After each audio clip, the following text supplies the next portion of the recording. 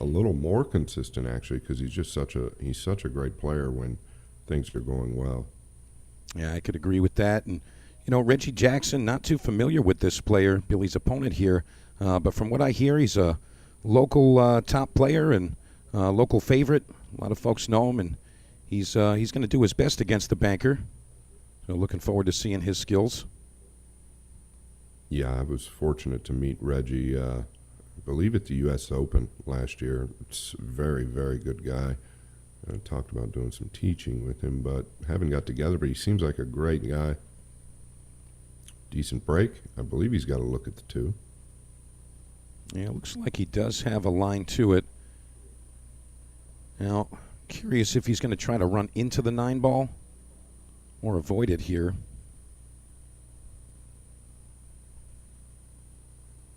And look at this 9 ball. Very close, but doesn't fall. Still open shot. Yeah, elevated over the purple here. So that's going to make things a little bit more difficult anytime you're elevated. It tends to make you want to overcut the ball if there's a miss.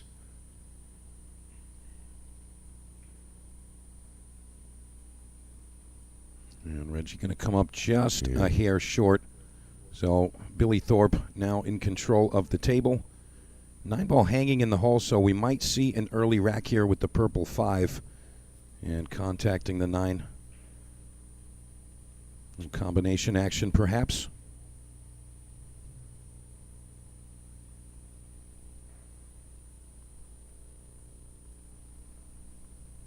Billy looks very bright-eyed this morning, ready to roll. And it looks like the combination is in order. No question here. And there it is, 1-0 to Billy Thorpe. And again, racing to 9 here. So, Scott, it's been a lovely week so far. The players got here just a few days ago, warming up and really just getting acquainted with the equipment, and heard nothing but great things about the venue. Players kind of have their own corner of the world. Scott, have you been to On Cue here in Front Royal? I don't believe I have been to On Cue. I mean, I've been a lot of places, but I'm not 100% certain I've been there. They all start to blend together after about 35 years. Totally understandable, Scott. Now let's see how Billy's break is looking. Looking for the 1 ball to the side pocket. Doesn't get there, but he does find success nonetheless. Yeah, maybe a bit thick. He's going to have a peek at the side here.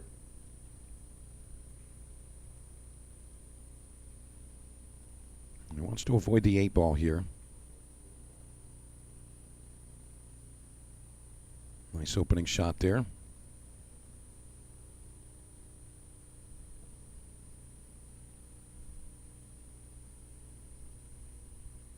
He's got 2 ways he can go at this. He can come to the second rail. He just wants to steer clear of the 9.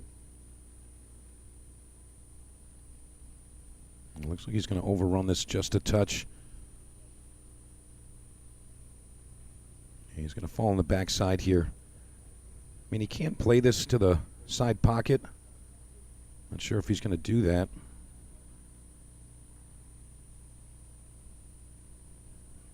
Narrowly missing the mark. But fortunately for Billy, this is kind of a tester here. He might have the avenue between the 8 and the green 6.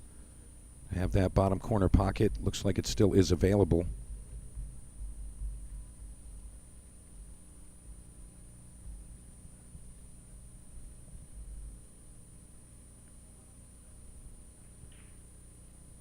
He drains it.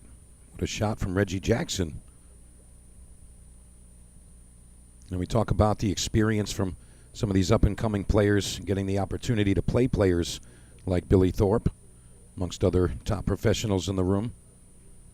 And really just enjoying the opportunity to be on the same stage and show your stuff. Really just a great experience overall.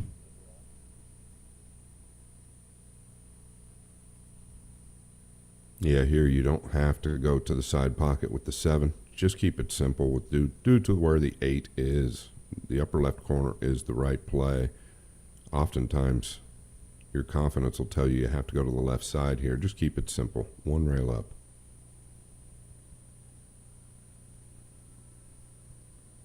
It looks like he's done so as suggested.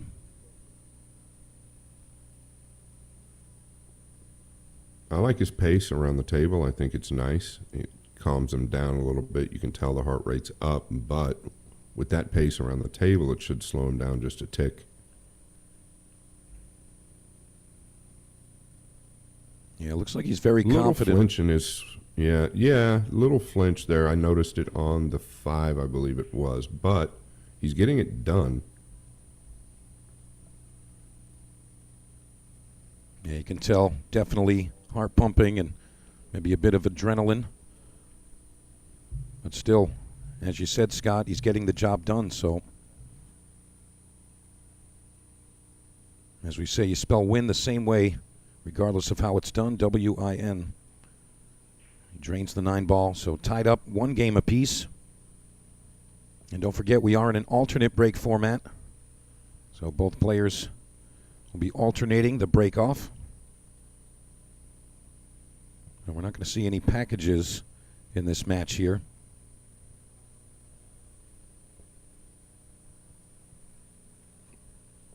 But again, lots of great matches coming up. We're going to be sending out matches every 2 hours on the hour. Through till 10 p.m. tonight will be our final match. And then final 16 starts tomorrow. And we will conclude the event. We're looking forward to seeing who makes it all the way to the end. Seen a couple of upsets so far, but the cream usually rises to the top.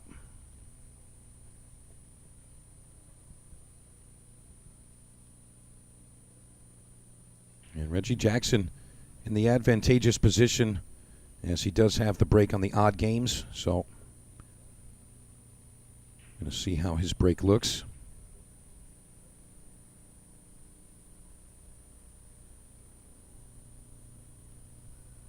Yeah, I don't know if he's going to get a look at the 2 here. Pretty good hit with the 1. He just got into the cue ball a bit much. Drew it 3 rails.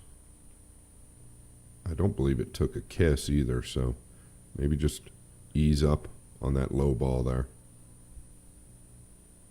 Looking to roll out, potentially. Can you see an edge of it? Hard to tell. Yeah, rolling out.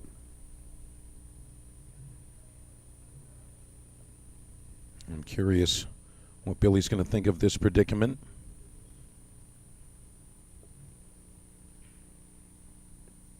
He's got that wall on the right side of the table, the 3, 9, and 8. Can he bank the 2 down towards the 6 and wrap around to the upper right side? I don't know.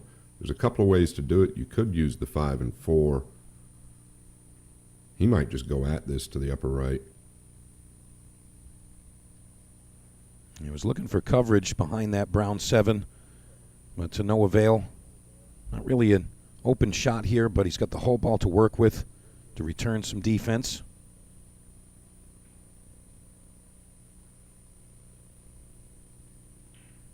I'd like him to just send the 2 ball over near the green 6, 2 rail the cue ball up above that 3-9. Not sure what he thinks.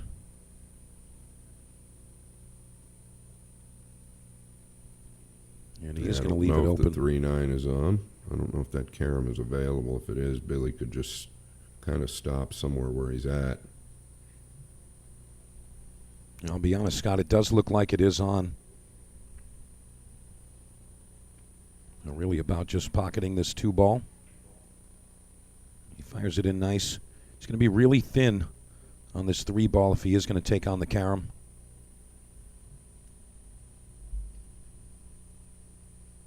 Yeah, very nice. Billy Thorpe 2-1 now. Getting some quick racks under this in this first match, Scott. Very good pace. Yeah, so far, so good.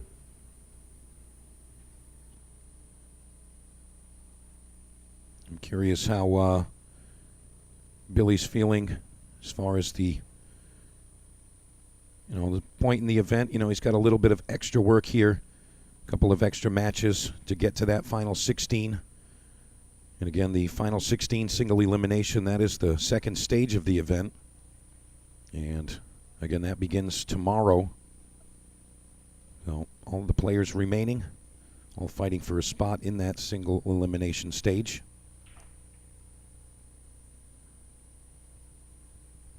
Makes a nice connection better there. Recovery there. Caught it a little bit thicker. I felt like a little thin on the first hit, but the 3 in trouble here. It might play. How big are the pockets, Mike?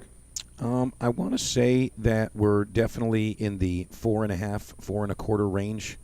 I didn't get the specific dimensions. Oh, boy.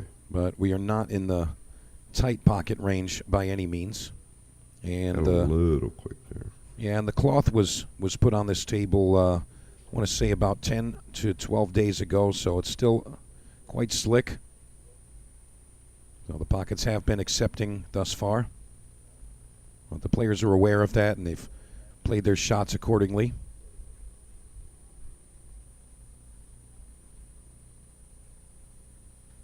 Nice return defense there from Reggie Jackson.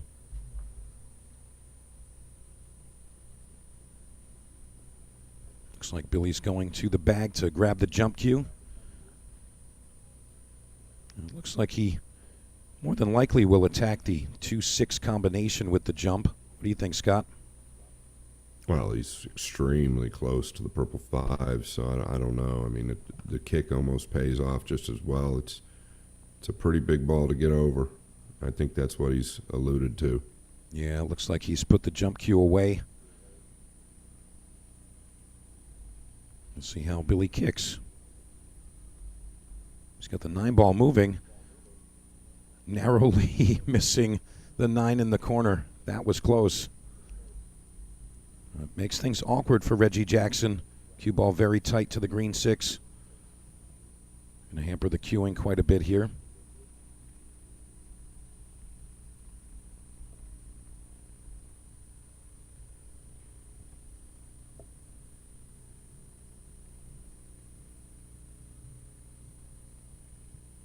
Yeah, definitely wouldn't be elevating the cue here. It's going to need to hold. I think it has. I don't think can he make it? Hard to tell. No. Well done. It's probably going to end up behind the 5 and 7 here. Just chip the 2 up. Unless I'm seeing it incorrectly. I think he can get a little bit more of the ball here. Oh, he could make it. I can't. The overhead's a little tricky. Yeah, it looks like he had to cheat the pocket a bit there. A bit of spin on the cue. Try to throw it towards the pocket. It does fall. And Billy's out in the open now. Very clean run out available.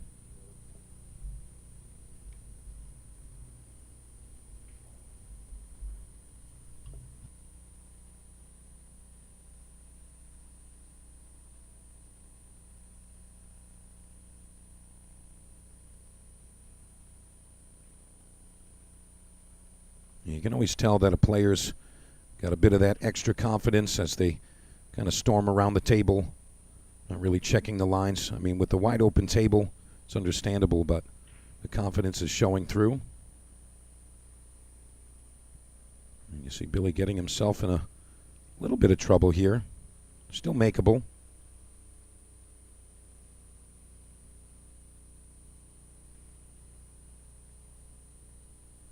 Billy does what he does. Banks it clean.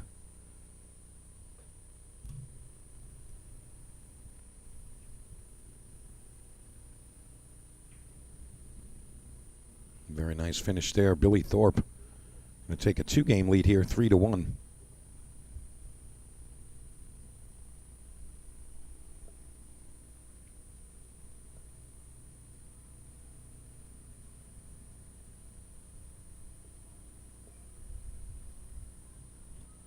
So again, been very smooth here over these last few days.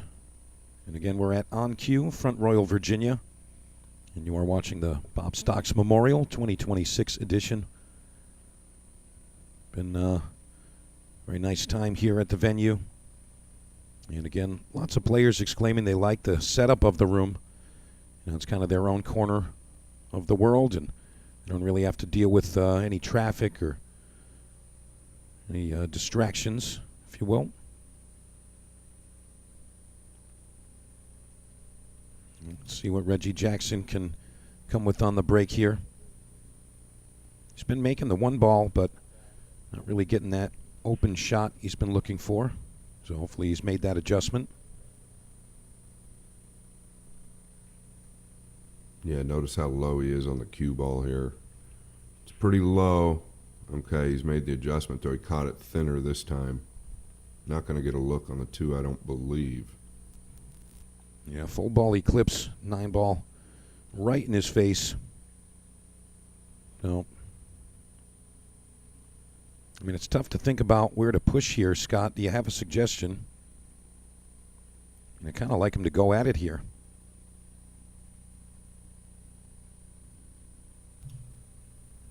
Yeah, I don't know. I mean, the position, there's really no future there. The rollout might be something you consider.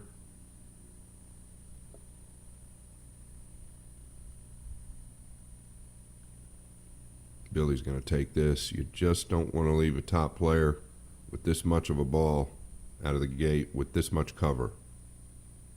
Yeah, perhaps cue ball 1 rail, try to contact square into the 9 ball. Looks like he's going to go the opposite direction.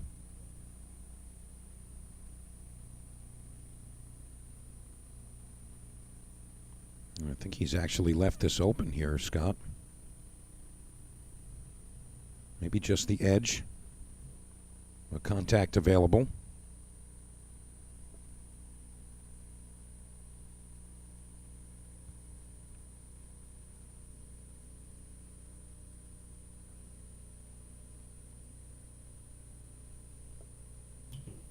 Yeah, you'd like to be able to just shave this and drop down below the 3.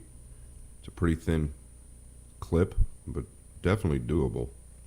I don't know if he's got more ball than I think, but I don't think you can do a lot more with it. You'd like to just drop below the 3 here. Yeah, this is the problem here. I'm trying to do a little too much with it.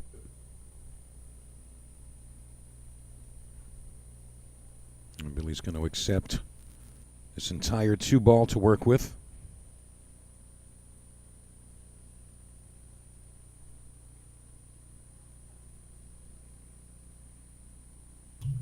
Yeah, Billy banking at that ball and the one that he spun in the game prior, which I believe was the 2, tells me the pockets are probably 4.5, which is fine. There's nothing wrong with that.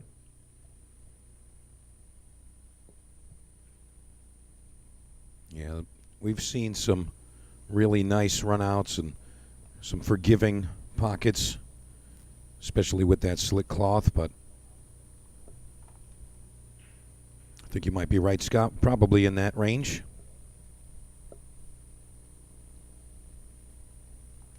And Billy got a little lazy there, a little quick too, just a little, you know, kind of took it for granted.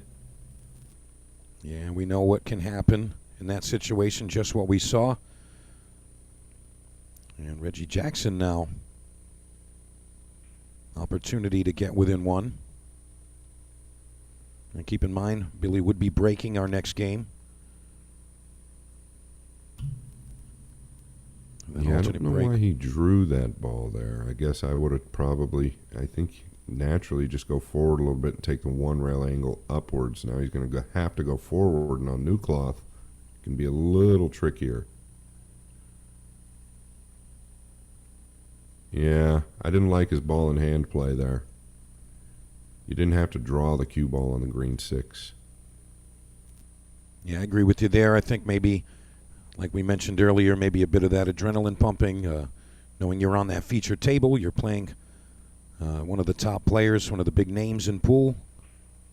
You know, you just kind of momentary lapse of consciousness and kind of go through the ball a bit extra.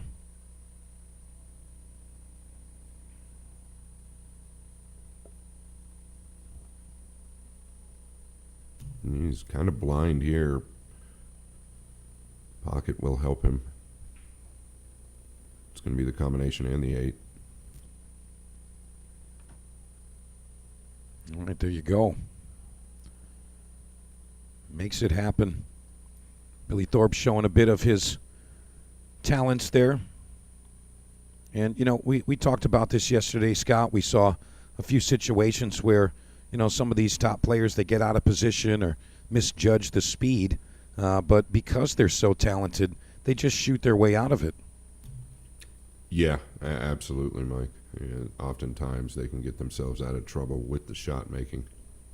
No question. Especially, you know, we talk about it a lot. I think the dynamic of different pocket sizes are fun to talk about, because here you're going to see different styles versus more tactical in defense. You're going to see more aggression. And I think that that's just fine. He should be good on the 3 if the 8 clears. It looks like it does. So Billy Thorpe, opportunity here.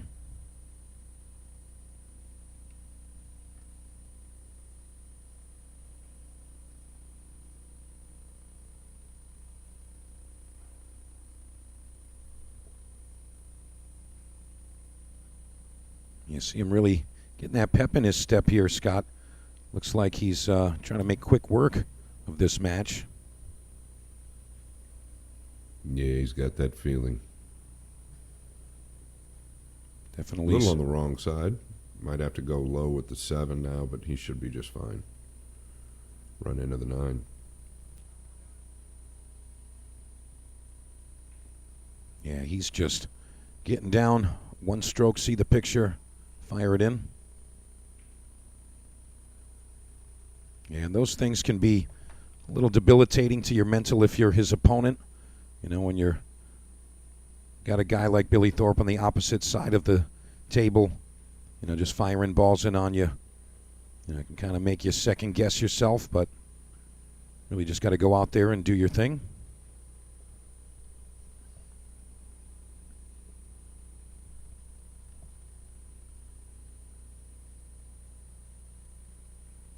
Now the on-site officials here have been nothing but top class.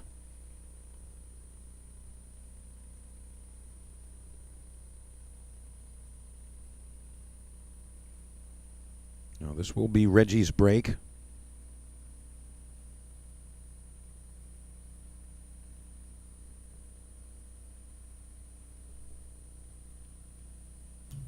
Yeah, you saw a little negative nod of the head there. Probably still thinking about the ball in hand on the green 6 and then missed the 7. But really the problem wasn't the 7. It was kind of how he played the 6. Oh, this looks much better, but is he going to get a look at the 3? I mean, he can see it. I think he's got enough to bank it out of there. Leave the cue ball right under the pink 4 ball.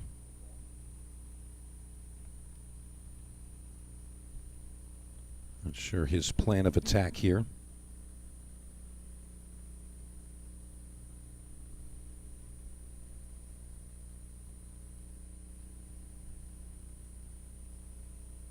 He's got options. He can thin this. He can try and bank it up table. Yeah, I like this. I think this is good. Just gives him more distance. Real tough to use just the pink to get behind, but the problem going to be now is the 7 and 9. There's still a lot of cover.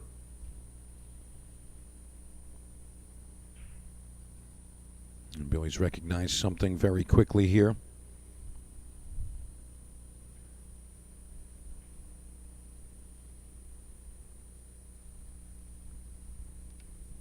Doesn't let the bank happen, but does find coverage behind the 9.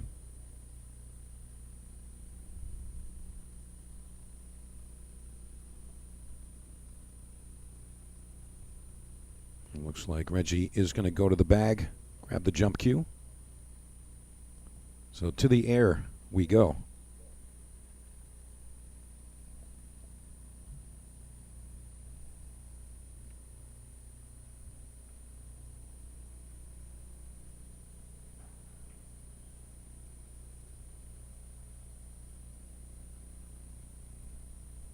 You know, solid contact there, but Thorpe going to have wide open access here. Opening shot really the big one here.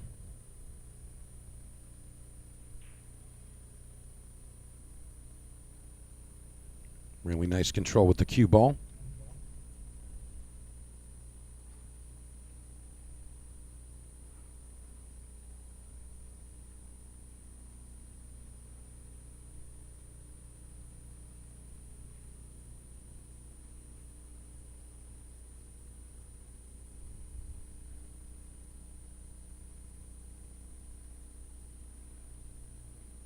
Yeah, with this type of pace, this match could be over in no time.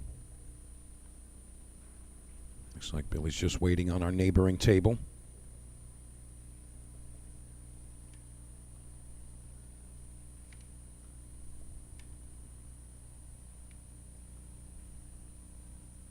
And he misses the 7.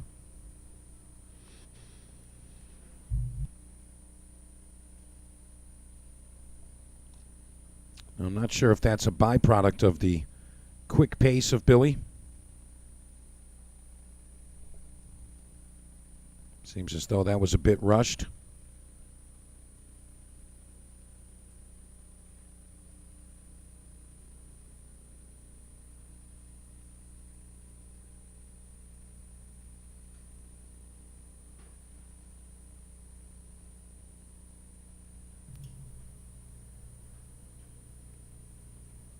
Reggie Jackson trying to put another point up here after Billy's lax miss there on the 7.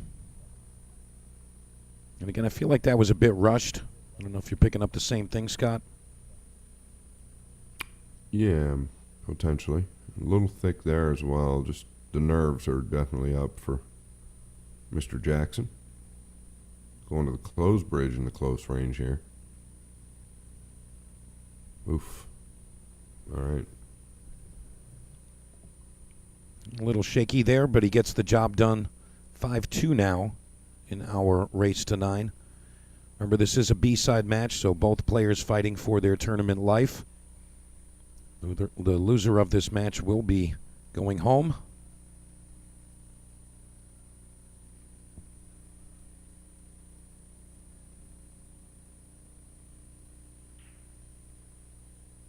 Billy very anxious to get up there and try to close this out.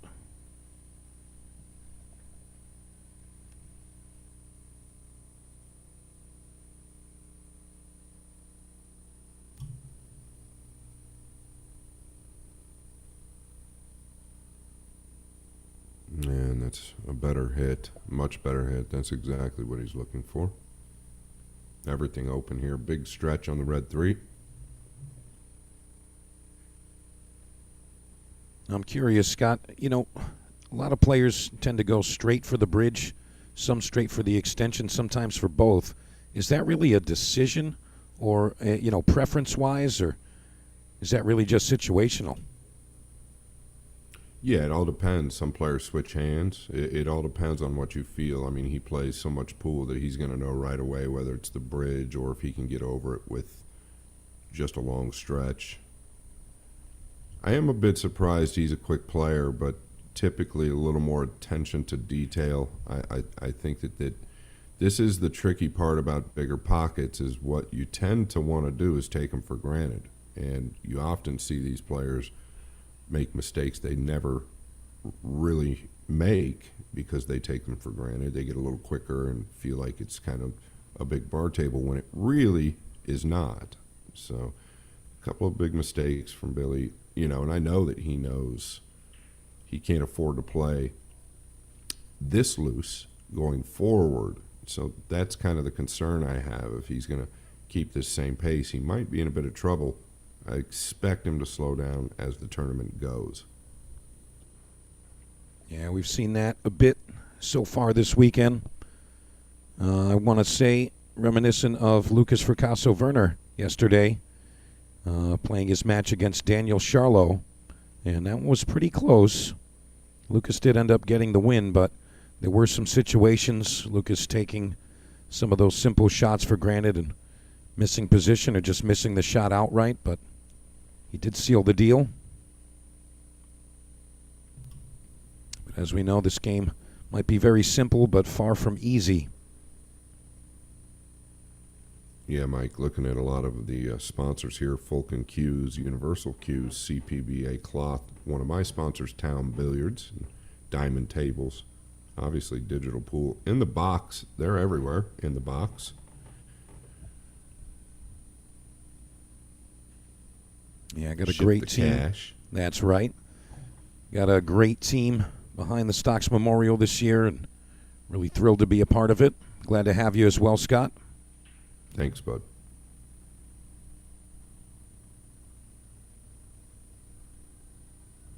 Well, the good news is he didn't scratch. The 2 saved the day, and the 2 is also going to save the day here, I believe. The green 6 buttered up right next to it. Yeah, got to agree there, Scott. Looks like simple safety here, but of course, got to be mindful of where you're sending the 2. Very likely could carry him off at 4, maybe arrive back into position with the cue ball. So you can't just kind of hit and hope. Be very careful here. And I think he's done well.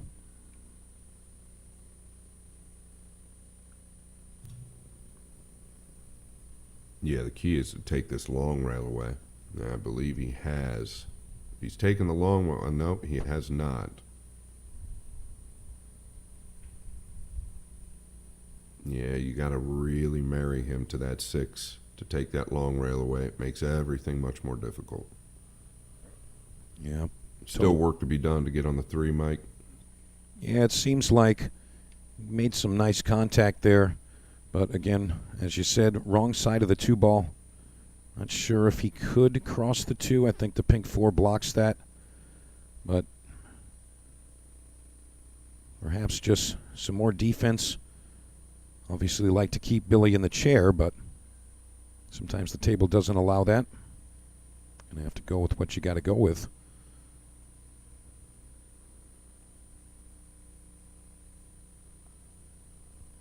So he's just going to float it in there, and I think we're looking for the cue ball behind that green 6 once more.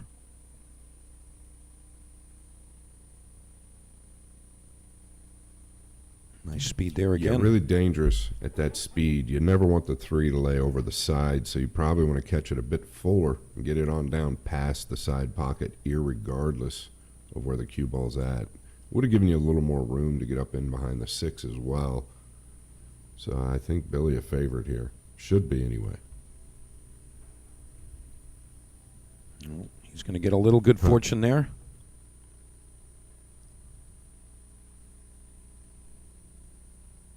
The only way to get position. Yeah. No. Bit of a cut here to the top right, but should arrive nicely over the purple 5. And doesn't really look like he went all the way through the ball there, Scott. Looks like a bit of deceleration from what I saw.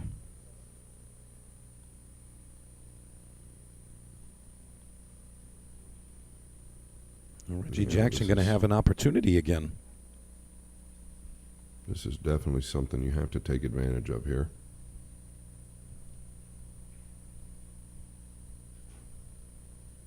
Kind of got on the wrong side again. He's going to be fine, or should be, but he's using a little inside, which can become tricky.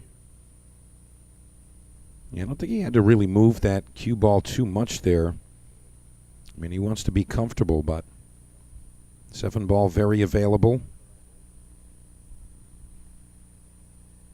As long as he crosses the center of the table, I think this is going to be simple. He does that very nicely.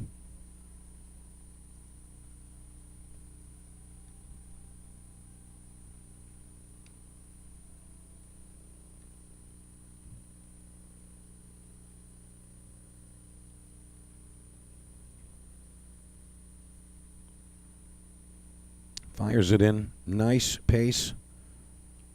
A little shy of perfect, but definitely a makeable ball from this position.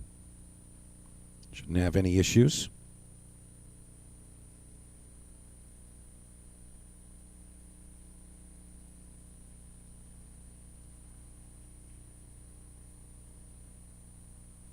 Reggie Jackson fires back.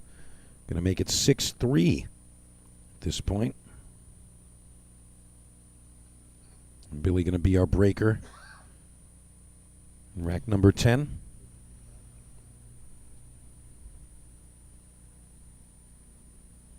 We know how important that break shot is.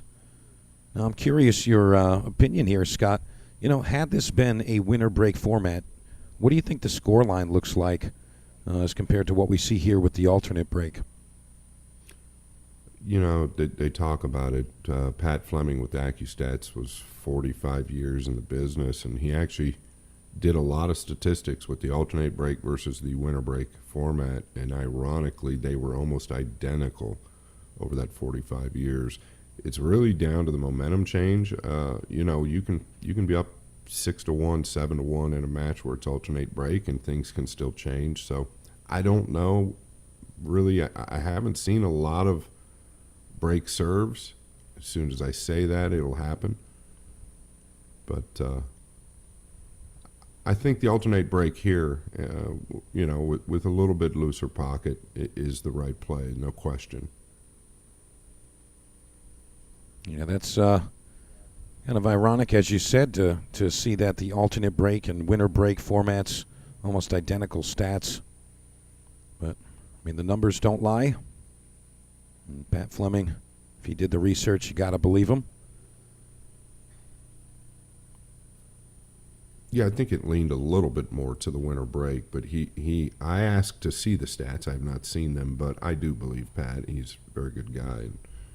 It would make sense. I've played a lot of both, and you know, the momentum is really where the swings are changing, right? And the opponent will feel that swing, and so a lot of things can happen.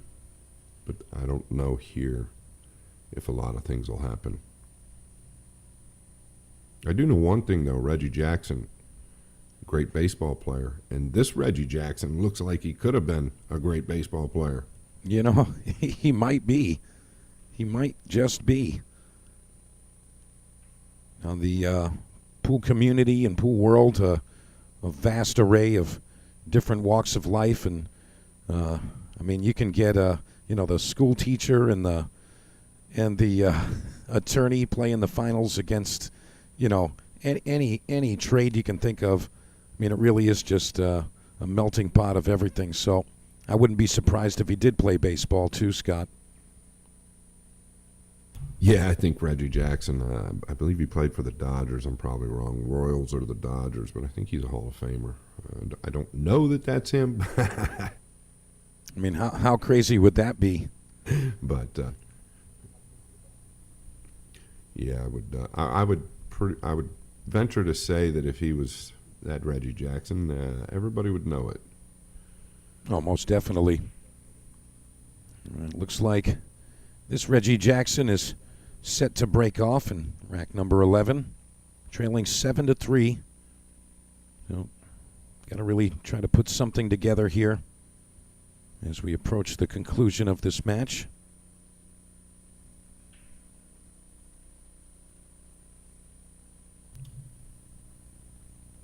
Yeah, so that was thinner.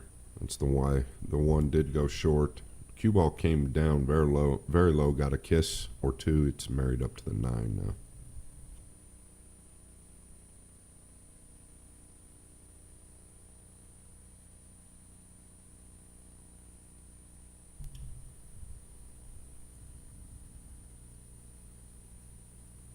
Referee removing that template.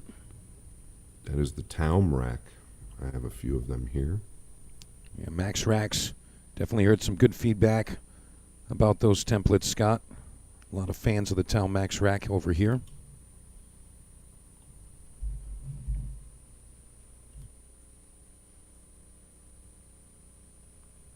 You know, main comment I've heard, they just work.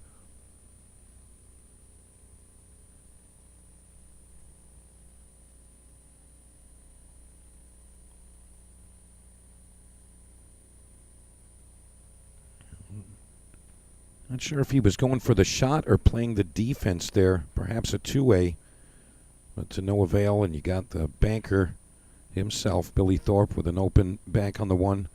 Gotta like him to take it on.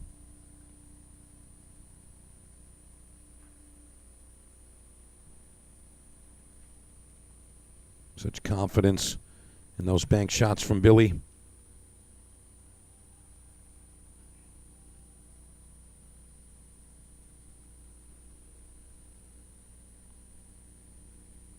He arrives pretty well here on the pink. You can see him with that kind of speedy pace around the table, letting us know that he's very comfortable out there. Yeah, long road ahead. Here. Gonna go 3 rails with the cue ball here. Watch the lower left corner on our screen. Oh, it really lengthened out. Yeah, not going to be happy with that result. Really tough to tell exactly what he's got available here. I don't know if it's frozen to the ball or just very, very close. But regardless, very tough situation there. I was just going to thin this one, try to zigzag the cue ball up table, perhaps. What a shot from Billy Thorpe. How about that one, Scott? What a shot. Yeah.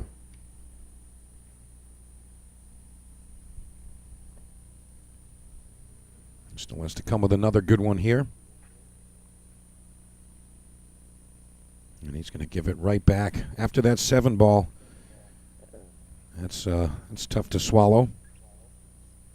But Billy being very lighthearted about it. He's got a smile on his face.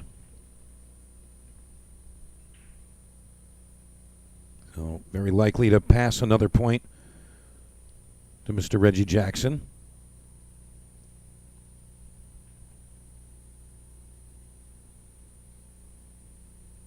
He will gladly accept.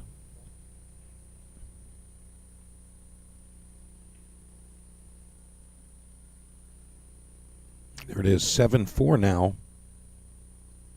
As Billy steps up to break.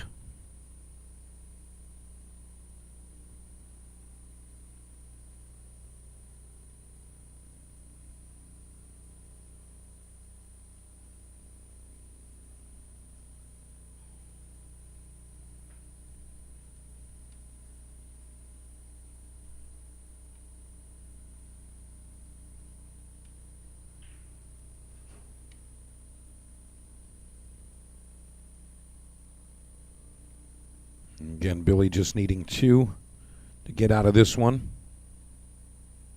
We're racing to 9 here.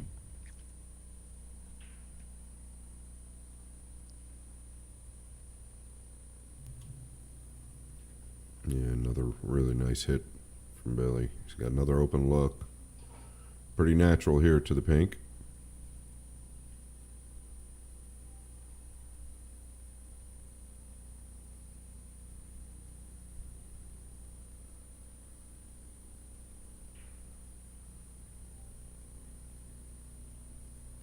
Yeah, this is looking like it's going to be another one of those quick runouts, and this one would put Billy on the hill. So, narrowly approaching the finish line.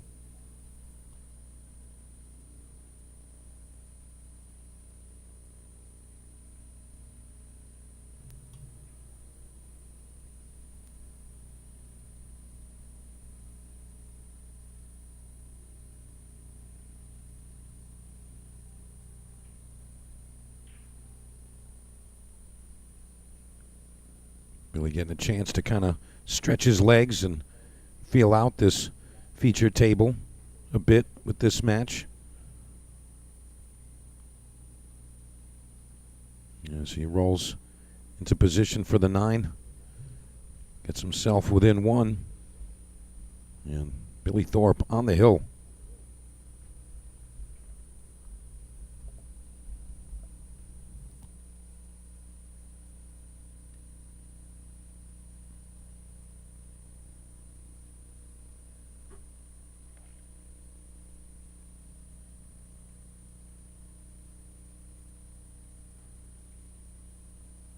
And if you are just joining us, remember you're watching the 2026 Bob Stocks Memorial.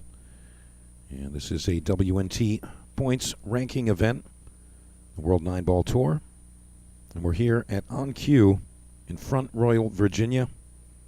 And I'm Mike DeMarco from Ship to Cash. Joining me, the Fraser, Scott Frost.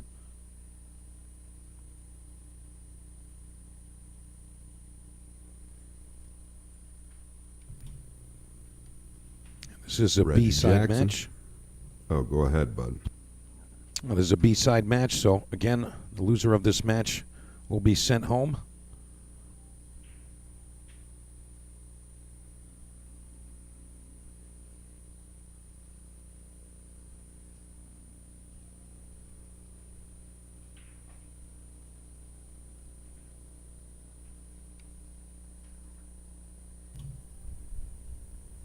Yeah, the black 8 gonna spoil the fun. And real tough to roll out here. So you might want to consider just rolling out a little bit further towards the long rail there to give yourself a better look at the jump shot. You know, call me crazy, but Towards it. I feel like you can play the rail first here on the 2. And I mean, given the situation and the score line, I know Billy's just going to go right at it.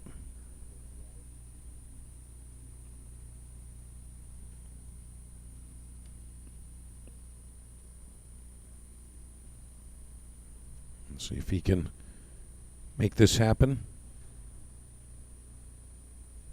Yeah, you tend to overcut it when you're jumping a ball like this because the back arm tends to want to come out. The front of the cue will feel that, kind of swipe at the cue ball, and we often see them miss with the jump shot due to the thin hit. A great insight there, Scott. I mean, Reggie's got the open shot, but still a bit of work to do to 3-ball the pink 4. I mean, in this situation, I feel like you just have to swing. Make something happen. And it looks like Reggie agrees.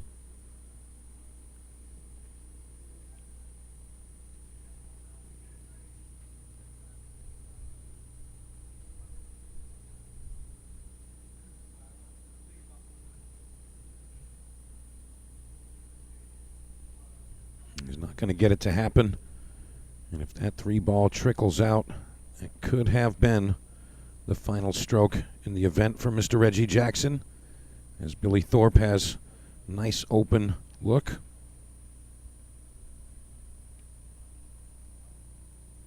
Falling right into line here.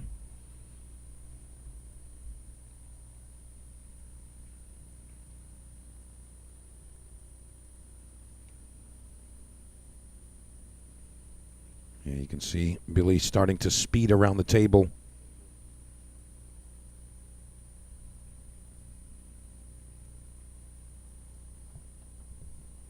Looking like the beginning of the end.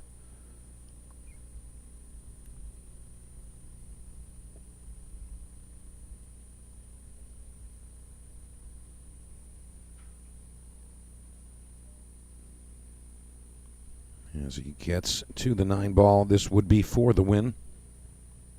Move forward in the event, and he makes it happen.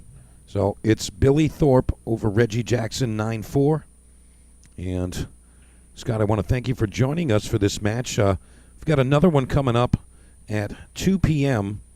Eastern Standard Time, and that's going to be Boris Ivanovski and Yanick Pongers, and that's a winner side match. And again, that's going to be in just about 1 hour's time.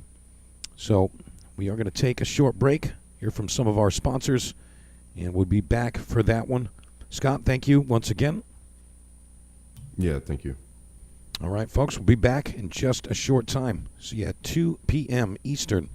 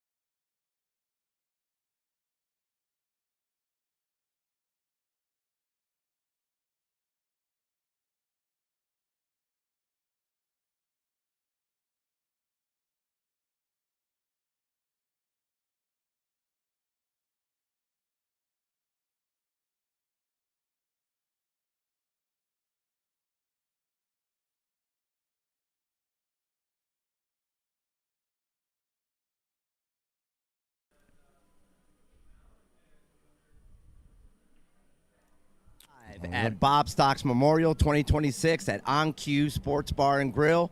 Madison Ortiz, as you know, here again. Before we get into the action more of day 2, we're going to recap day 1. It was a big day for the Connecticut boys. As you know, I'm a Connecticut boy, so we're standing up proud. I have Jeremy Sosi here. Really big win with Vitali. What do you think won today? I just tried to hang in there, do the best I could like I always do and take every opportunity that came to me, and just try not to waste it. Excellent. I think the match started out with Vitali 2-0, then it was back and forth. What do you think about this new CPBA Royal Apex cloth? I heard it's playing pretty true, a little fast, but what do you think about that last 9 ball that got a little away from you?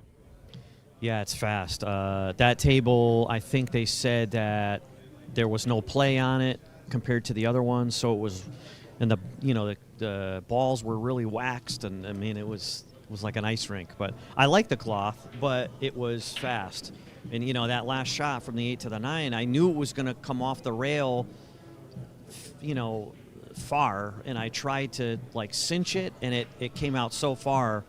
It just comes off the rail. There's no friction. There's no friction on the cloth because it's new and the balls are so waxed up that there's nothing grabbing anything. So it just came off the rail so far, and then I just tried to, I didn't want to roll the ball. I don't like rolling it, and I just thought I'm just going to shoot it, hit the cue ball low because I just felt more comfortable hitting it that way and hit it good, and luckily, No better feeling than seeing that last 9 ball drop. What do you have going on today? Who's your first opponent and what time? I think I play at 6 o'clock against Payne McBride, I think. Excellent. Nice young up-and-comer. He's coming off a big win from Felix Vogel. So we're going to get back to the action with the TV. Ship to Cash, Mark DeMarco, and the Fraser, Scott Frost. Back to you guys. Madison Ortiz here signing off. All right. Thank you very much, Madison. And it does look like Grayson and Fraser Patrick both ready to get this match started.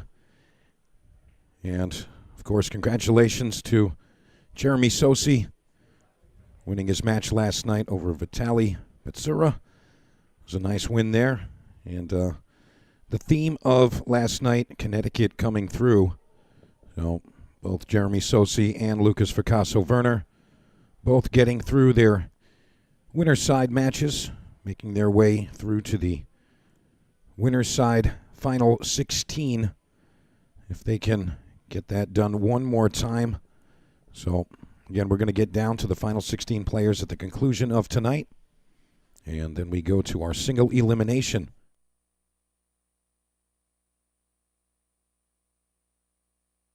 So, again, at the conclusion of today, we're going to be down to just 16 players. And you see our on-site official giving the heads up. You may begin. So Grayson, Vaughn, and Fraser Patrick going to be going again, race to 9. And they are fighting for their tournament lives. So we're going to see who can come out on top of this one.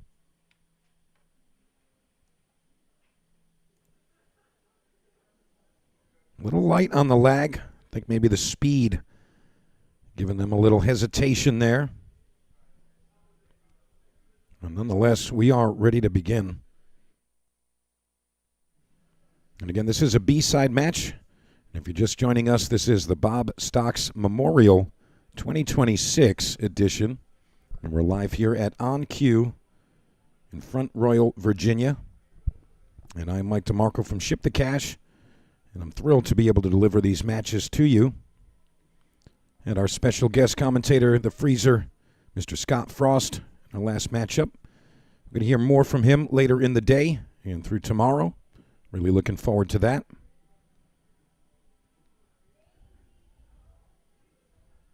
And it looks like it's young Grayson Vaughn going to be breaking first.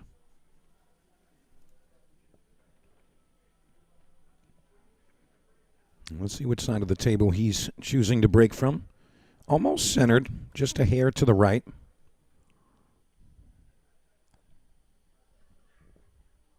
And he's going to be looking for the 1 ball to the left side pocket, or bottom from this view. And he makes that happen very well. Loses the cue ball a bit. So going to be tough opening shot here for Grayson Vaughn.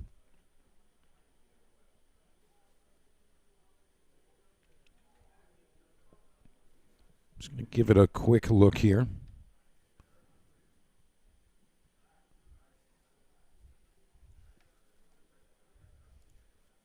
And he's going to go all the way around the world here. You can see full ball eclipse. Very likely going to see a push out here.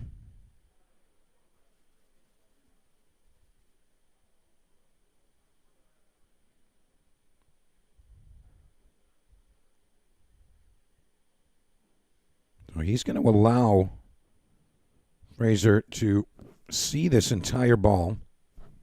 And it is going to be difficult. And he's going to pass it right back to Grayson.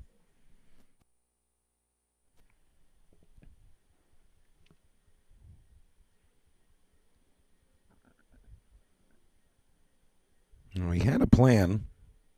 We're going to see if that comes to fruition here. You see him looking at the tangent line off of the 2-ball. Now that's telling me that he's looking to play some defense here. Possibly send the cue ball around the rails. It looks like he's cueing to make the ball. No, he is playing defense. Yeah, not really going to come out the way he was intending. I think he needed a bit thinner of a hit. But nonetheless, Fraser Patrick to the table for the first time. Both players had a bit to warm up, so they should be acquainted with the equipment.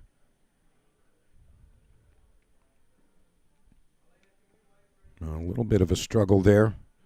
It does appear that the red 3 does still have a pocket here. He's got the whole ball here. Just one rail position. Doesn't need to get too fancy.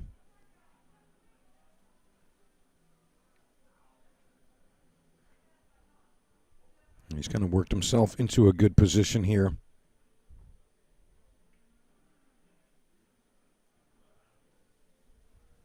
Overhits that one just a touch. But still very makeable.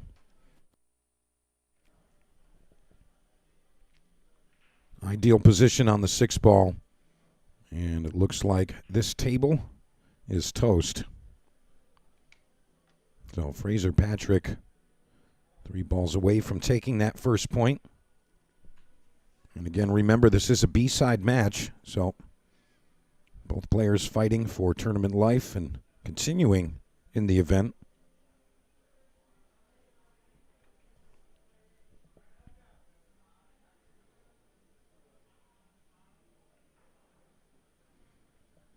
And Fraser going to be very comfortable here on the 9-ball.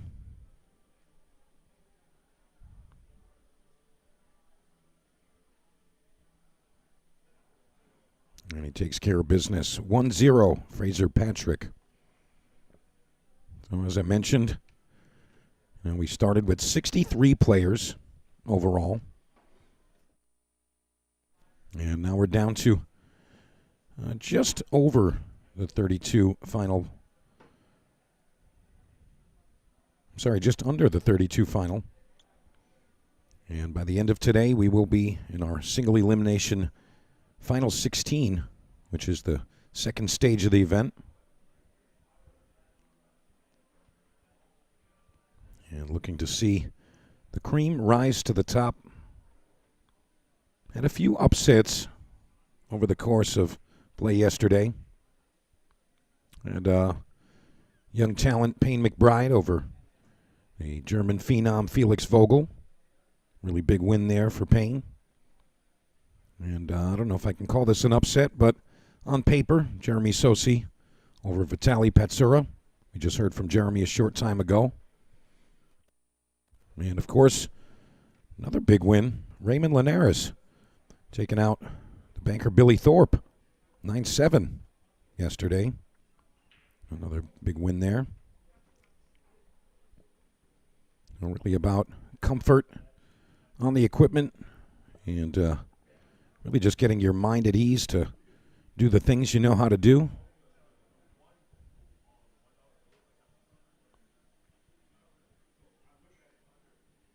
It looks like Fraser Patrick, nice break off.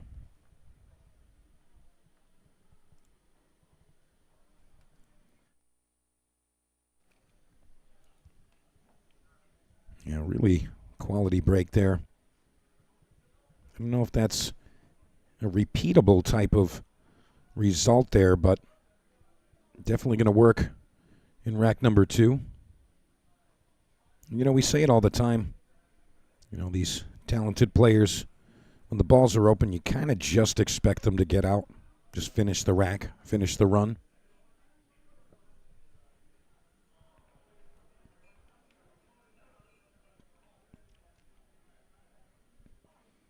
You know, it's all that time that they've had on the table and over the years they're training. And this is the time to show your stuff. But really what makes these professionals so tough, it's really just, you know, the consistency of what they do. Repetition. And just remembering all that hard work and dedication to the game.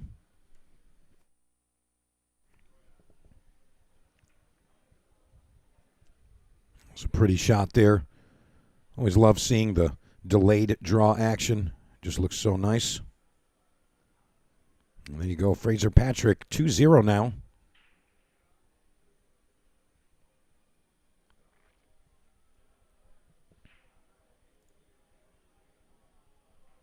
And again, we're over here at On Cue, Front Royal, Virginia. Really nice venue here. Very unique setup for the tournament, too. And when I say unique, it's a favorable unique. Players do not have to deal with traffic through the room and, you know, being bothered with distractions.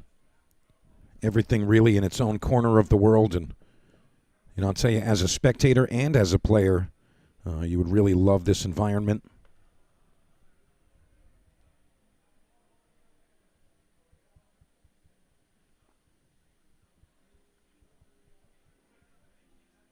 We're going to see Grayson Vaughn to the table. Let's see how Grayson's break is looking here. Again, he's a lot more centered than most of the players we've seen on this feature table. As far as his cue ball position is concerned, looking for the one to the side. He's made an adjustment there. One ball not going to fall, but purple 5 ball finds a home in the top corner. So he's going to get to continue here.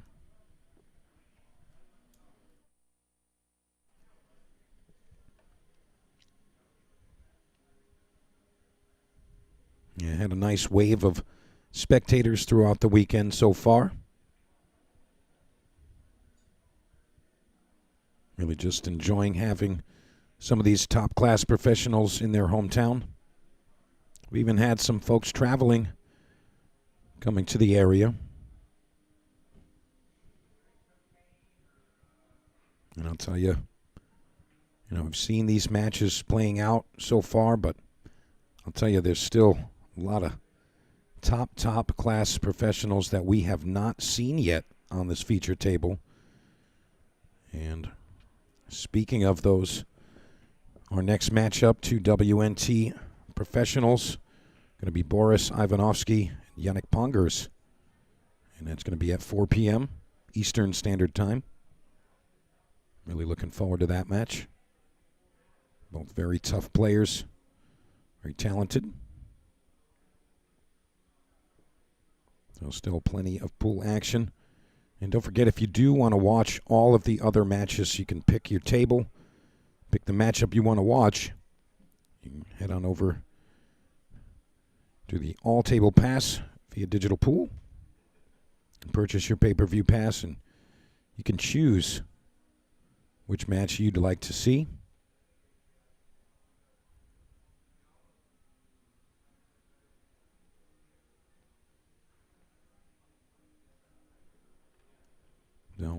Missed kick there from Grayson. So Fraser Patrick back in the driver's seat.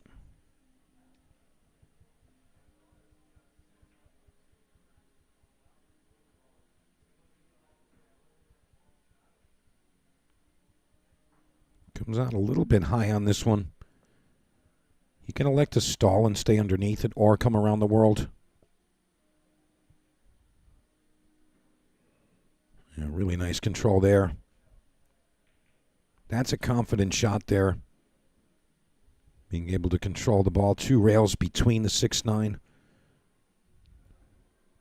That's letting us know that Fraser really comfortable on this feature table.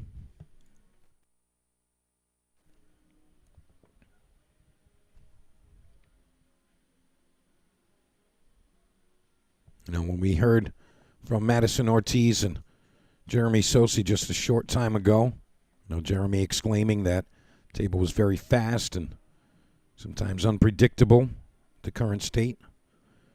Looks like Fraser Patrick has got this one in a chokehold. He's controlling that cue ball very nicely right now.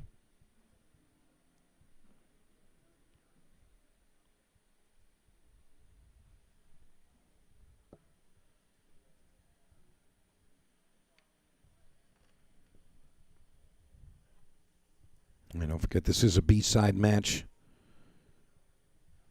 Both players are fighting to stay in the event.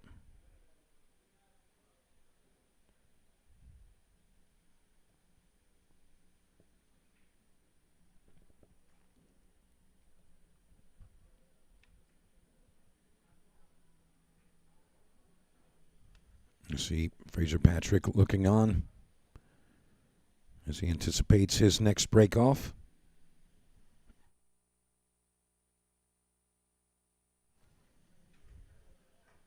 And I think he just recognized that the score was not marked, so he's going to put that up 3-0, Fraser Patrick.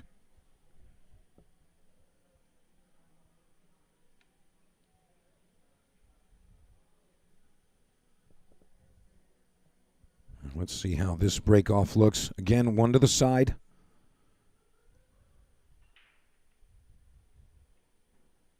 Narrowly avoids the 9-ball going in that side. And it looks like he does have sight on this 2-ball, but a narrow window at that.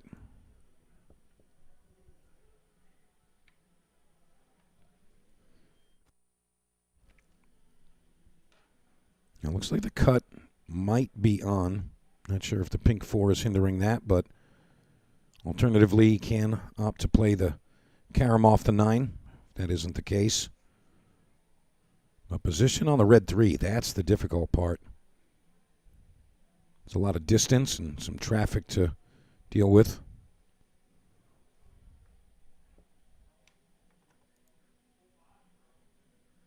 Let's see if he can make this happen. I'll tell you, he missed the 2-ball, and he's not going to get the cue ball into position either.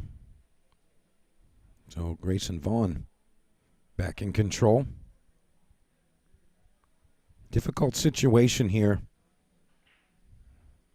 Doesn't look like there's an avenue between the brown 7 and the purple 5 to pocket the 2.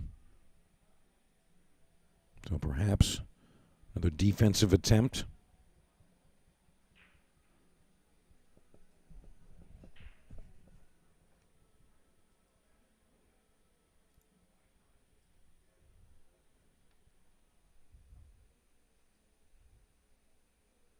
He's just going to look for coverage, a little bit of distance. He's going to leave the 2-ball visible, but not an offensive shot by any means.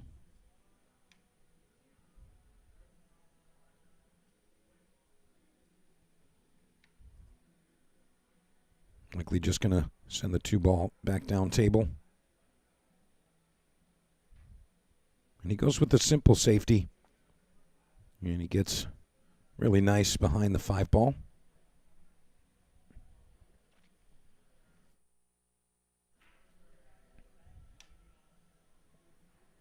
Yeah, Grayson really has it against him here. Fraser Patrick playing very consistently. Very high quality pool.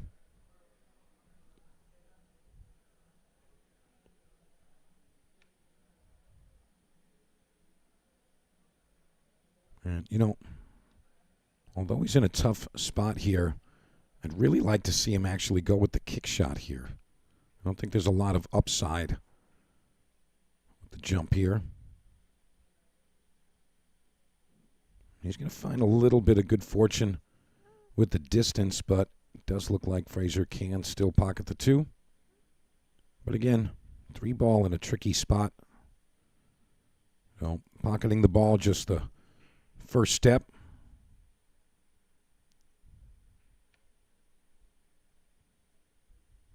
Not sure if he's even going to attempt that. Might be just playing defense one more time. Yeah. He doesn't get coverage this time, though. So very likely going to see a similar style shot here. Just going to try to thin the 2 ball and try to arrive with the cue behind the 9. This is all speed control.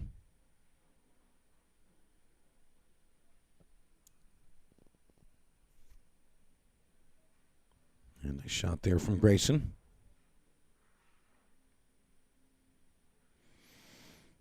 Fraser's looking at this as if he can maybe see an edge, but I think he's going to end up going with a kick shot here. A lot of things can go his way if he hits it just right. And of course, you could make it.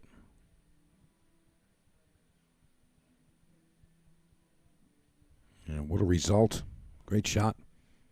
That was kind of the shot I was looking for from Grayson earlier, just a few shots ago. He ended up opting for the jump shot, which I think a lot of the younger players kind of just revert to that shot versus the kick. It's kind of just the new way to do it. If you've got a jump cue in the bag, why would you kick? But in a lot of cases, the kick shot can be very effective, and in some cases even more effective than the jump.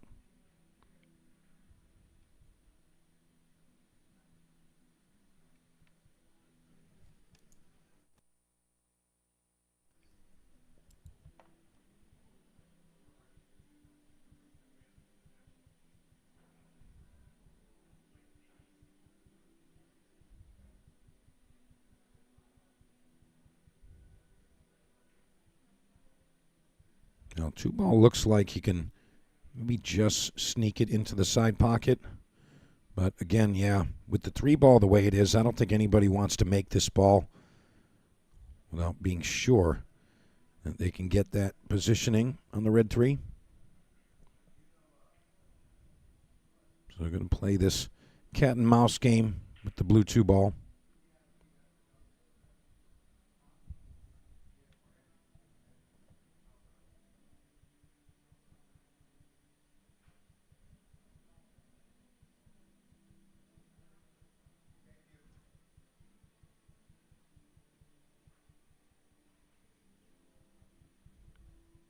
Not sure his thought process here.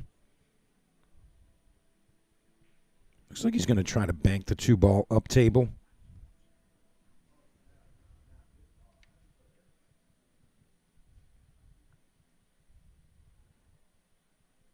He ends up thinning the 2, but he is going to leave it open and available. But again, positioning for that 3 still difficult. It's really about the 6 ball.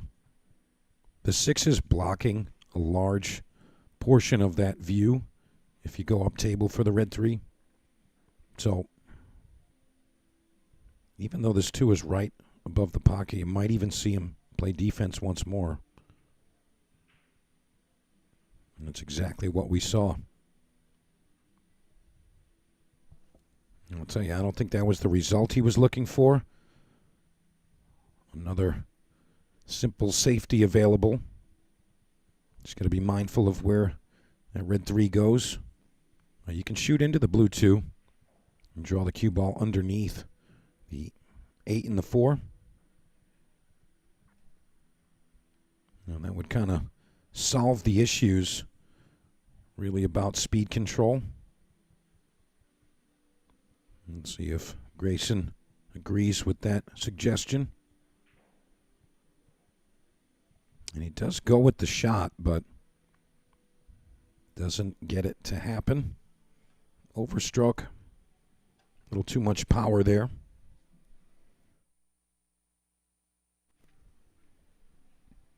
Now, one more defensive shot here. And that should really do it. I mean, the 2 ball's right in front of the corner pocket now. So Grayson trying to make contact. He could pocket it.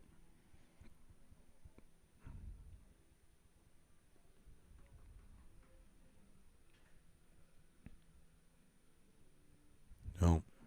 Looks like he's going to go direct at it. I'd like to see him hit that second rail right above the 2. Just trying to create that separation.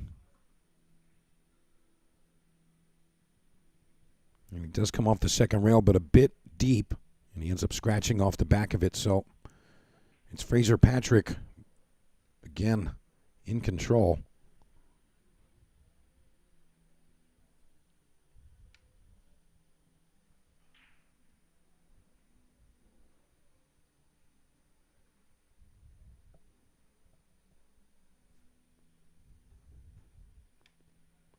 I'm just trying to figure out best plan to get on that 3 ball. I mean, it's in a lot better position than it was for the first portion of this rack. But, I mean, especially with ball in hand, you should be able to figure it out.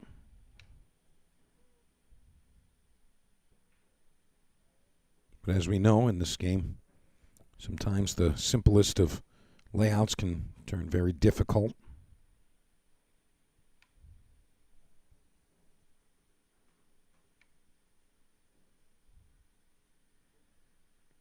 Just going to drag this over to the side rail here. He actually had less angle. So he's just going to fall nicely here. All execution from this point. Nothing really to solve.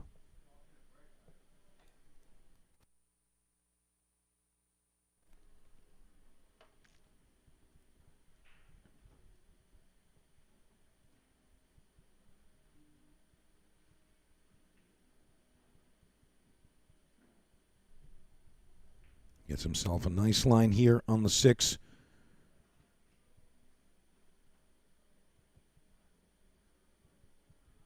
And he's actually slightly on the wrong side of the 6. So he's going to have a bit of distance on his 7 ball. He doesn't want to have to shoot this to the side. He wants to play the corner.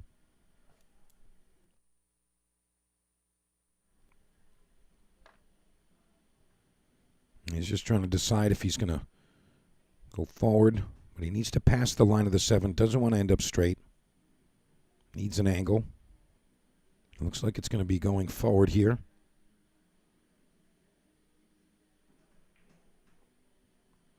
And luckily, he's got comfortable cueing.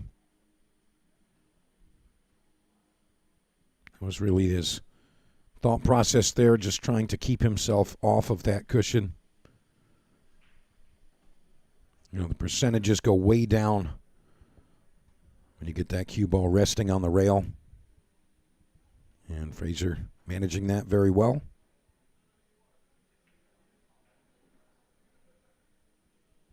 A little quick on the get down there. I mean, I'd even borderline say that was a bit rushed, but he's not going to like the result either.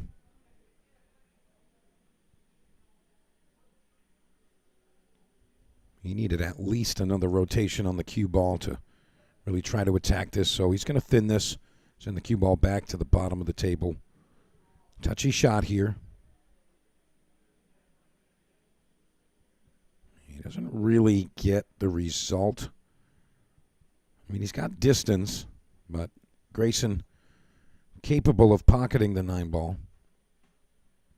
Not the most comfortable shot.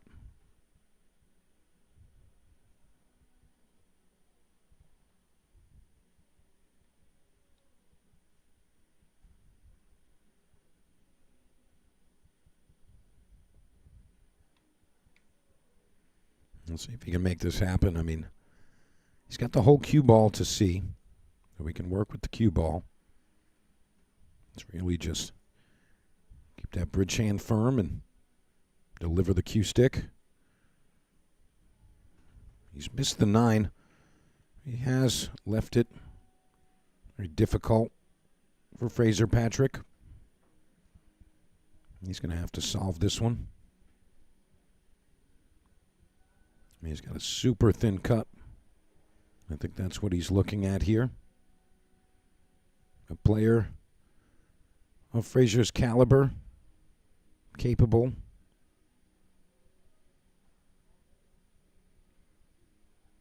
And he's going to nail that. What a great shot. Really nice delivery. So Fraser Patrick 4-0 now. And young Grayson just has to kind of take this in right now. I mean, he knows he's up against one of the top players.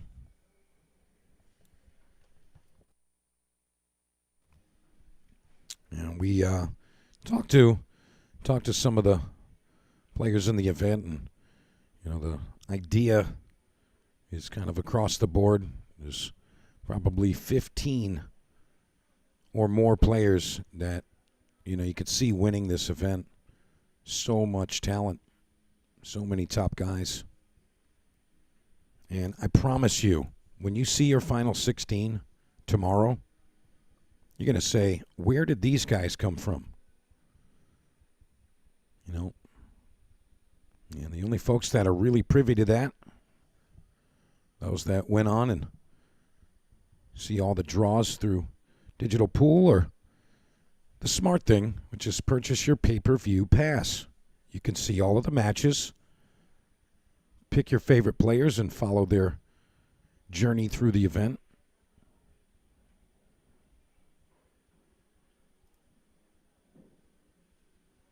Grayson going to break and scratch, showing a bit of frustration there, and rightfully so. Having a really tough go at this match. But Fraser Patrick, I mean, can't be mad at him. He's doing his job. Cannot be mad about that.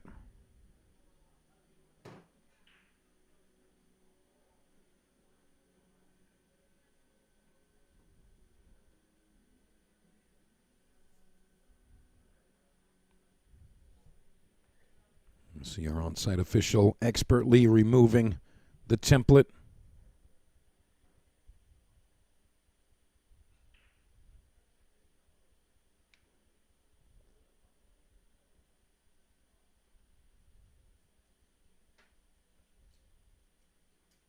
Very precise maneuvering there.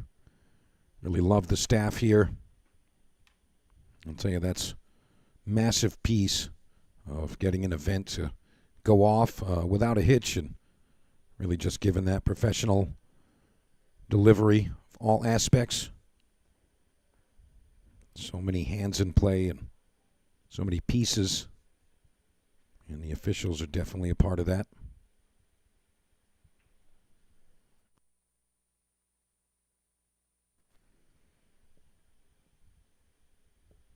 Nice opening shots there.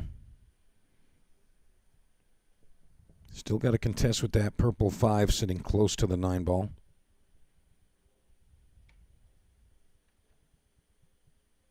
It looked like he was attempting to hit it earlier, but if it doesn't go, he's going to have his chance to maneuver it here.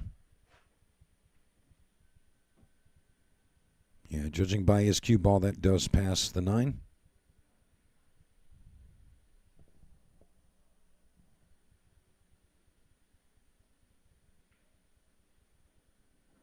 Yeah, look at this control. Very, very nice. Yeah, Fraser Patrick, I'll be honest with you. Watching all of these feature table matches, he's probably been the most consistent I've seen so far. It looks like he's really got this table down. Perhaps it's, his style of equipment. A lot of times you got to look at that factor. Whether a player's home room or their home table or just the style of equipment that they're used to competing on. And that definitely plays a factor. But he's won these 5 games in not that long of a period of time. I'll say it's been just about 30, 35 minutes. Moving along very quickly. And again, just the consistency of his play, not really making a lot of errors. He's got the speed down, breaks looking pretty good. He's played a lot of nice defense.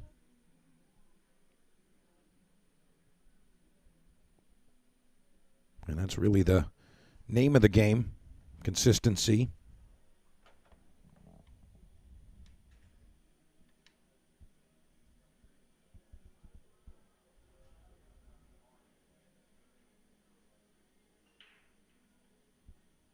One ball straight to the side pocket.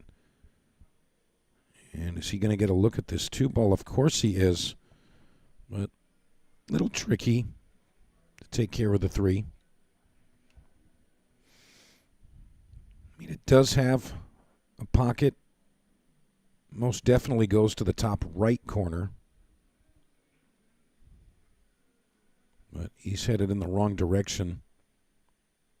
Not sure if you can squeeze the cue ball by that purple 5 in order to pocket it in the bottom right.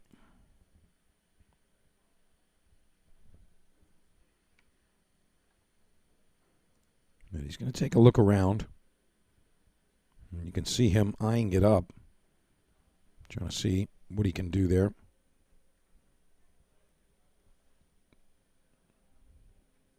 Well, he's made his determination. Perhaps not. He's going to take just one more look. And again, as long as he has the whole ball to see, he can stay in control, whether it's defense or offense. Just needs the whole ball to work with. And you see, he tried to force position to get underneath it, and he misses the open 2 ball.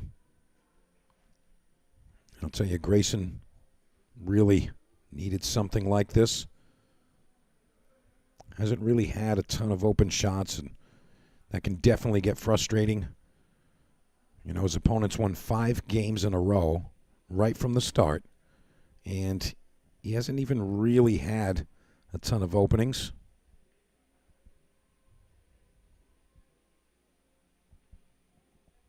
I was starting to second guess that 2 ball would make it to the pocket.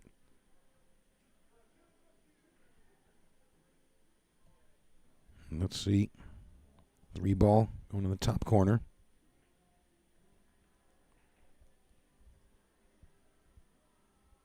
Kind of riding on the edge right now. Not really getting a hold of the ball. He's going to come with another really good one here.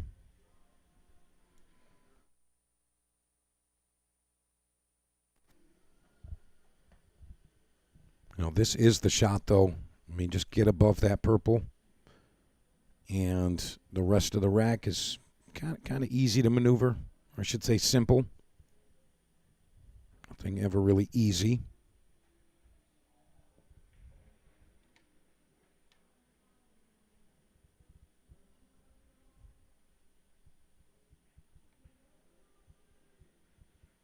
Not a lot of cue ball movement on this one. And he's missed it. That's very surprising. You don't normally see a missed open shot like that. But that one's going to sting. That's definitely going to sting.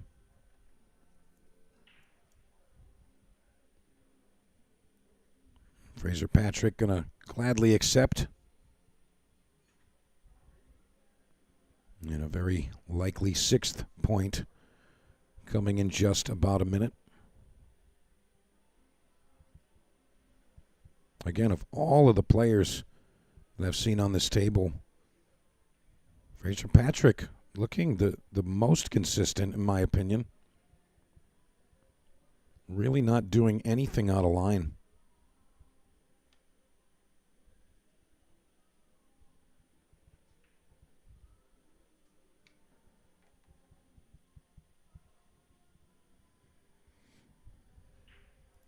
right, here we go.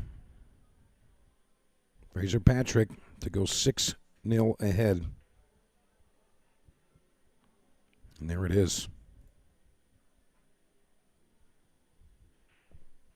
And you are watching the 2026 edition of the Bob Stocks Memorial. We're here at On Cue in Front Royal, Virginia. And if you want to watch all of those tables that we have here, just go ahead and you can either screenshot or save that QR code right there, and that'll get you access to all of the tables, all of the matches, and you can pick who you want to watch, when you want to watch. And isn't that really just what you're looking for? You don't have to be bound by the feature table. You kind of watch whichever player is your favorite. We just saw a nice one earlier, Billy Thorpe and Reggie Jackson. Billy took that one down. I believe it was 9-4, maybe 9-5. But lots of great tournament action going on around the room.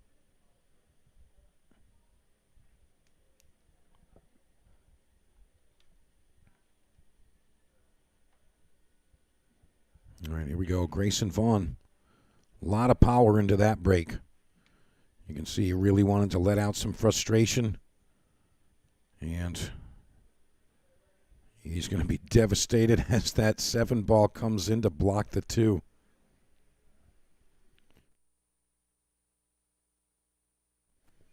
You know, whenever a match goes this way, you really just have to try to fade that frustration and try to keep your mind in a positive space. Just try to go out there and enjoy the experience and enjoy the roll of the ball and just try to perform. Do what you do. You know, a lot of times, the up-and-coming talented players, you know, they kind of just need to get their mind in the right space and see some remarkable shots and performances from them. We've seen a little bit of that this weekend. We mentioned earlier a couple of those up-and-coming youngsters showing us that they are definitely capable players.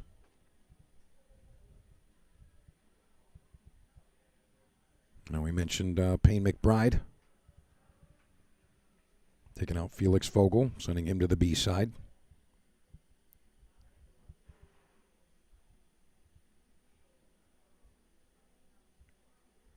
And we see here Grayson Vaughn really trying to put it together.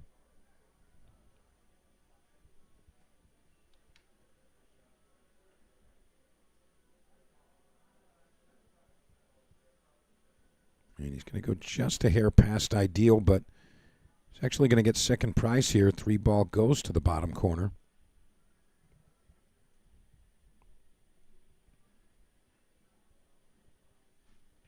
Cinches that one in.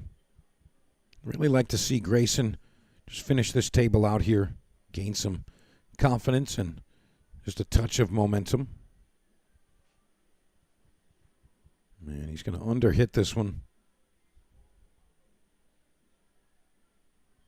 So, up table, he goes.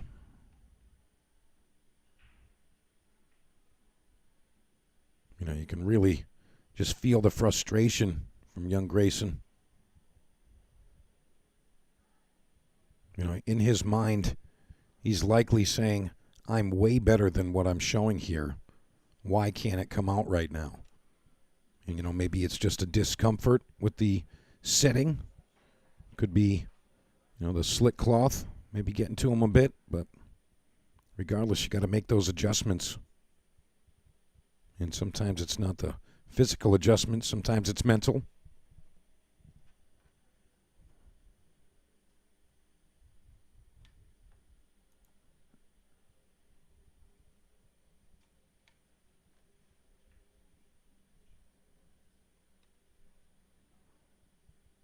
Yeah, nice defensive shot there. Well, Fraser Patrick going to have to come with the kick shot here.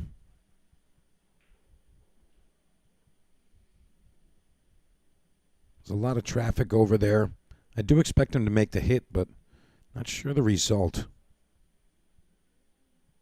Doesn't look like there's a truly natural one-rail kick, so he's going to have to play it a bit short and spin it into the purple 5.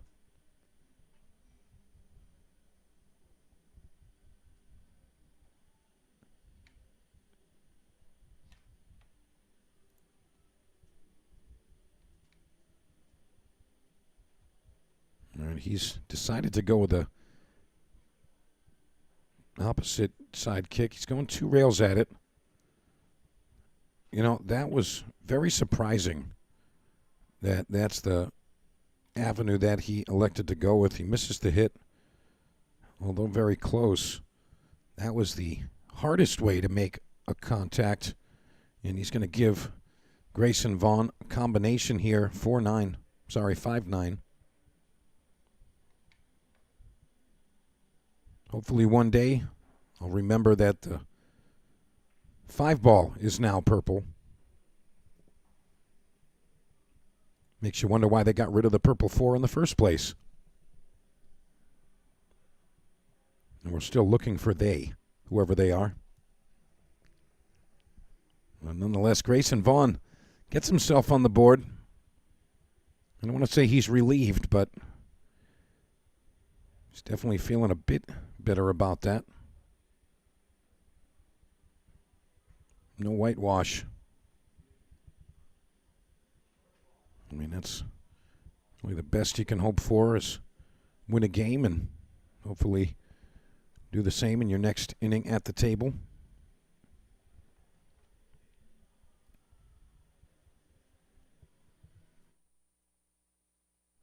Now remember the racking sequence there. 1 in the front, 9 in the middle. The only other thing that's dictated is the blue 2 ball. Has to be either on the wing or at the base of the rack. And the rest is really placed in at random. All right, here we go. Fraser Patrick breaking. This is rack number 8. And he's up 6-1.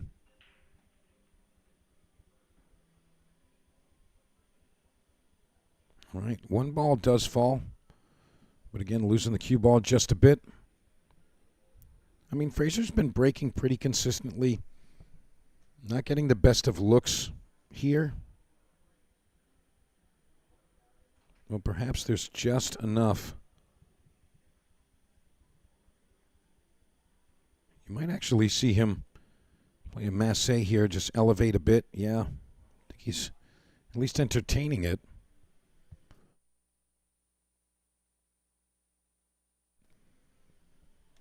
Yeah, he's got to make sure that he contacts the ball. There's a good chance that he can make this combination. Just got to swerve around it.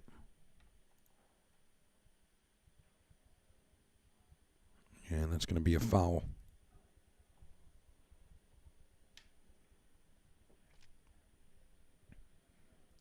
It's always one of the toughest shots, to judge when the ball is going to curve. Although it was very close, unsuccessful.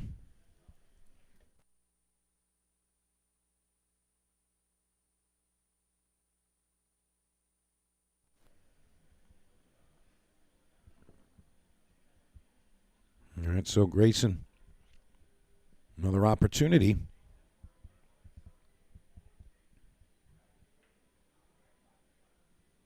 And right off the bat, ball in hand, he comes short. Yeah, you can tell he's definitely uncomfortable with the speed of the table, just the environment here. Yeah, very frustrating.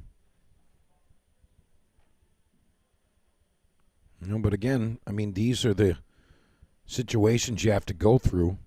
It's an up-and-comer, and really just try to fade it and keep your mind in that positive manner. I mean, that positive mental attitude adds so much to your performance. And, I'm guaranteeing you that Fraser Patrick has had this experience on the receiving end, and that's built his foundation to become who he is.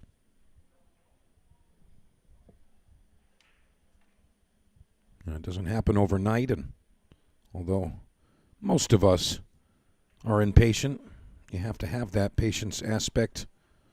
You got to put in the work and go through the hours and all of those trials and tribulations to get to that goal, get to that finish line.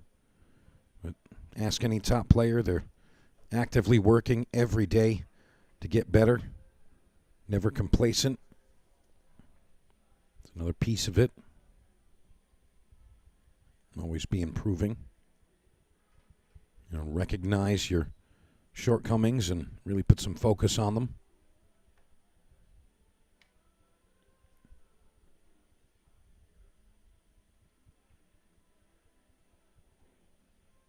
And Fraser Patrick to deposit his 7th 9-ball. And that puts him up 7-1.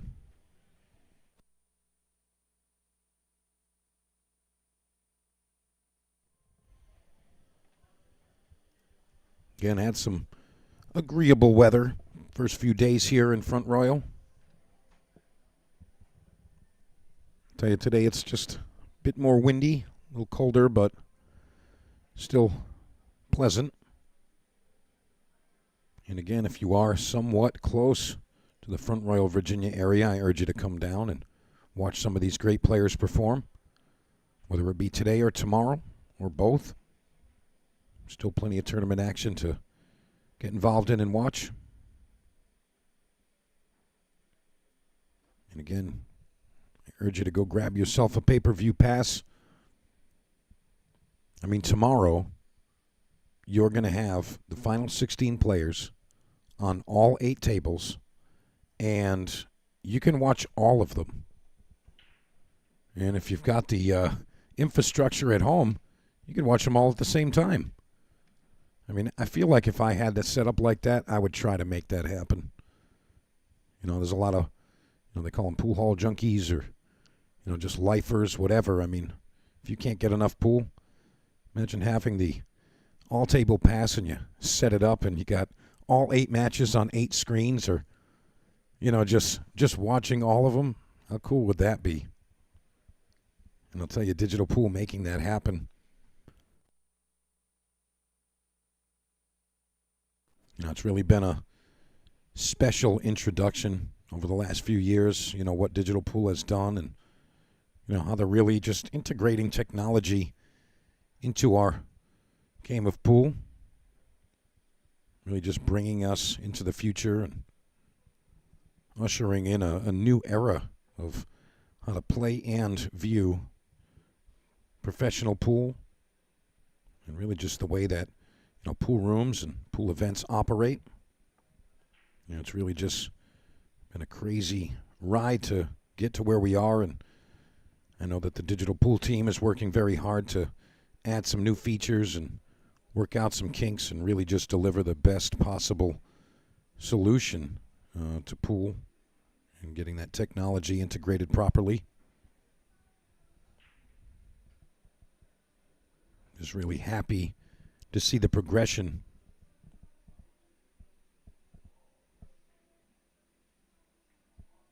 And I'm sure that this is really just the tip of the iceberg, as they say. Plenty more in the works and plenty more to come. And frankly, I'm here for it. I'm excited. So many positives and so much more coming from just pool in general. New entities getting involved and different companies really just, putting some power behind the game and, more visibility as well. Just really love to see it.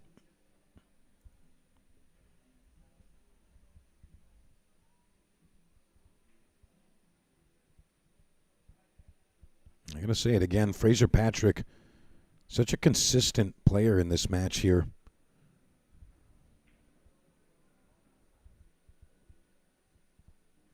I mean, I have to say, sometimes a player's performance is affected by their opponent. And I don't mean that by the shots they play against them. I mean, it's like really just think about who you're playing. Sometimes that's helpful. Sometimes it hurts. But, just getting comfortable. If you're not fighting back, they're going to fight you harder, and they're just going to be freewheeling and having a great time. Fire the balls in the hole. And this 9-ball is going to put Fraser Patrick on the hill. 8-1 now. This is tough if you're Grayson Vaughn. Such a tough experience.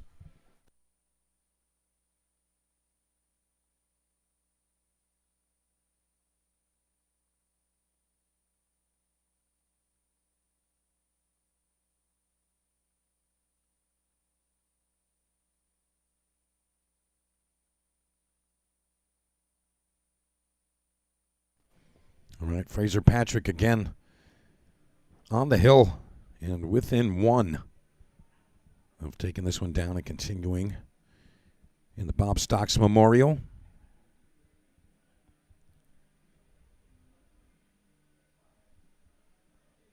I'll tell you, it's such a nice gesture, an event like the Stocks Memorial. Just, paying homage to someone after they've passed and just honoring their legacy. And it's so nice to have, these top-class professionals, just coming to the venue and performing in his honor.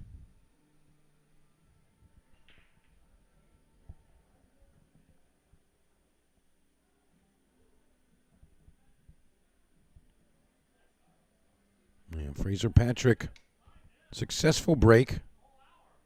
Doesn't look like, I'm not sure. It's very close if he can make this 2. He'd have to spin it to kind of throw it in. I don't know if he's going to attack that. No, he's going to bide his time. He's going to get it close to that purple 5. One real kick still available.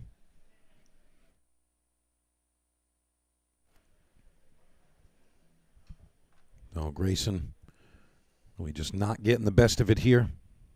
Fraser Patrick staying on it since rack 1. I'll tell you what, that one worked out okay for him. Nice kick shot. Find some good fortune behind the 8-ball.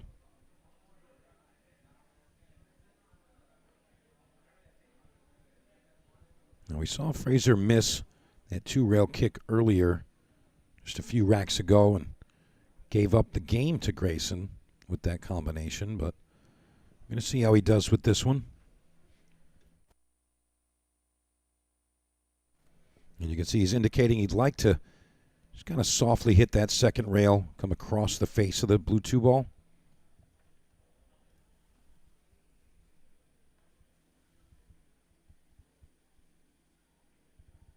He's hit that really well. And he's not going to get any coverage, and he's not going to pocket a ball, so going to pass control back to Grayson Vaughn.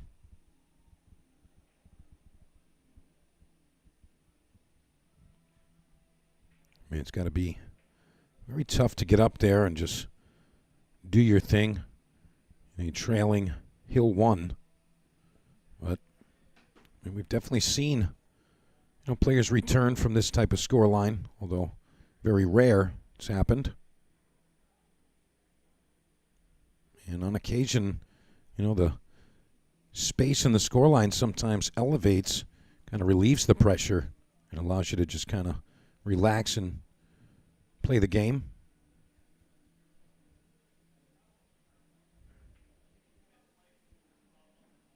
So, Grayson coming up a bit shy on this 6-ball. Now, it's not that he's really out of line, but it is a missable shot.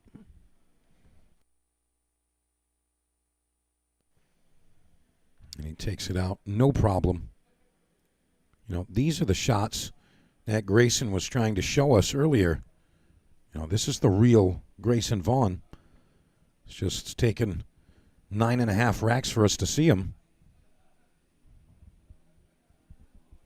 But we all know that in this game, there's really just a fragment of time.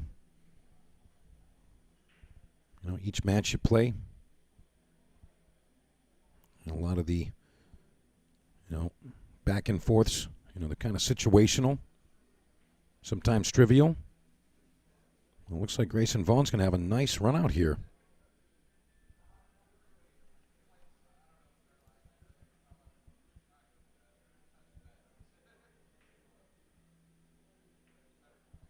And he finishes. That was a big run there. And scoreline still big gap there, 8-2. But perhaps Grayson's found some momentum, maybe a bit of motivation.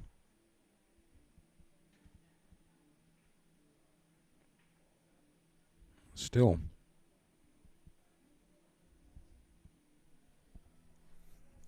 He is going to get a chance to break here. And Grayson did win our lag.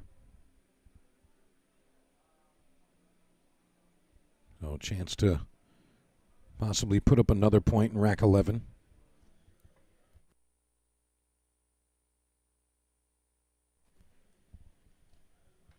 You see Mr. Jeremy Sosi walking through.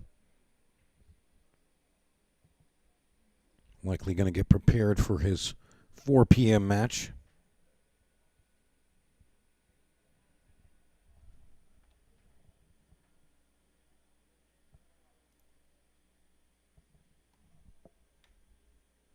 All right, here we go. Grayson Vaughn. This is rack 11. He's trailing 8-2.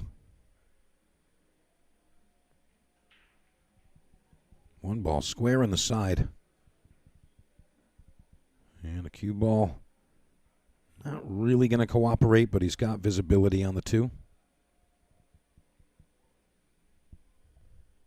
He's made the 1 and the 3 on the break.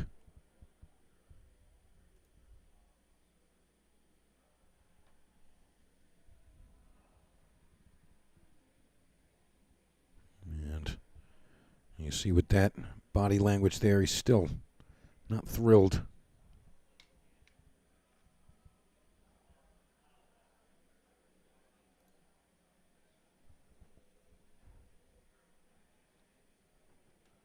Let's see if he can hold it together here. This is a tough one.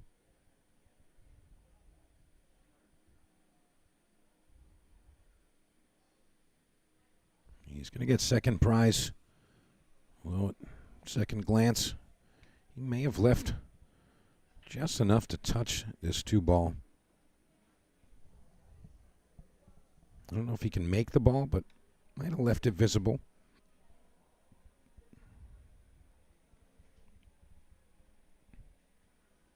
Fraser Patrick giving it a very thorough look.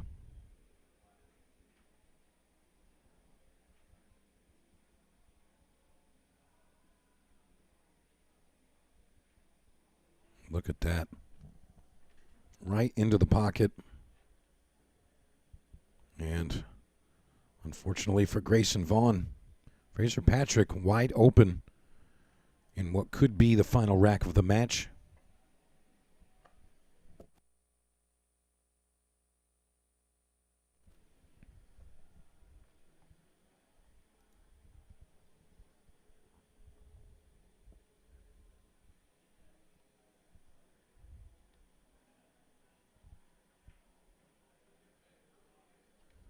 He's drawn the ball just a bit far.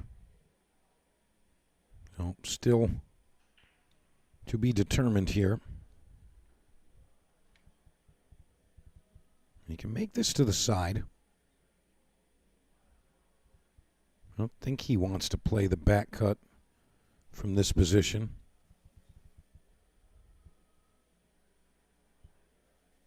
Be a little extreme.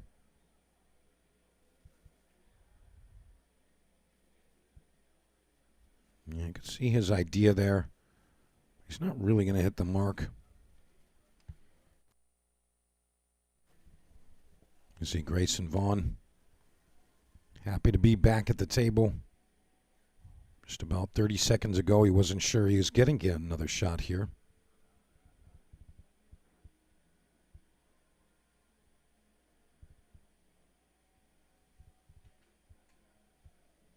And he delivers. I'm curious. You know, was this Grayson still present? I mean, just the first 7 games, 8 games. I mean, Grayson was really just struggling and not really getting a good look at a ball. And, you know, had the match started just 2 racks ago, perhaps we'd be looking at a different scoreline. But nonetheless, it's the situation we're in as Grayson misses the 6 ball. Big frustration there.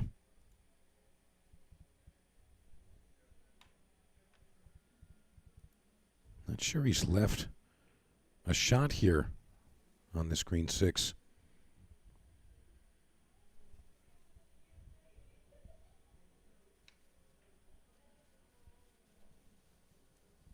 You know, he's got options. Not sure which way he likes. But just because of the fresh cloth, he might be playing this 6 ball off the back of the 8. You know, right into the rail, just brush the 8. Might even be able to just cheat the pocket, and it might just fall. And he's trying to play defense here. I mean, that was a complex thought process, and he hit it really well, but he's not going to get the coverage.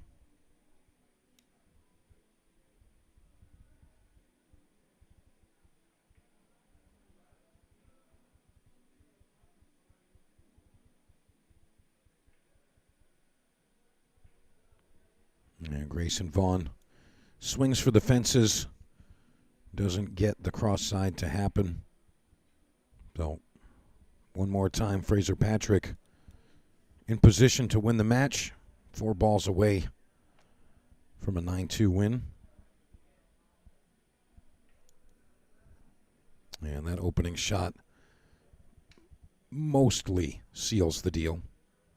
Can never say it's over till it's over, but I can hear the fat lady warming up her vocal cords. 8-9, right in front of that bottom corner pocket. This should be it.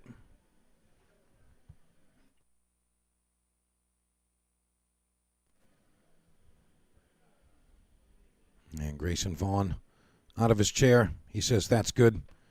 Congratulations, Fraser Patrick. And Grayson Vaughn, he's going to take this experience and try to move forward with some more positive stuff. And in just a moment, we are going to hear from Mr. Fraser Patrick. Get some of his insight. See how he's feeling out there. It's going to be with Mr. Madison Ortiz. And just before that, we're going to hear from some of our sponsors, so stand by for that. Don't go too far.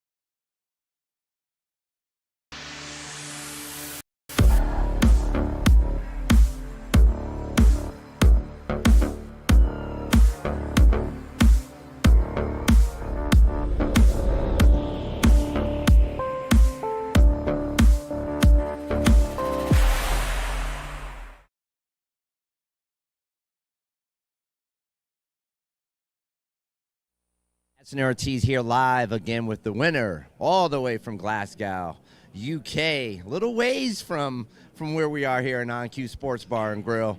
Fraser, what do you think it was, youth versus experience, or just everything was going your way? What are your thoughts?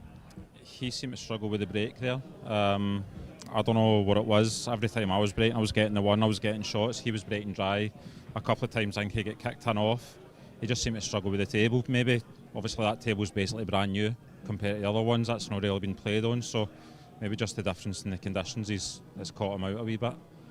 Yeah, I mean, I know the player. He's local to this area. We have that new Royal Apex cloth that's playing really good. But, it's a little fast right now, I guess, for some of the players. What are your thoughts on the cloth? I really like it. It is fast. It's faster than the usual Simonis that they use in the matchroom events. Obviously, they've changed now to the CPBA. Slidey-wise, it's like unbelievable, especially brand new like that table is, and obviously the clean balls. They polish the balls for every match here, so the conditions are really good. So what's next? Who do you have next on the hit list for you, sir? You kind of I guess you're like the dark horse. You're kind of quietly sneaking up, Mr. 773 Fargo. I don't know, man. Is this your time? We'll find out this week, but I've got the UK Open, I've got the Scottish Open, which is literally a club in McGoldrick's, which is 2 miles from my house.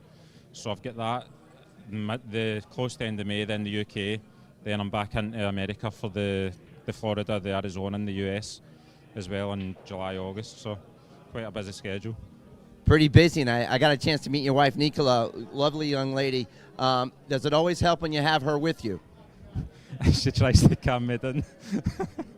That doesn't always work, but she's good. It's good to have someone here. Pass. Okay, good. I got to send it back to Ship to Cast, Mike DeMarco. Mike, giving it back to you. All right, thank you very much, Madison Ortiz, and of course our winner, Fraser Patrick. And we're going to be back with winner's side match, Boris Ivanovski, Yanick Pongers. And it looks like those players are going to be warming up, and that match starting at 4 p.m. Eastern Standard Time, so just about 45 minutes away. So stand by for that, and we'll be back in just a bit.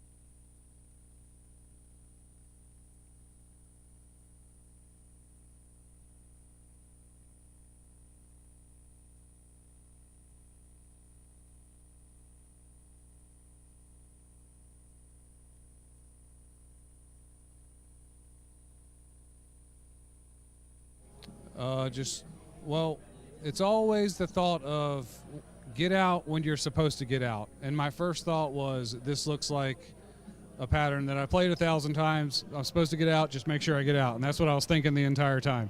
So, Your cue ball seemed really good in that last set. It was perfect pinpoint placement each time. Is that a testament to this World Apex CPBA cloth that you're playing on? It really is. In the beginning, it's a little sensitive, a little slippery, which is, can be a very good thing. But as the matches go by, my cue ball is starting to listen a lot easier. And, it's forcing me to be a little more steady, which is a really good thing. And absolutely love the cloth, man. It's great. Yep. How do you like the venue so far? I think your next match is at 6. What are you going to do? I'm going to go back here and watch a little bit about what's going on with the stream and listen to Fraser on the commentary and Mike DeMarco, and maybe get some lunch before I eat, a late lunch. Love the venue, On Cue Sports Bar and Grill. Cole and Danielle are incredible people, and, shout out to them, man. I love this venue. Excellent, excellent. Well, he said it. I'm going to send it back to Ship to Cash, Mike DeMarco, and the Freezer Scott Frost. See you soon. All right. Thank you very much, Madison Ortiz and Brandon Schuff. Congratulations to Brandon on his last win. What a way to close that one out.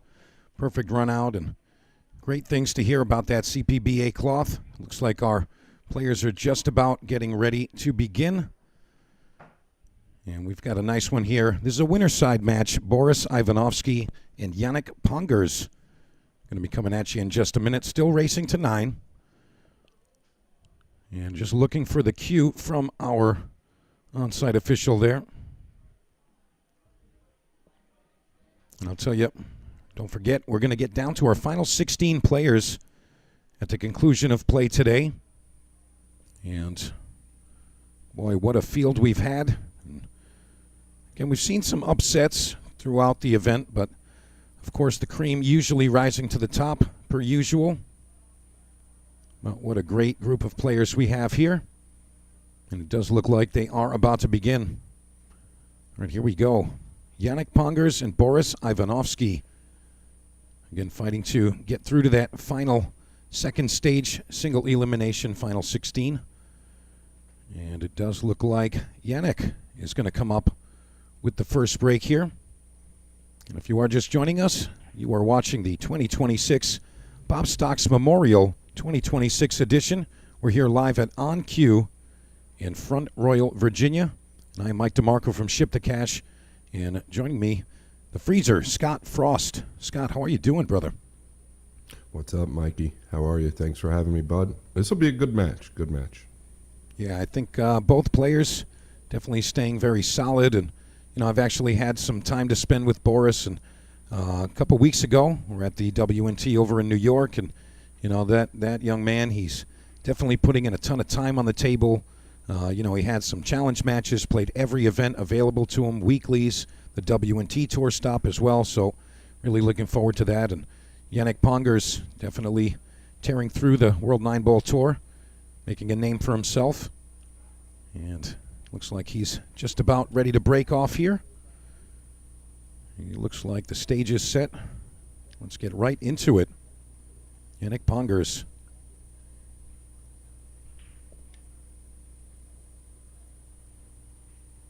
Yeah, and you see there just a little short with the one. Obviously got a ball down, but he is buried behind the purple 5. He will be forced to roll out. And the rollout, he will call that. The referee will acknowledge wherever he decides to go. It will be his opponent's option to take it from where it lies or return to the guy that rolled out. So we'll see where he goes here. I don't mind going at the 2, but you want to keep that cue ball somewhere on the rail. I don't think pushing to a jump shot is the move here. So it's still tricky, even leaving an open ball. Yeah. This one you would have to think about just a little due to the layout. I don't see any real easy cover. You could try to lay up behind the 8. Maybe bank it back down past the purple and go towards the 6, but that line's funny. You might get this back. It's so awkward. Yeah, and he did get it back. He's going to trim the left side of it here. Watch the lower left corner. Trying to go all the way up or just hold. Always tough, Mike. It was always tough. Yeah, it looks like he gave it his best. I mean, doesn't really have so many offensive options. I mean, he could bank it to him, send it up table, but not sure how Boris is feeling. Looks like he could lay up behind the 6 and the 7. Just got to watch where that cue ball hits into that 7. Good scratch here.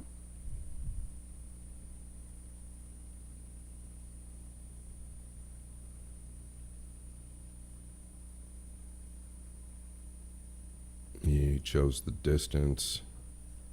I don't blame him, but there's a pretty big wall there. There's a couple of big walls, the 8 and the 9. You could send the cue ball towards the 7. You could just play the one up past the right side. If you're going to play that way, you've got to get it past the side. It's still kind of a naked ball, that 8-9, so it's a little tricky.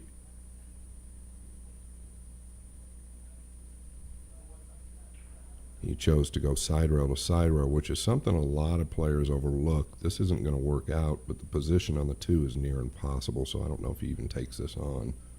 Cross side readily available. He could use the 8 and 9 once again.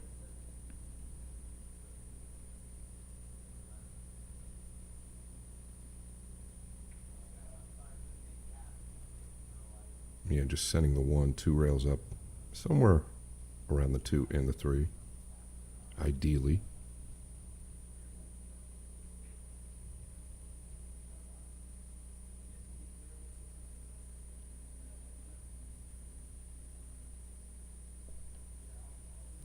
Yeah, there's a good look. It's probably going to be the jump cue. It looks like the bumblebee might be in the way. This view tells me something different, though. It's hard to tell. Does he have a gap?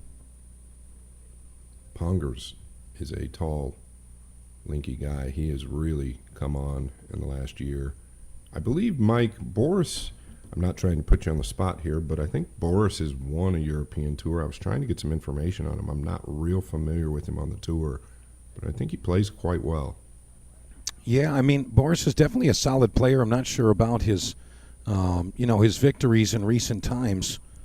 But yeah, I mean, both of these guys have played, I think, most of the events. Both WNT professionals, of course. But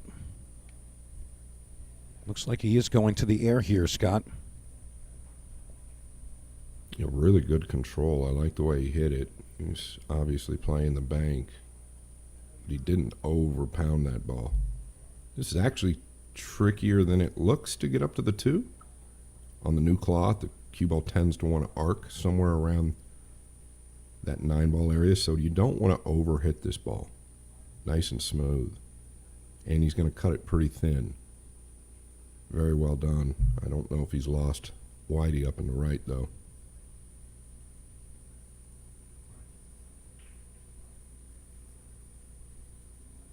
The 6 and 7 are the problem. Looks like the carom plays.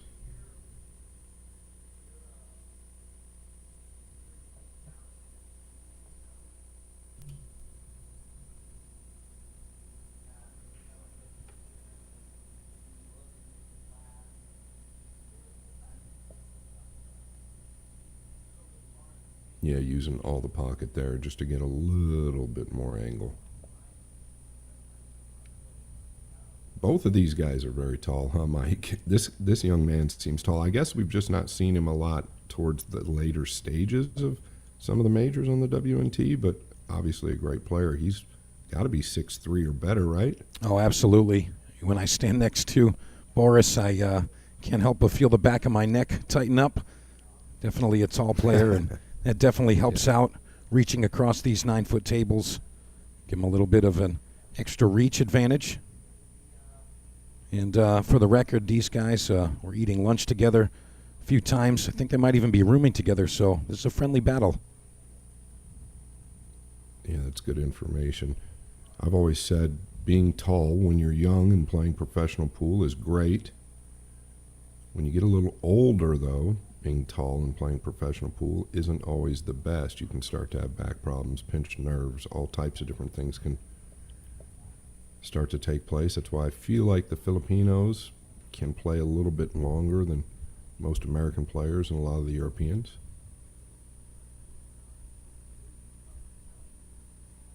Got awkward here. He's going away from the 8 now unless he decides to go to the upper right corner with the green 6. The only problem there is, does that implement the left side pocket? Might have to elevate, actually. Let's see what he's got in mind.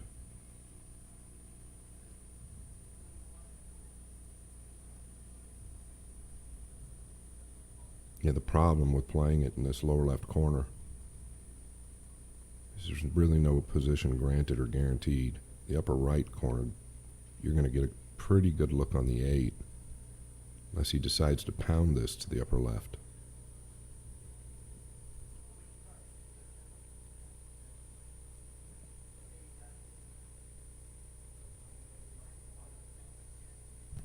I like what he's doing.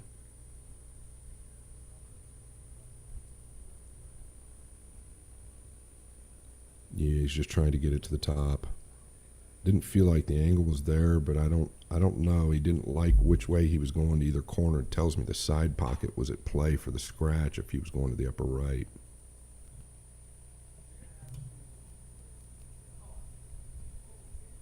Mikey, he could take this bank on this equipment. Yeah, I feel like a lot of the players are a little bit more loose with the banks. We saw Billy Thorpe just a few matches ago. He took on a couple of those long way banks, and you know he was draining them.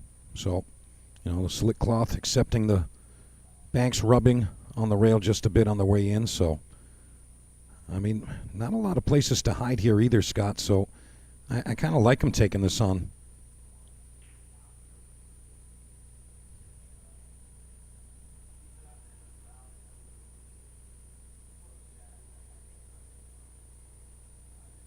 Yeah, I don't know, really. I mean, I don't know what other option. I think if the defensive play is as difficult as the offensive, I think you've got to stay aggressive to the lower right here and maybe swing out. Or is he going to the...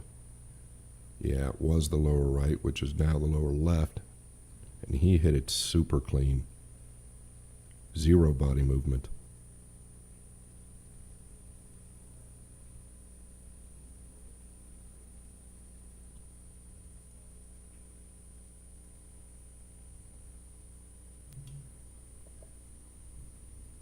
Surprised he chose the low inside there. He's going to be fine.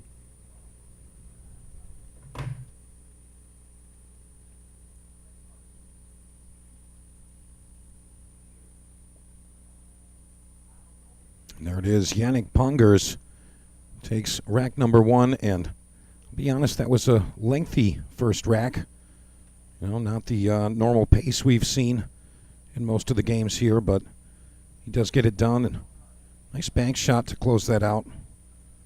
You know, Boris was in control most of the end of that rack, but Yanick gets the job done. I'm sure that might be a sign of things to come. And I want to remind our audience that if you'd like to watch all of these great matches, you can choose which match you want to watch. And all you got to do is head on over to the Digital Pool All Table Pass for the on-cue venue. You can see the QR code on your screen right now, and you can just screenshot that, or we'll take you to that destination. You can choose which match you'd like to watch and when. And again, we've got plenty of action today, all through till tomorrow night.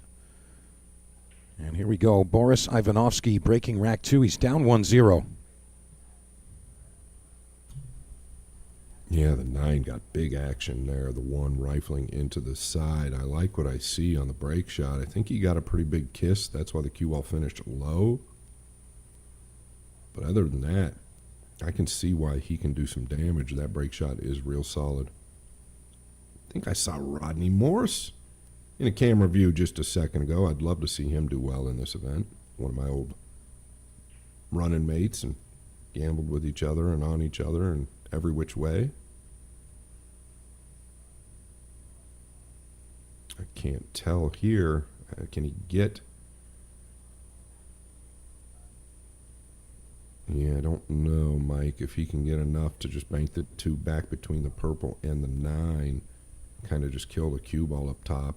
I don't know about it. He's looking to roll out. I'll tell you, it looks like he might be a little bit thin to hit that 2 ball as full as he'd like to bank it out. So I think he might be pushing out here. Not sure exactly where he'd be pushing to, but I don't think he's going to take the 2 on from this position. And to answer your question, that is the Rocket Rodney Morris on site. Another friend of mine as well, and glad to have him in the building. Still has yet to lose a match. Good to hear. He's looking to tie the 7 up to the 8.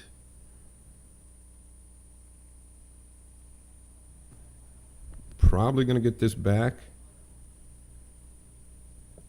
He's left a kick. Yeah, he's going to get it back.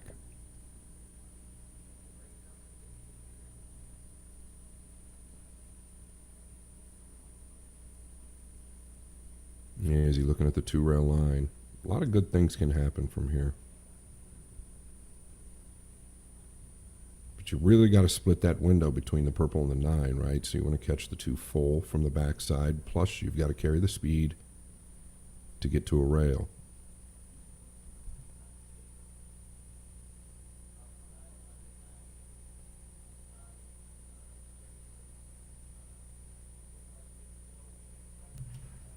No, he caught a piece of the 9. I think that saved the day.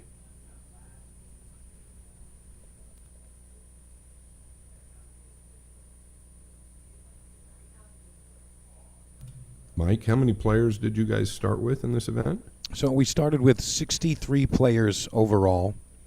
And Nice. again, by the end of today, we will be down to the final 16. And that will be the single elimination redraw. And that is a second stage of the event. So all players had 2 lives to start. And from what I understand, the races will increase. We'll be going up to race to 11 and then up to 13 at the end.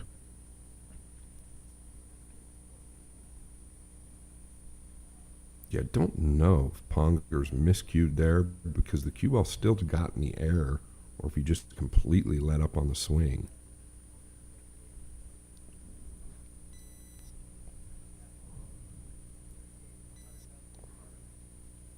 And we see the 7 and 8 that was tied up. He's going to disturb the piece there right now.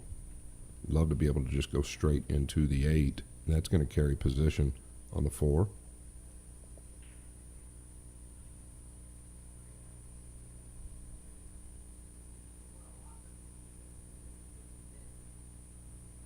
Yeah, okay, he's gotten away with that. Maybe a little flatter than I'd expected on the angle there.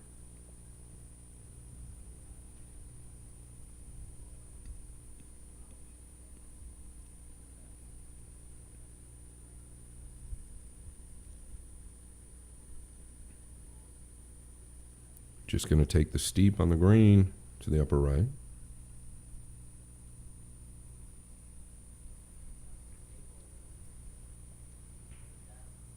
Does want to either come below or above the 9. We'll know by the way he cues the ball.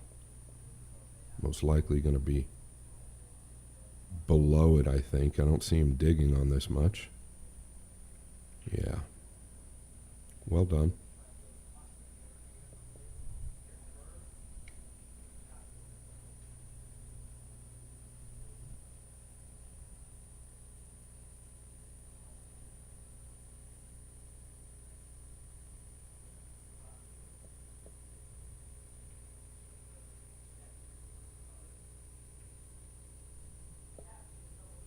Okay, that's where these pockets will get you, Mike, right? If you catch the outside of it a little too full or a little too firm, especially firm, they're going to hold up.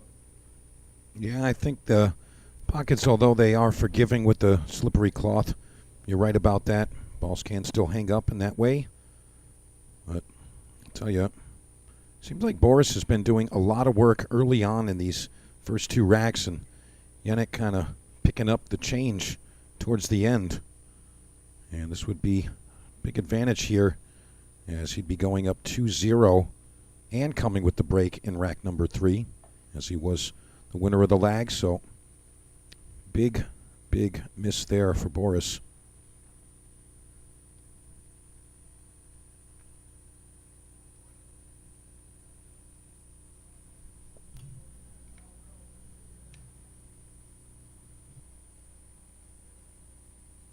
And it looks like Yanick is going to make that 9-ball happen.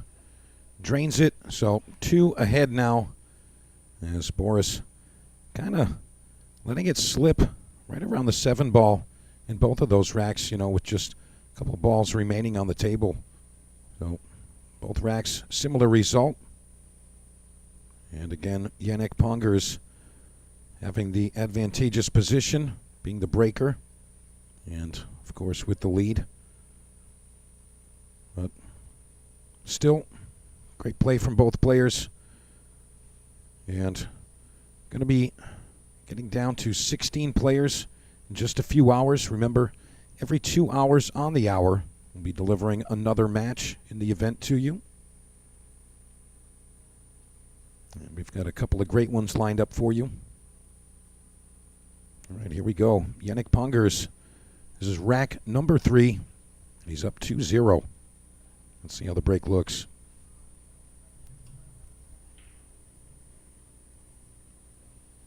Okay, this is going to be dry as a bone, I believe, yeah. And you'll notice the layout after a break when the hit's just a little missed or a little bit off, maybe the timing off. It seemed like he was real quick forward with the swing there. It's not the normal layout if you're making a 1 or making another ball, but that's typically a result of a miss hit. He was just short with the 1, but believe me, that's still a miss hit in these guys' eyes. Oftentimes,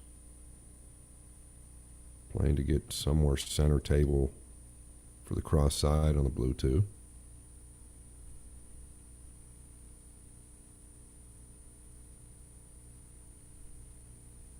Yeah, I don't believe he could have fallen any better than that.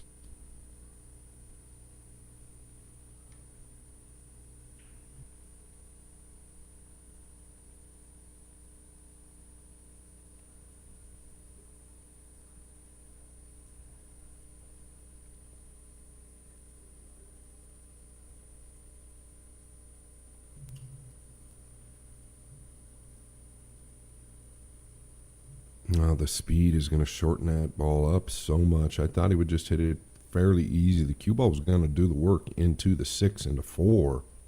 So a little surprised at how quick he hit it.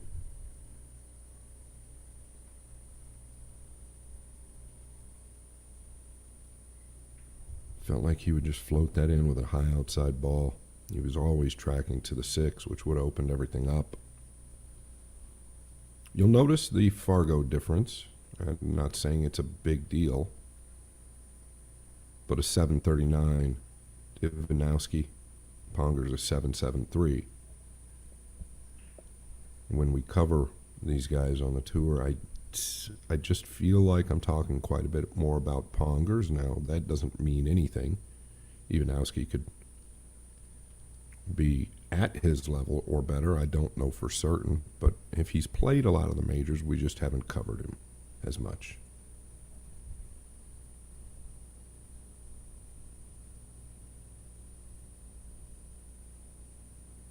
Got a little thin here, Mike. He's going to have to track back and forth. Yeah, Scott, as you said, I mean, both of these players, regulars on the tour. But Yanick Pongers finding a bit more success, especially as of late. But speaking of success, he makes the purple 5-ball, but the 6-ball going to be tricky here. Scott, I'm not sure, but I think he's going to thin this one and just head up table with the cue ball. What do you think? He's so close to it. Yeah, he could definitely do what you're talking about. I think that's the only play, really, is just to create that distance. He'd love to glue the cue ball to the top rail or the short rail up top. This requires a very thin hit, though. A little firm. Yeah, you see where his cue was.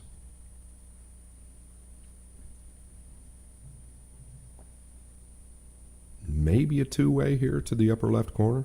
Potentially, you could use the backside of the 9, still get a look at the 7. He's looking at the upper right. Wow, that's interesting. I feel like the upper left is a lot better play here. Maybe he thinks he can backdoor behind the 7 this way.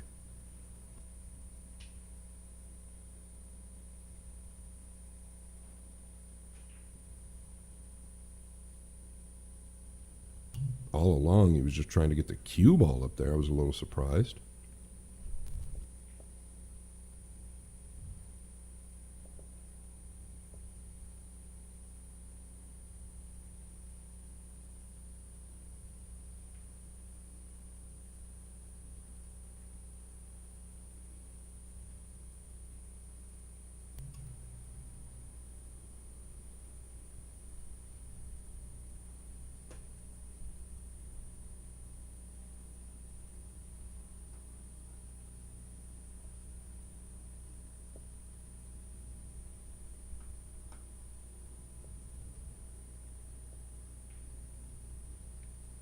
Yeah, really good transition.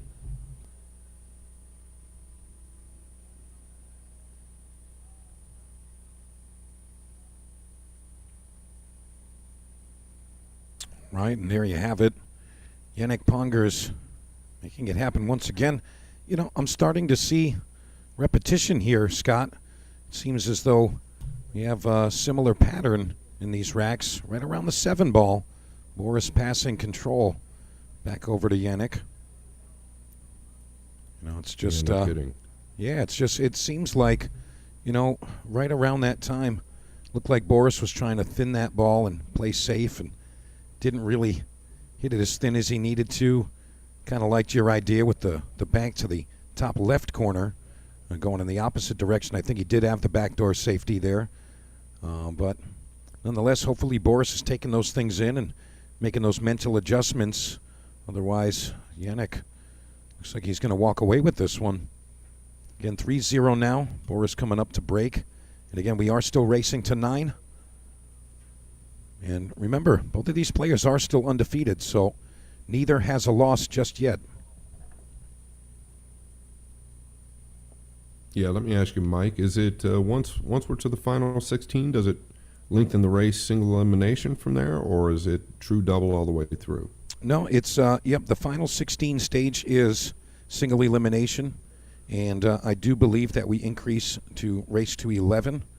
And don't quote me on this, but the last event we saw, they actually swapped from alternate break to winner break in that final 16, so we might see the same here.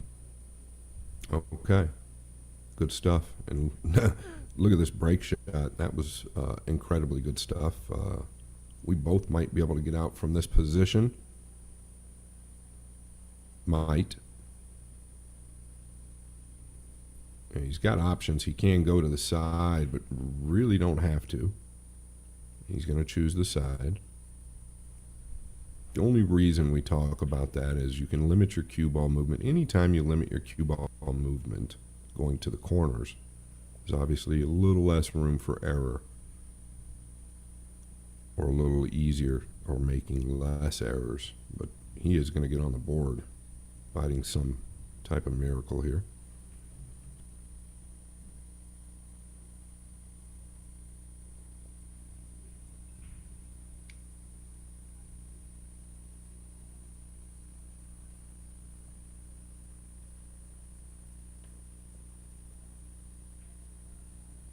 Boris Ivanovski answers back, still trailing 3-1, but lets his opponent know that he is still here. And I'll tell you, that break shot, if you could bottle that up, Scott, I feel like you could be a billionaire. I think he made 10 out of 9 balls on the break, wide open. Really simple run out there. A lot of power in there as Rodney Morris walks by again. Again, these are all winner side matches that are playing right now. So, again, if you'd like to see all of those other matches with the likes of the Rocket Rodney Morris, Go ahead and purchase your pay-per-view pass through Digital Pool. And you can pick and choose which matches you'd like to watch and when. And of course, we'll continue to deliver that one featured table here. And here it is, Yanick Pongers, rack number 5.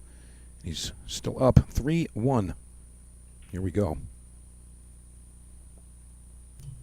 Yeah, short again with the 1. And look at this, married to the back of the purple 5. Once again, this is a replay of game number 1. Pongers, there is no question from what I've seen so far, at least in this match, is taking a little bit the worst of it in the break shot. Boris, that's definitely a strong suit of his. The scoreline doesn't show it, but from what I see, Boris has got a little bit better break shot. He's forced to roll out here, no question.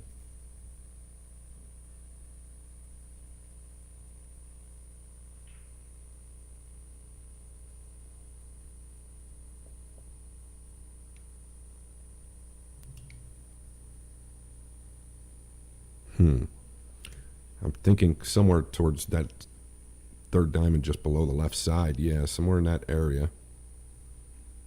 He wants to stay a little lower than the third diamond to alleviate the cross side, right? That's the only thing he doesn't want to do is leave an easy cross side. You could push out to the jump, but the problem is, your accuracy diminishes so much once the cue heads up to the air. I don't mind this. It's not the worst, but if he makes the 1, talking Pongers, he's going to have a pretty good bank on the 2.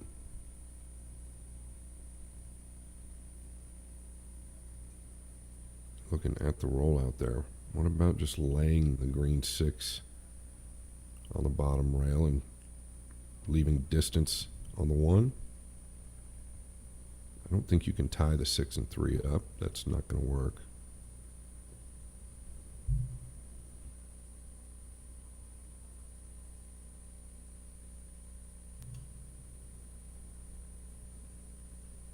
He's really gambling here. Ponger's going to take this. He's already out of his chair.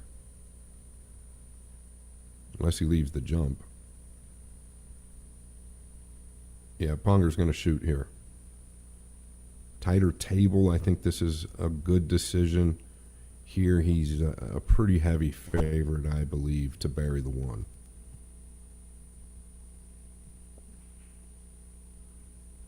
As long as, Mike, he's not trying to send the cue ball 26 rails. Well, looks like he was trying to come with some power, but he's going to find some fortune there. Making the 1 ball into the 3. And we got our visitor Rodney once more. But I'll tell you, Yanick's been coming with some power shots there. And I think, he's kind of outclassing his opponent a little bit here after the break. But tale still to be told. Yeah, it looked like he was just trying to stun it and still keep the cue ball for the bank. And he just didn't feel comfortable rolling it. He's really good with the inside ball. He loves that low inside ball.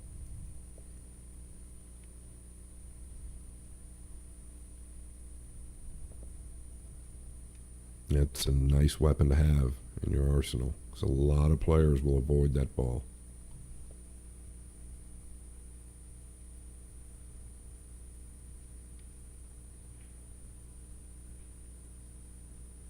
Doesn't want to get flat here.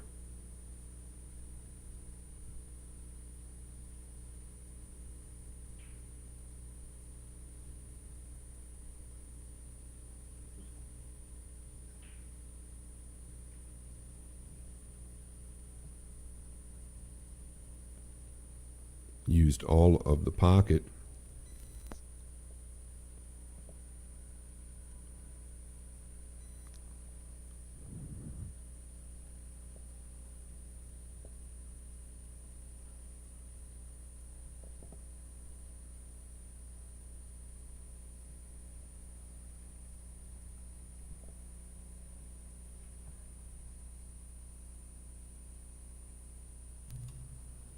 Yeah, he's looking very solid.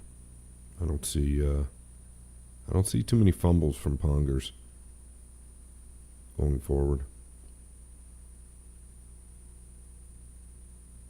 Long open bridge. Earl Strickland and I were just talking about that. He's stunned at how many of these young players are using power with an open bridge. And the reason he's talking about that is that the cue oftentimes when you're using power with the open bridge is it'll come out of your hand prior to contact at times. But that's just how good these guys are technically.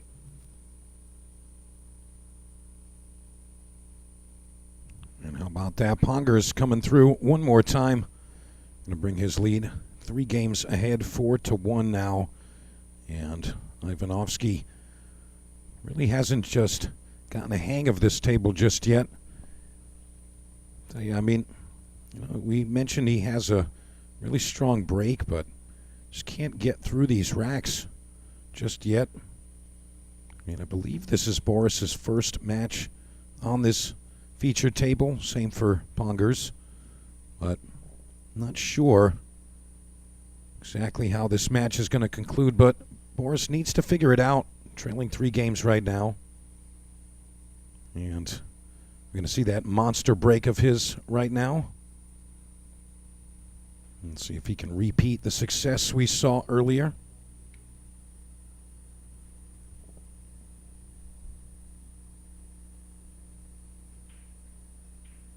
Yeah, he's got this break dialed in, and here comes the 2 for another look.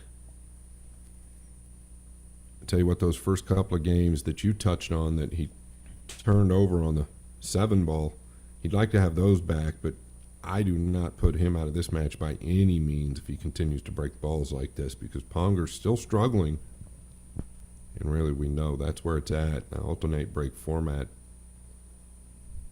Ponger's obviously got a pretty big advantage from here, but things can change quickly.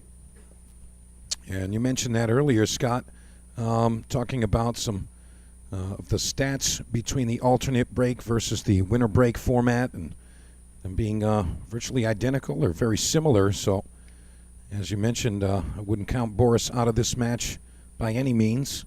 You know, whenever you're playing a professional, you can never really count them out until the match has concluded. So, looks like Boris has a nice table to work with here. Maybe get some momentum behind him, build some confidence on the equipment. Really let that back arm get loose a bit.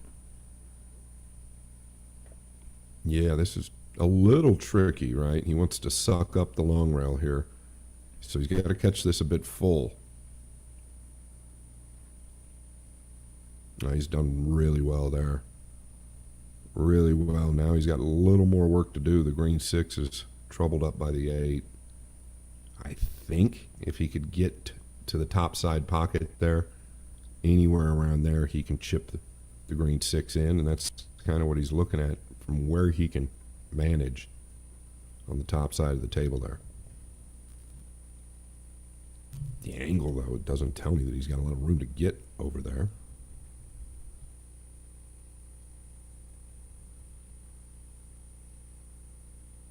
He's going to explore some options, it looks, but not really a ton of them. Alternatively, if you can't just get to the right side of the table, perhaps just send the 6 around the rails, stay behind the 8. Yeah, I mean, I'm pretty sure he can cut it from anywhere over there by the side pocket. Oh, yeah, he had an angle to just draw back. He's overcooked it, though.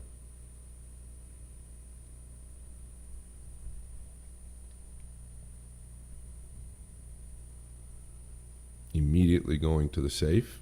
The distance, probably going to use the 9 here. I don't know that he can hit it thin enough to use the 7 and 8.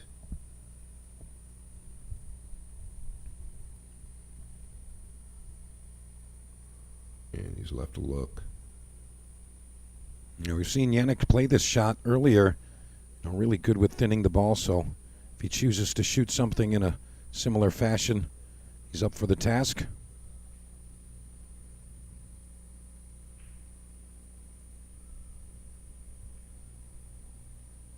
This is kind of what I was touching on earlier, the side rail to side rail. Even if you leave a look, oftentimes, especially on the tighter equipment, oftentimes this is much trickier than it looks, because you're either forced to take on the bank And the defensive play is never really that easy.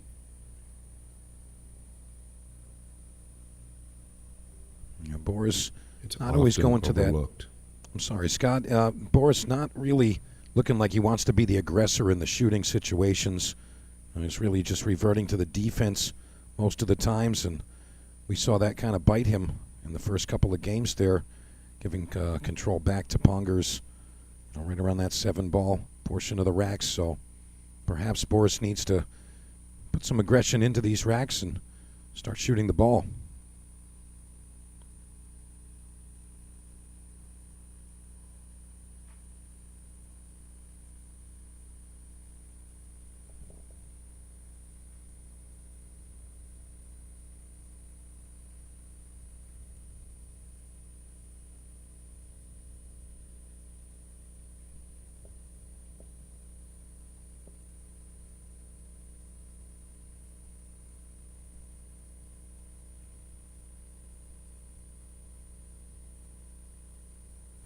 That's the thing. He's forced to bank at it. That's the good news. And on the forgiving pocket, it's a lot easier to take on versus something real tight. But it can be effective side rail to side rail. Blind ball to the upper left, but he's going to bury this.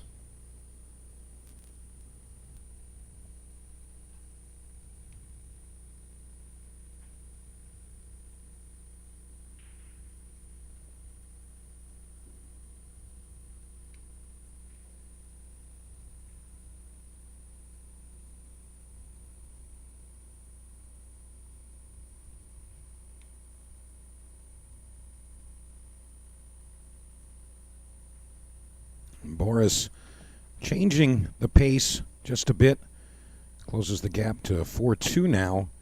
And ironically, as we mentioned, perhaps wanting to see Boris shooting a little more in the later parts of the rack. He's forced to play the bank, and it brings him another point on the board. So perhaps he did make that mental adjustment.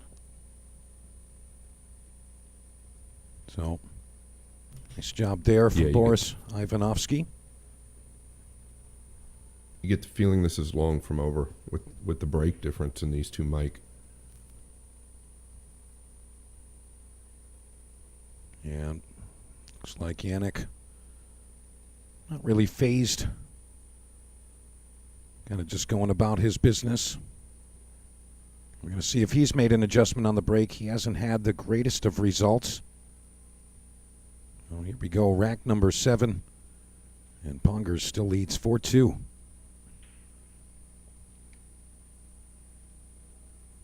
Yeah, and the adjustment just hasn't been made. He's even shorter now, which tells me he's catching them thinner, but you'll notice when he gets down to break the balls, he's just really quick. It's not like he's putting a lot of time into the break shot, where where Ivanovski is really buckling down. We know that it's the most important shot of the rack. He's just going to lay him up behind the 5 or the 7 here. I feel like the cross corner's pretty good.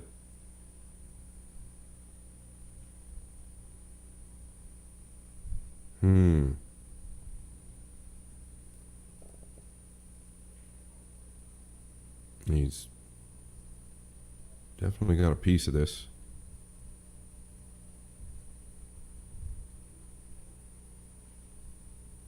And that was by design. Pretty clever there, coming off the 7. I don't think he got him, though. There's a good look. Does he have the upper right corner, Mike? Yeah, it looks like he definitely can get to the 1 ball. Not sure if he has to maybe spin the ball just a bit, but looks like he has the whole ball to work with. Not sure if it's available to cut in. But he's definitely got the ball to hit.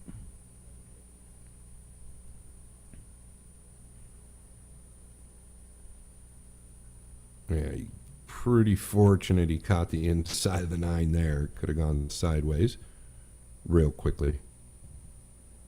Put his hand up in apology.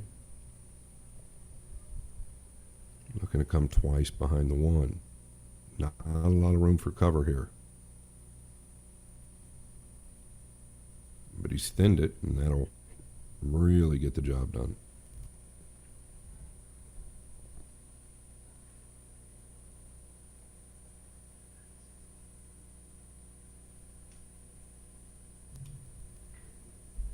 Yeah, this is messy. Can he kick behind the one just using the long rail?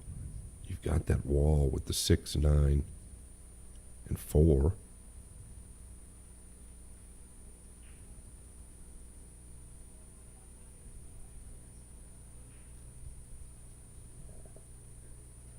Not very friendly.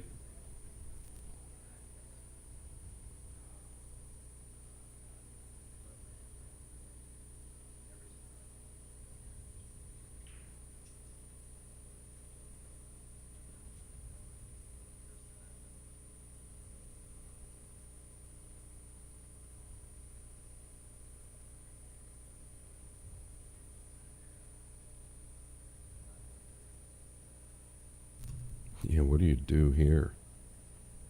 I mean, you really got no way to get at the 1 unless you want to take a chance. He's trying to do something with the 3 and just knock it up. Ball in hand now for Ivanovski.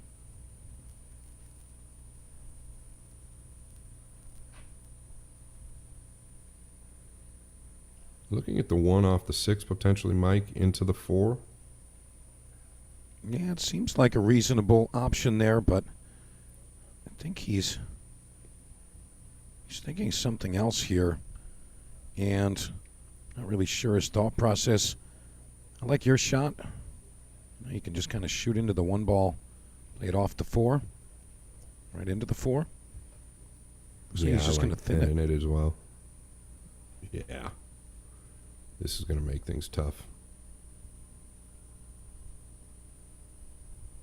Real tough. Got to go at the hit here. He's on 1, playing 3 foul. If you don't go at the hit here, you're dead. He's going to do the same thing to you. So you got to take a chance now to open him up or make a good hit. He's going to have to spin real tight out of the lower right corner 1 rail. If he can, just get to the long rail. Boy, he can't. Is he looking to catch a piece of the 1 here and make the 9? Boy, this is going to be close.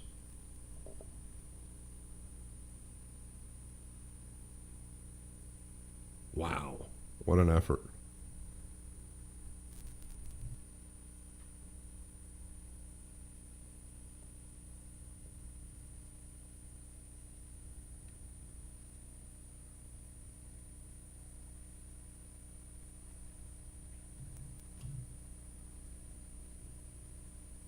Yeah, this tells me the 1 doesn't pass the 9 because it's pretty automatic to the 2 if you could just swerve the 1 in. There's a good look.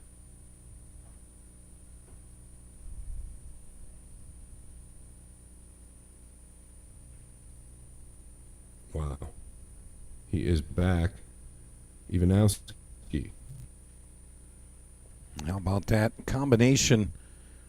And Ivanovski's defensive efforts now coming to his aid, but brings the match now just within 1. Scott, we've got a match now. Got a 1-point difference.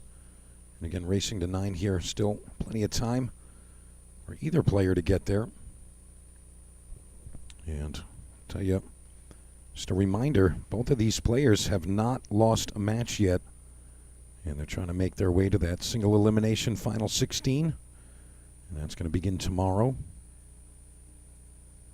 But again, both players still with 2 lives at this stage of the event. So a loss would not mean an early exit from the tournament.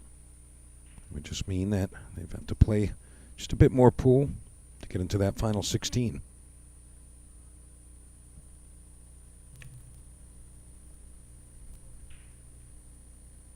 Yeah, there's just no question about this break shot. It's one of the better break shots as far as the consistency, and he's really getting into it quite well. Be careful here. A lot of people would mark that cue ball. Well done.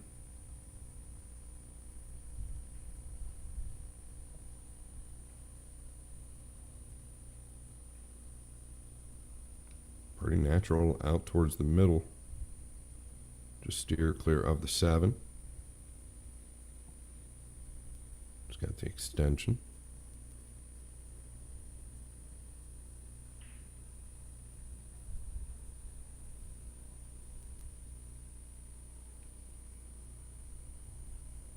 All is good.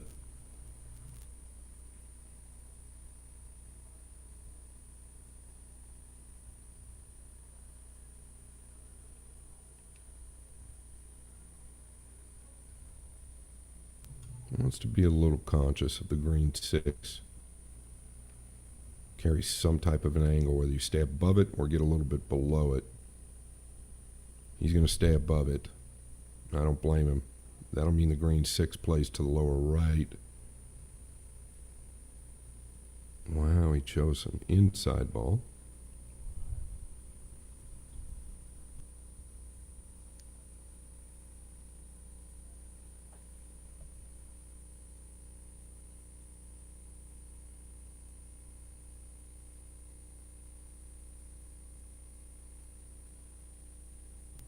Yeah, now he's got to avoid the 9 and the 7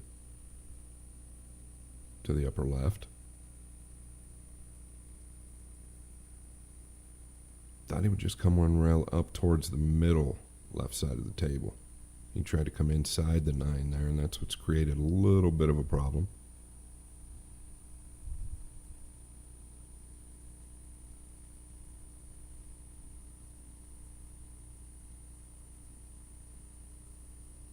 Yeah, he's hit it really nice.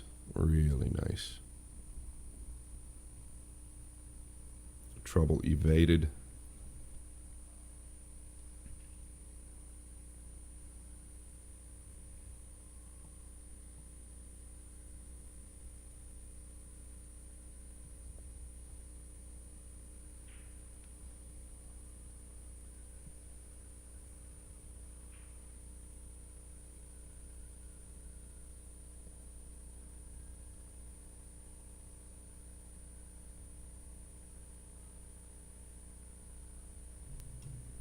Yeah, it's been the break shot, Mike. That's the difference, right? Pongers breaking dry 2 of the 4 times at minimum. Yeah, and it seems as though Boris has kind of worked himself into familiarity with the equipment, if you will. You know, early on, he was losing the cue ball just a little bit, but as you said, it seems like he's worked himself into it, and the break shot definitely coming to his aid. Really powerful break from Ivanovski. And with the deposit of these 2 here, Boris would be tying us up 4 games apiece. And we just remember a short time ago, he was down by 3 games. So Boris coming back 3 games in a row to tie us up. There we go, 44 on the scoreboard. Definitely having ourselves a battle here. These players, again, still undefeated, but both all still have their 2 lives left. So, again, not all that added pressure just yet. As we know, when the players on the B side are in the single elimination stage, sometimes that pressure can mount, and they know that they're fighting to stay in the event. So perhaps just a bit more comfort from these guys.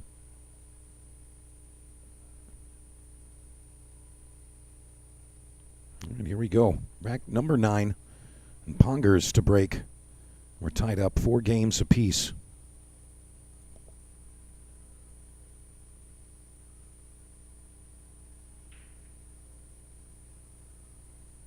Okay.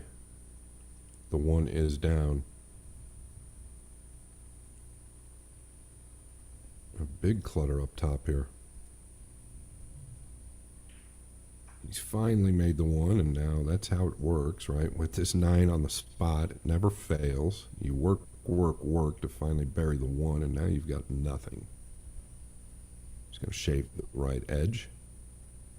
It's a clean hit. It's not as easy as it looks. He's going to leave a look at the 2, but It's not easy to catch that 2 very thin.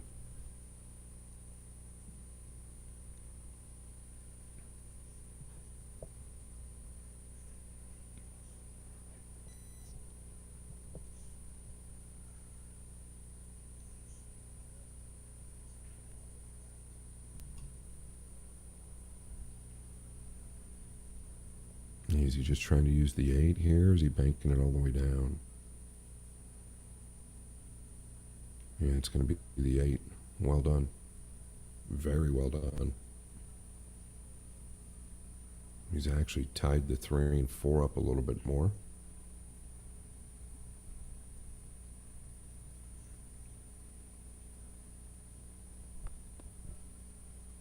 Can he cross-side this?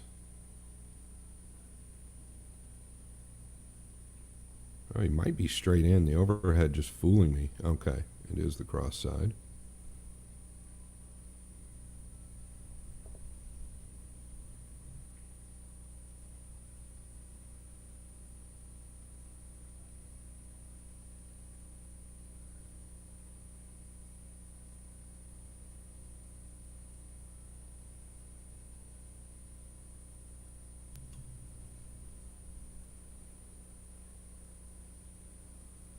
And you're just going to float this up. Speed was real good there, I believe.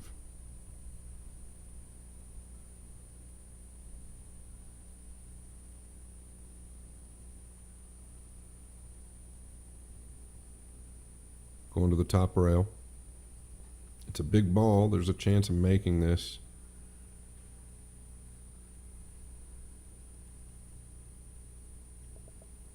Does the 3-4 play, Mike? You know, he's looking at it, but I don't know if you're going to be able to pocket the ball. Looks like the round 7 might be blocking that exact line. It's very tight, Scott. Very tough to tell. But we're going to find out right now. I think maybe. Yeah, he's lost this in the upper right. He let up on the swing. Did he get away with it? He has. Wow. I'd like to have more of the cue ball here, Scott. I know he can just play the 3 ball forward, but he looks like he is eyeing up the combination as you specified, so perhaps it is on.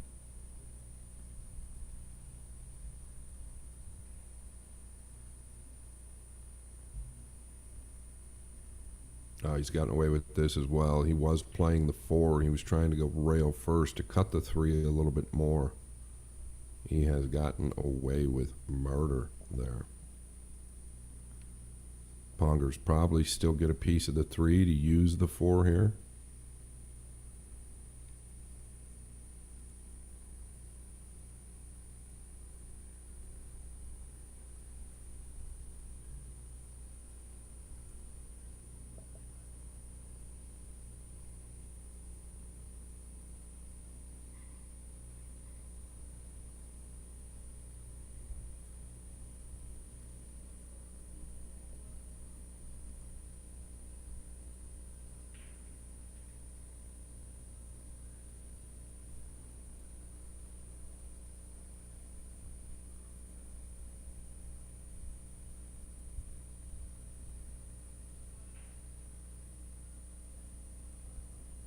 I don't know. I mean, I was just like perplexed at what he was doing there. There's a gap between the 7 and 8 going to the right long rail.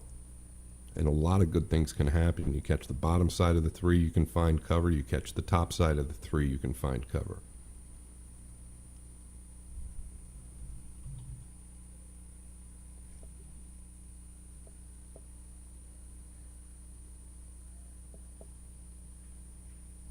In the worst case scenario, you just catch it fat. You're probably going to leave something on, but you got to make a good hit here.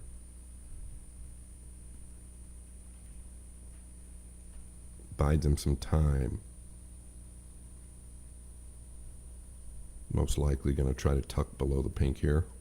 You could use the 7. I like the pink 4 because you can hit the 3 with a little more pace back and forth to the top rail or the bottom rail as we see it.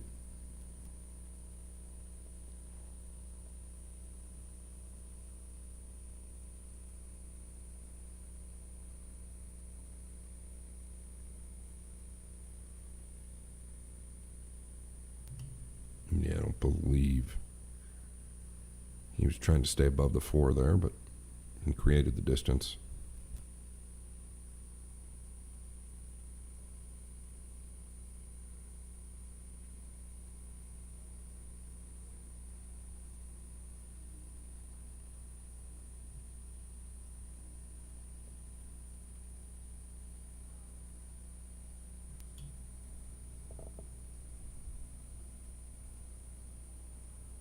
Yeah, really well struck. I mean, really well struck. The kick and stick. Notice the speed at which he hit it. That's how you hold the cue ball. It's not power.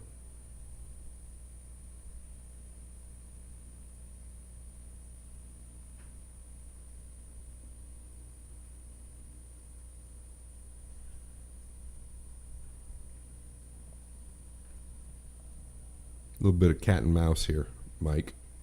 Yeah, poor effort there. Thought Yanick was going to come with something a bit better than this.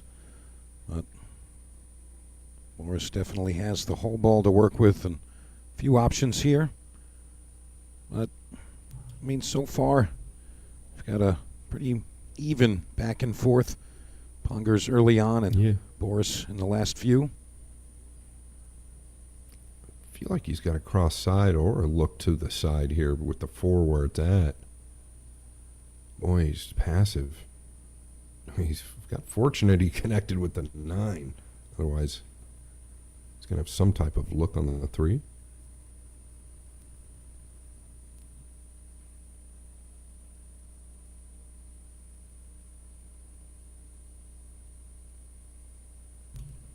Yeah, long jump here.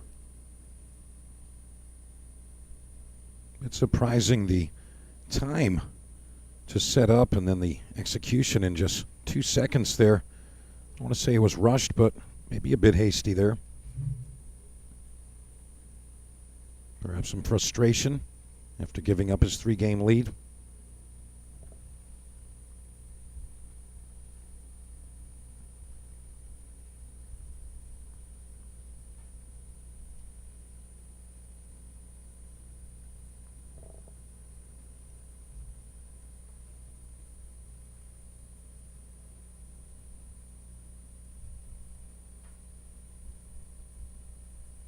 Yeah, I guess it's going to be the 3-ball combination. Oh, he's just using the 9 again. Very, very passive. Very passive. I still don't feel like you've got the upper hand from this position. Even jumping the ball is not the worst, but he can see a piece of it. So a couple of decisions there that, for me, are a little bit questionable when you've got balls kind of laying over the pocket. Not saying the triple combination was easy, but all you really had to do was cut a little bit of the 5. And the 3 was right there.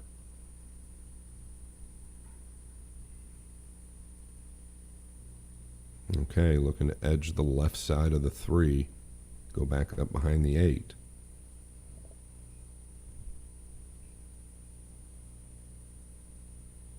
Kind of falling into this, we talk about it often, this mode where you're just real passive.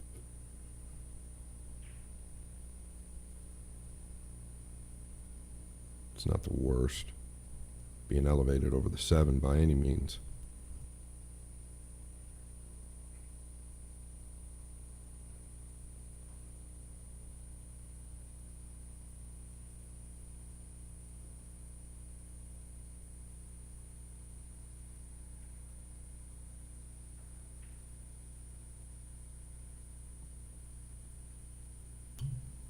Yeah, it was always a big ball, wasn't it? Now, and the 3 falls. Now it's triple tough on the 4 unless he wants to take the bank on.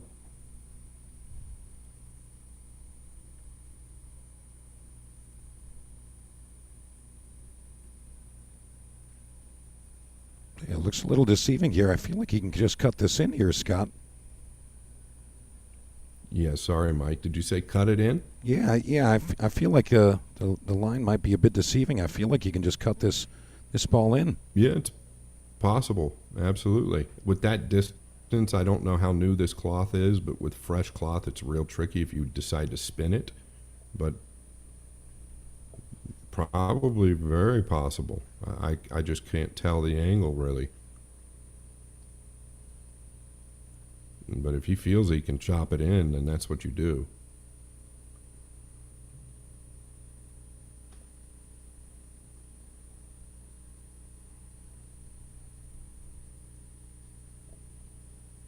Oh, well, it was pretty easy, Mike. Good call.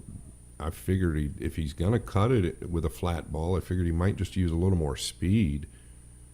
Tough to judge when you're rolling it, but I figured he might just pound it and take his chances on the 5. That was a good call. There was no question he could cut it. Yeah, and you're right about the speed there. Hitting it at that slow speed, kind of dragging it into the top of the jaw, that corner pocket, and kind of hanging up there. So Boris now with an opportunity to take the lead for the first time. Yeah, we talk about those swings and momentum. And like I said, Pat Fleming with AccuStats 45 years or whatever it was, and he told me, and I believe him, I didn't see the numbers, but he told me in the alternate break format, it was almost identical as winter break format as far as the comeback ratios. You wouldn't think that, but when momentum swings, that's really what it's all about. If you, he didn't mean to run into the 9. If you think about it, Mike, I don't know how many matches you've had in alternate break or how much you play, but I've probably lost as many alternate break matches as I have lead, right? It just seems to happen when that momentum swings. Funny things happen. You don't make a ball to break, you get kissed in, and now the pressure's on you. You miss a ball, you make a mistake. Funny things start to happen. Yeah, I can agree to that, but, you know, it's still racking my brain that the stats would be identical, but, I mean, the numbers don't lie, and they never will. But in this case, we are still in the alternate break format, and, you know, we are tied up here. We all know that each match is kind of situational and on occasion trivial, so, you know, whatever happens here might not happen next time should the two players match up again. But right now, definitely have a battle on our hands and momentum on the side of the tall German, Mr. Ivanovski. And as I say it, overcutting the shot and finds its way to bank in. What do you think of that one, Scott? Yeah. I don't know how that ball turned back so much to the corner. It looked like he missed it by a country mile. He feels guilty about it, but this is 9 ball. It would have been a nice shot in one pocket as well. Yeah, no question. No question.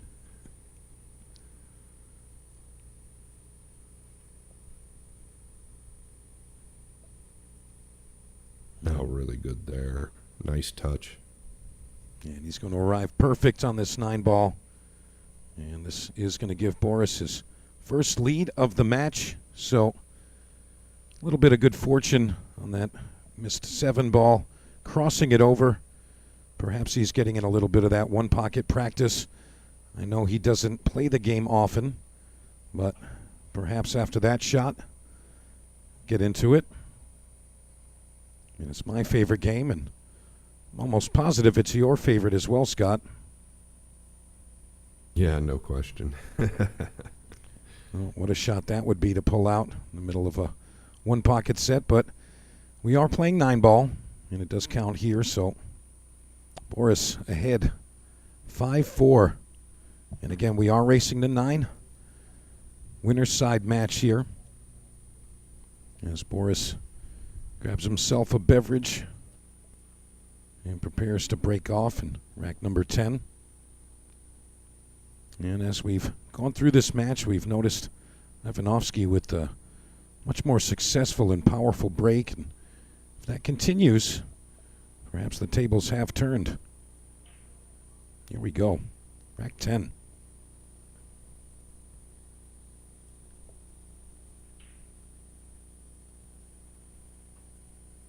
Yeah, we've seen it over and over. The one like it had eyes. and the layouts have been quite good. And that's typically how it is, right? When you make the one on the break, it doesn't really matter what ball you have next. You kind of have a look on every one of them if it was the one. And that's just what happens when you're hitting the ball good on the break shot. Now, I don't know if he has to come over and across or out towards the middle here. The problem with the middle is you're going to take a chance at going into the 6 when you cut the 3, but he's going to take a chance now going into the 4. It's a little dangerous, but this is something he's going to feel. It's all preference.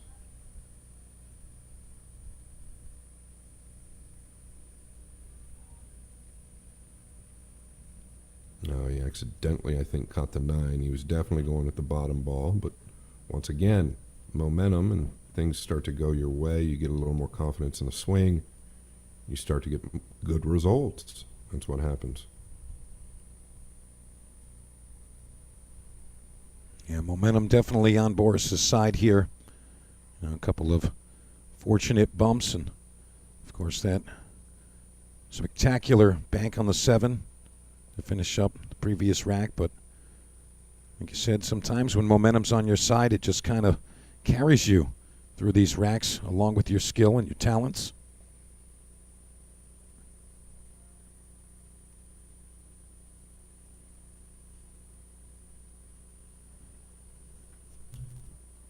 He's landed real thin here. Did not want to have to play defense in this position. I think you've got to attack to the corner.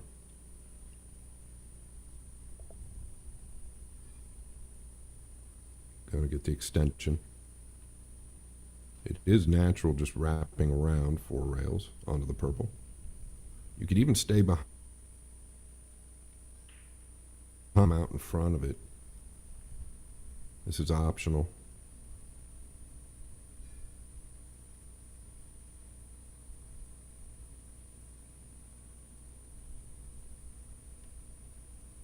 Yeah, he chose to stay behind it.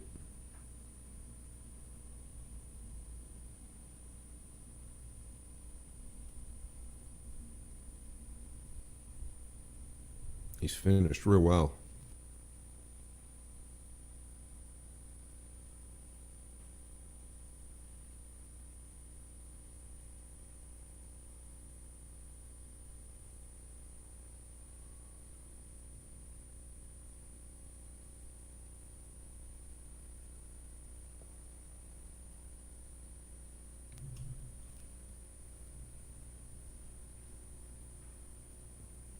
And you see Yanick Pongers right there in the backdrop. It does not look extremely positive under the circumstances.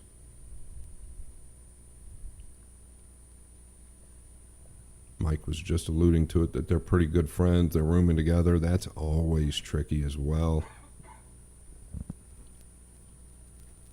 Yeah, that's got to be a factor, at least somewhere in the deep, dark corners of your mind, whether it's on the front end or not, but playing a friend or someone you've been spending the week with, there's got to be a mental distraction in there sometimes. But you got to just fade that stuff and just do your job. Just put the balls in the hole and try to get to that winner's circle as Ivanovski arrives on the 8-9. And what a run this is. From down 4-1, now looking to be up 6-4. A 5-game run there. And Boris kind of taking control of the match and definitely showing that he's gotten more comfort on the equipment here. So, Scott, perhaps we have a swing here and maybe Boris runs away with this.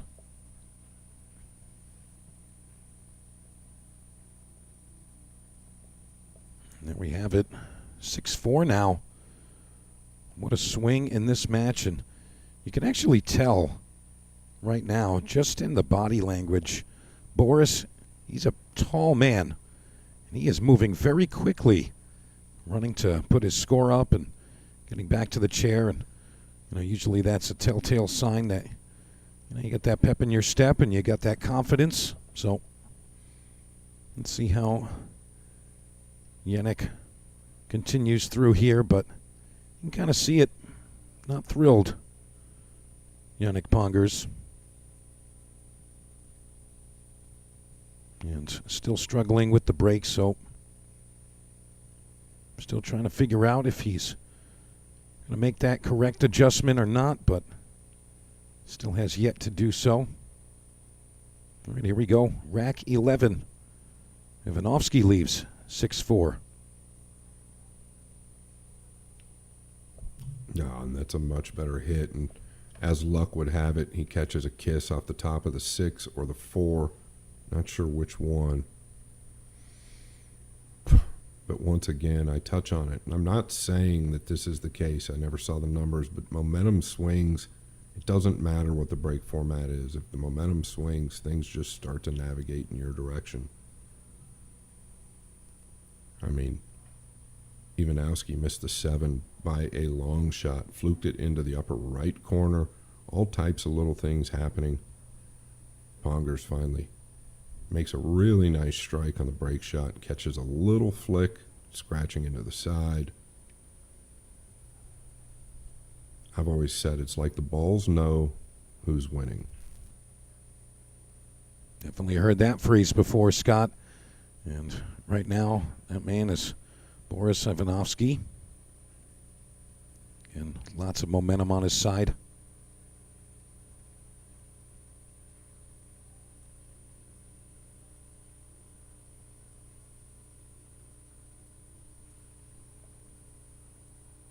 Yeah, chose to use all the pocket there. It was much tighter than we probably thought. Took the distance on the 4, no issues. Anywhere out in the center is fine. He'd like a little angle on the 5, though, where he doesn't have to deal with the 7. I wouldn't chance missing this with a loaded up inside ball, though.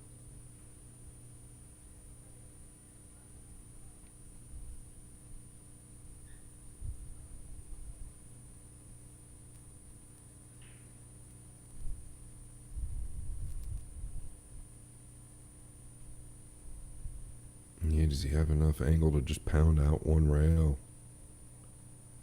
Really don't want to catch a piece of the 7, or is he dead straight where he can just draw back? That'll work. It's even better. Okay, chose the pound out. Well done.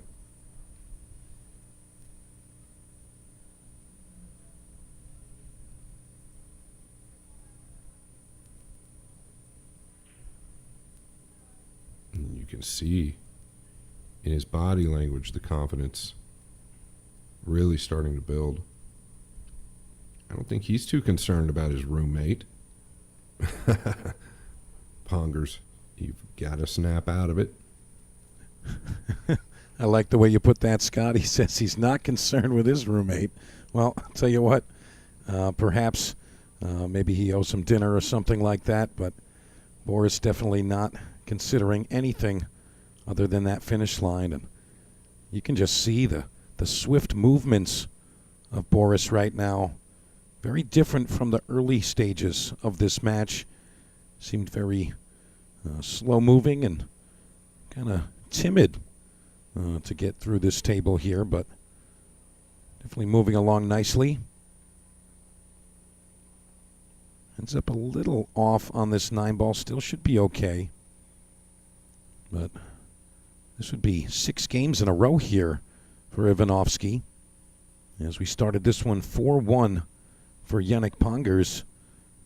And with the deposit of this 9-ball, now we see Ivanovski goes up 7-4. What a turnaround here. Turn of events, and Boris Ivanovski really making a statement here, letting everyone know who he is. And if you want to know who everyone else is, make sure you go buy your pay-per-view pass and get your all-table pass via Digital Pool.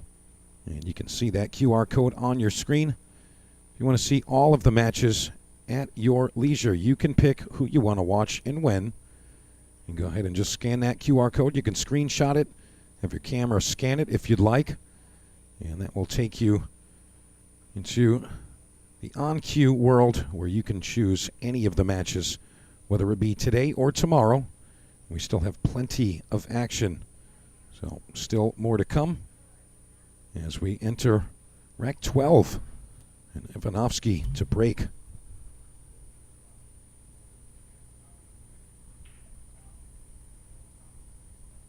Yeah, no surprise here. The 1 down. Here comes the 2. Is it clear of the red 3? And it will be. Another great opener, another great layout, and another great opportunity for Ivanovski. Really just smooth this in.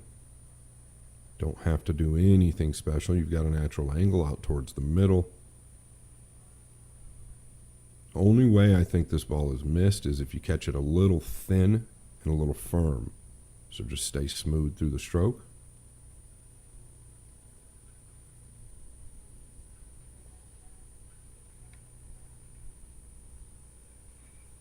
Well, I said a little thin, and he catches it dead flat into the long rail, into the short rail. Wow. This could open the door, but Pongers definitely needs to figure out his break shot.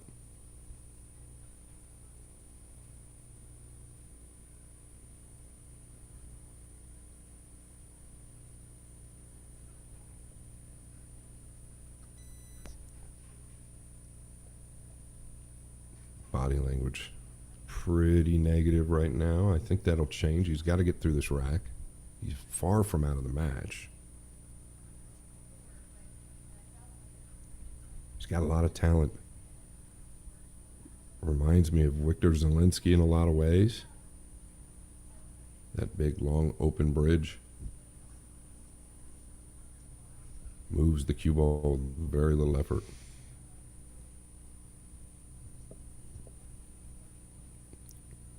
Excuse me, Victor Zielinski. And Victor just won his first, which I was very proud of him, first what you could call major Super Billiard Expo.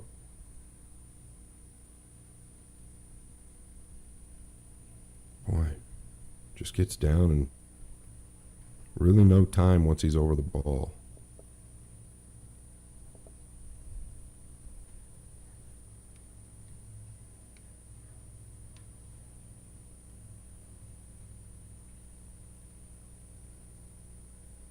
And that'll get it done, Mike. Yeah, it looks like got a little out of shape there on the 6. He recovered, as we mentioned earlier. These players are just so talented and so accurate that, even just a bit out of line, they can just kind of shoot their way out of those situations. But, you mentioned Victor Zielinski, and, I can actually see the same similarities you do, and had a nice introduction to Victor a little ways back. Remember, it was the McDermott Classic, and Victor took that down. Runner-up was Tyler Steyer in that event, and what a ways Victor's come since then.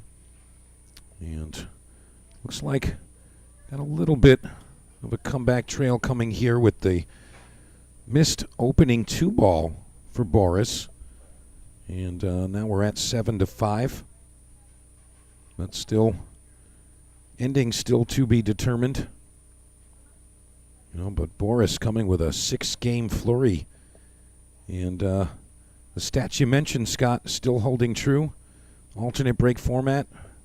You can win 6 games in a row. That's telling you something there. And it looks like both of our players have taken a minute. We're going to take a quick break. And, kind of got to agree with Yanick. If he was the one that initiated the break there, needs to stop Ivanovski's momentum. And what we're going to do is we're going to take a short break and have a word from our sponsors, and we'll be back in just a minute. Don't go anywhere.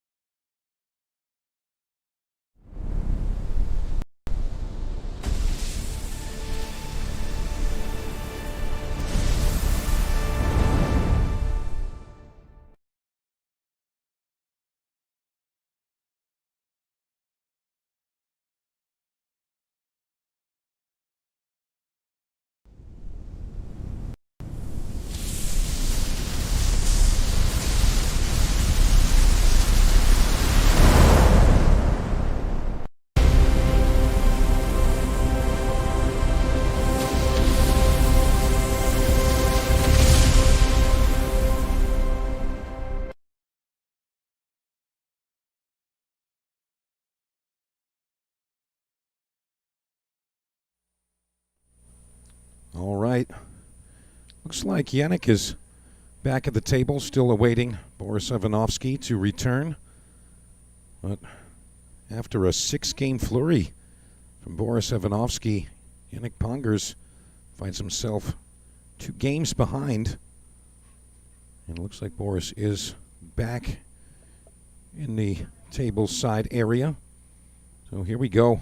Pongers to the break. And this is rack number 13. And he's down 7-5. All right, another good adjustment, but he's caught another big kiss, and I can't tell if it was because of a low ball or if it was just a bad crash around turn number 3 out in the middle. Neither here nor there. This is back-to-back scratches off of a flick. No good for Pongers.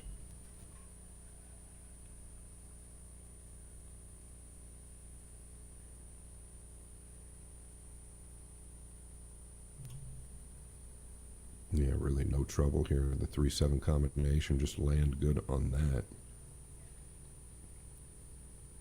The 8 plays in everything besides the lower right corner where the 9 is. Might have wanted to get a little closer to this.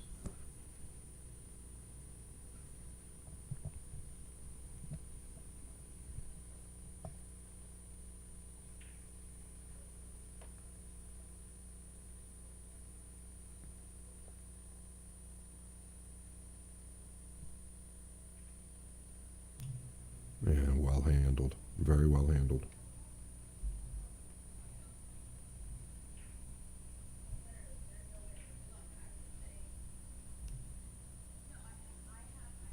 Just don't want to elevate yourself over the purple 5 here. You could go twice inside the 4. Bottom rail, long rail. You could just play the 4 up to the corner, but he's big stretched here.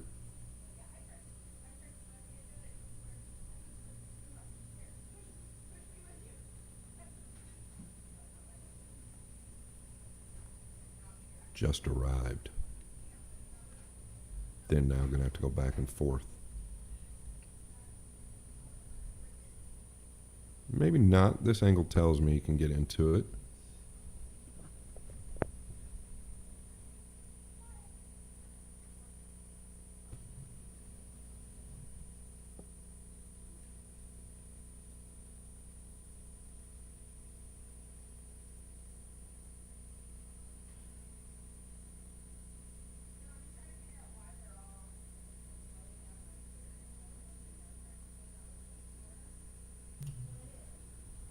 Okay, still got to work the cue ball a little bit here.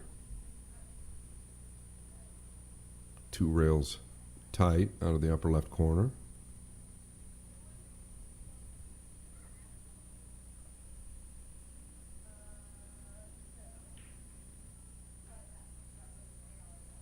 Could come to the short side or back side of the 6.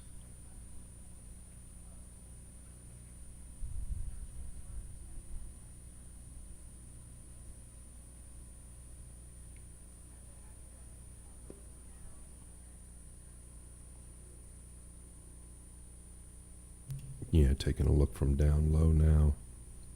Wants to rip back and forth. Anywhere below the 8, and he's good. He's got the left side pocket at worst for the black 8.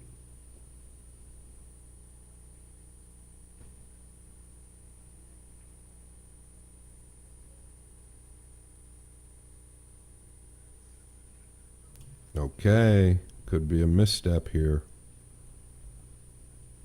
He was in control last game, missed the 2 to the upper right. It was one that he's never supposed to miss. Pongers took advantage. Is there a fumble here?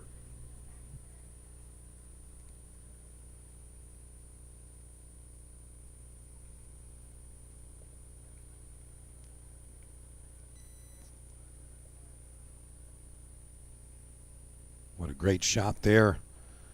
Ivanovski going to get himself on the hill, and what a great shot to kind of feel accomplished as you arrive there. And Boris Ivanovski now within 1 of a victory here. Goes up 8-5. Yanick Pongers getting the short end of the stick in the last couple of breakoffs.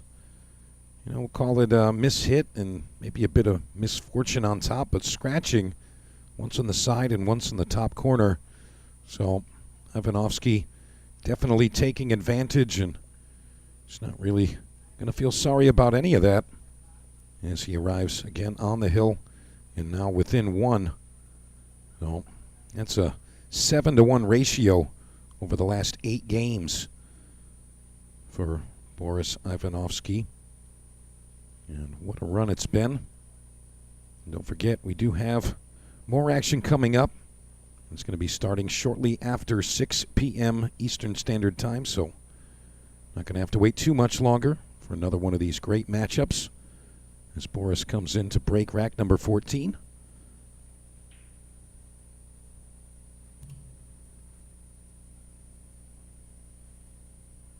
Yeah. He's caught the scratch.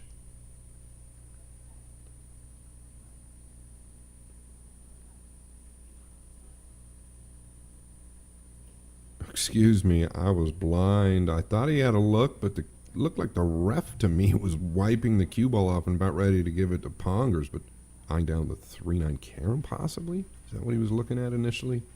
I don't know. Hard to tell.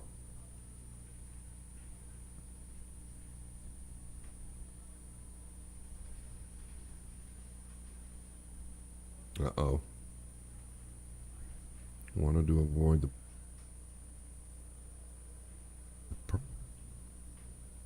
Yeah, that was a tough one. Really looking to get down table running into the purple, but I mean, this is the situation now, so, you know, Ivanovski perhaps rail first to make the 9-ball, Scott. Yeah, he's looking to dig behind the 3 and kind of ticky the 9 in with an extreme inside. He's got to get behind the 3 in order to do so, and there's not a lot of room.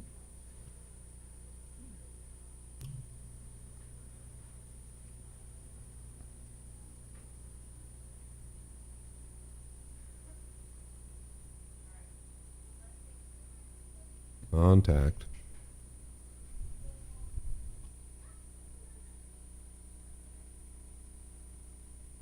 What a great result from that shot. Not sure if that was the intention or not, but it's going to work out in his favor. So Pongers literally living on the edge here, fighting for a chance to maintain and stay on this winner's side. As his opponent sits on the hill. And I don't think that's going to do it.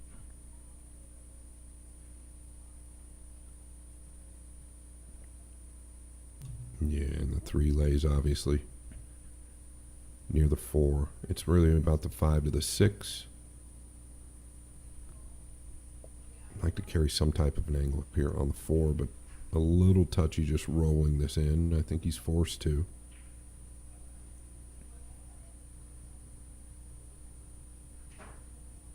He's dead straight in. So it is a little scary rolling this ball.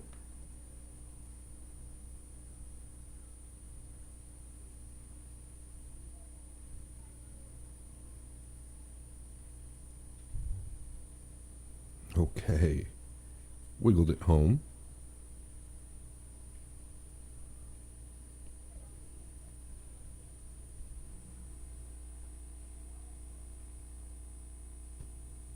Yeah, you get good on the 5, it should be over.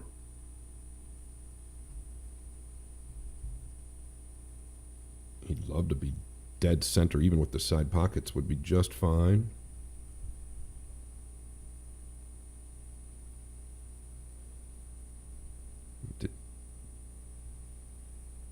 Don't know if it got there.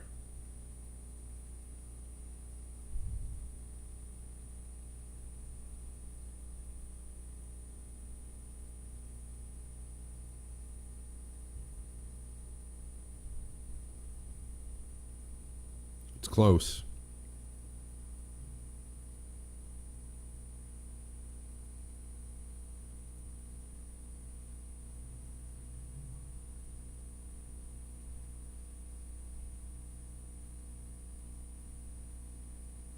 All right, we've got more pool to be played between these two.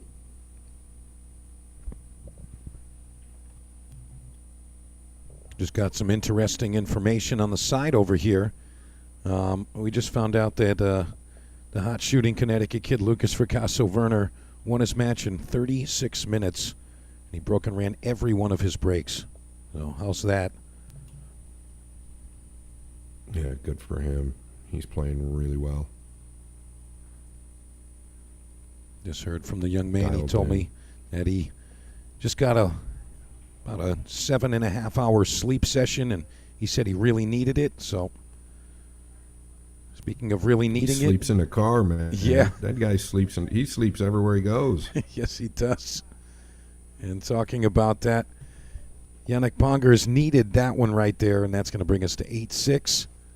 So, still hanging on, but Boris Ivanovski still in the positive here with a 2-game lead and still sitting on the hill. And tell you, just a 2-game lead versus your opponent on the hill with a 2-game lead, very different, mentally for the player that's behind, and also for the player ahead. When you're needing just one game, kind of just hoping it's going to happen for you at times. And Boris misjudging his shot there and passing it back to Pongers. So Boris really needs to tighten up. We know that these top professionals can really turn things on and really put you in handcuffs. So, now we see Pongers back to the break here and has found 0 success on the break in the last few. So let's see if he can make something happen here. Yeah. Going to be open on the 2.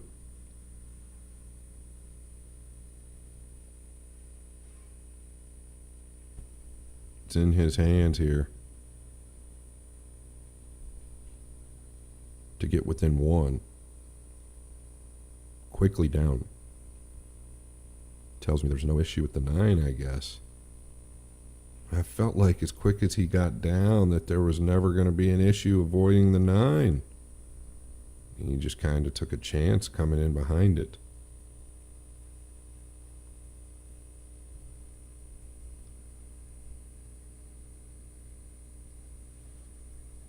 Yeah, I don't know. Just maybe another split second or two. Once you're down, very reminiscent of Zelensky. He's the very same way. Doesn't take any time, does all the work from above, but quick down low. Going to the air now. This is a must. Can't Yeah, the believe cue what we ball just saw, Scott. Finds the corner, and it's a concession. My goodness. Wow. He's just going to shake his hand and give it over. Unbelievable. So, there you have it. Boris Ivanovski, 9-6 over Yanick Pongers. And we're going to take a quick word from the sponsors and have a word with our winner, Mr. Boris Ivanovski. Scott Frost, thank you very much for joining us. And we're going to be back in just a bit with more tournament action from the Bob Stocks Memorial here at On Cue in Front Royal, Virginia. We'll be right back.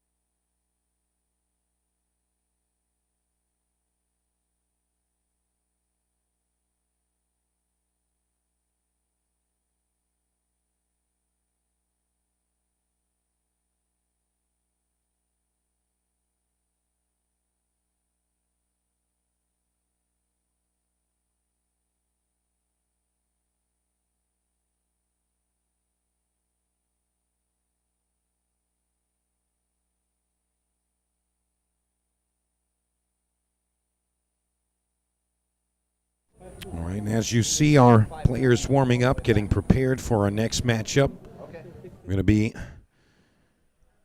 having Jesus Atensio and Nathan Childress. What a matchup that's going to be. And before we get into that, we are going to be taking a quick word from one of our players out there. He's standing by with our roving reporter, Mr. Madison Ortiz. And that's going to be young Felix Vogel, German phenom. I believe he's just 18 years old. And he just had himself a double hill win over Mr. Get Some, Sean Wilkie. So, going to be great to hear from him. And I do believe they're standing by right now. And here we go. I'll send it on over to Madison Ortiz. Felix Vogel. Madison Ortiz here live again on Q Sports Bar and Grill for the 2026 Bob Stocks Memorial. Day 2 is just like day 1. A ton of firepower, a ton of surprises, and a ton of upsets. Let's talk about this match here. We have the young gun Felix Vogel from Q-Tech playing the local favorite Sean Wilkie. Felix was actually late, guys. He had a 1-game penalty, and then Sean jumped ahead 5-2. From there, Felix pretty much won the day, made it, I believe it was 6-6, 8-8, and I'll let him tell the rest. Yeah, it was very tough because, yeah, how you said, I came too late, and I had to trail. I was down the whole match until 6-6. Then I was very lucky. I think I was very lucky a few times actually. And I was up 8-6, had the chance to win, miss it, 8-8, and then he scratched on the break. So I got lucky. Yeah. So another scratch on the break to, I guess, win the day for you. When do you play next, and do you know who you play? I play at 8 p.m. against Yanick Pongers. Yeah. I have to tell you, Yanick just lost to his roommate, Boris. That was pretty tough. He had a pretty good, significant lead, and then Boris just pretty much tidal waved them, and that's a tough one. You're going to have a tough match to go through, I believe. So this is the last one for the final 16 for you. How do you prepare? Maybe eat, sleep, eat, and play. All right. The young gun says he's going to eat, sleep, eat, and play. Well, don't sleep too much. No more game penalties, okay? All right. We're going to send it back to you. Ship to cash, Mike to marker. All right, thank you very much, gentlemen. Madison Ortiz and Mr. Felix Vogel squeaking out a win against Mr. Sean Wilkie.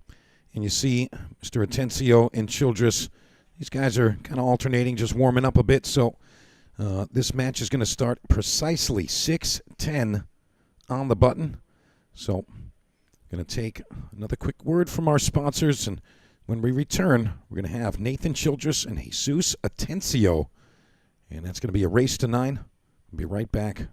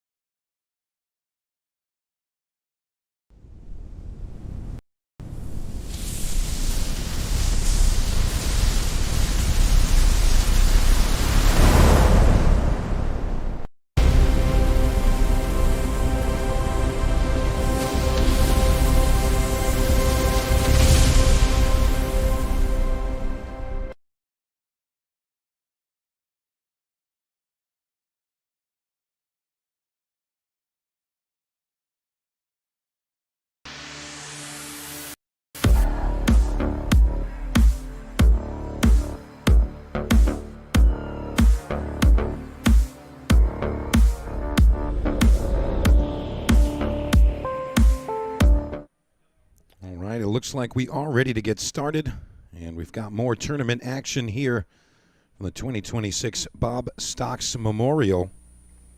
And this is another winner side match, both players undefeated. And we've got Jesus Atensio and Nathan Childress. And I am Mike DeMarco from Ship the Cash. And joining me is going to be the Fraser, Scott Frost. What's going on, Mikey? Well, I'll tell you what, got a lot of chatter around the room. Matt Clatterbuck just defeated Billy Thorpe, and that was a 9-8 victory, so local favorite getting the job done. So Billy Thorpe, early exit from the event. And also Felix Vogel, 9-8 victory over Sean Wilkie. So a lot of tight matches on that B side. On winner's side, we just saw Boris Ivanovski take out Mr. Yanick Pongers. And what a run Boris had. But now, the task at hand, Atensio versus Childress, race to 9. And they're looking to move forward into that final 16. So here we go.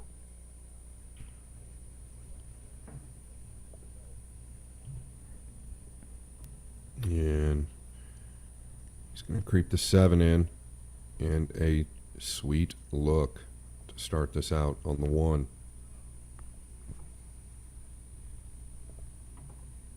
John Lehman, one of the best in the business, the referee for this match.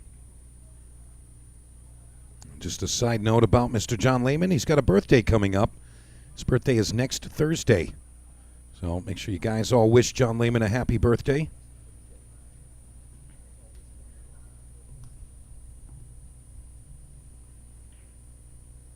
This guy right here, we cover quite a bit in the majors, and he continues to knock on the door. He's had a pretty good career as of late. Just won the Beasley Open, defeated Lucas Fracasso Werner 11-4 in the finals. And then I think his biggest win to date, and he'll attest to this, he was recently on our podcast, was the River City Open in Jacksonville.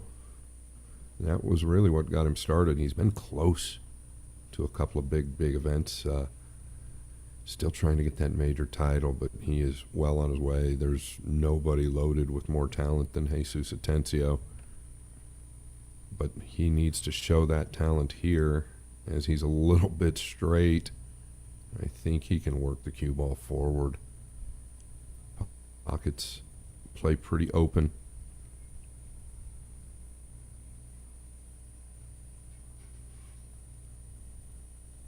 Ooh, just barely avoided the point. Could have been disaster.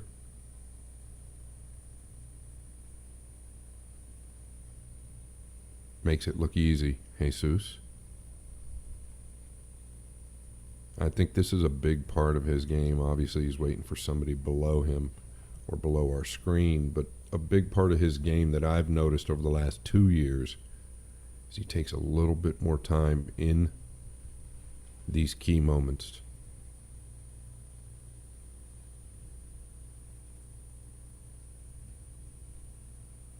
What never fails, Mike, you build them up and they never do you right. Yeah, it seems like it's always the case, Scott. And, you know, looks like he might have given Nathan Childress just enough to see this purple 5. He's going to look at it from both sides, but yeah, it's true. You mentioned the greatness, and they never seem to let you down.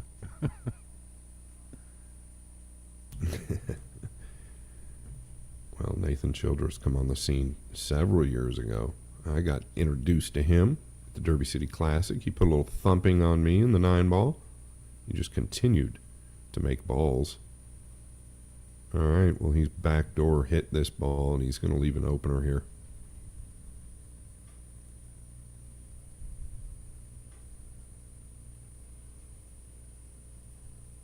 Fresh cloth. He had to swerve around the 8 slightly and just kind of overturned it.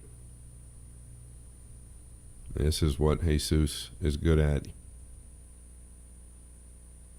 He is not afraid of left side pocket. Never a thought of going there due to where he wanted to place the cue ball.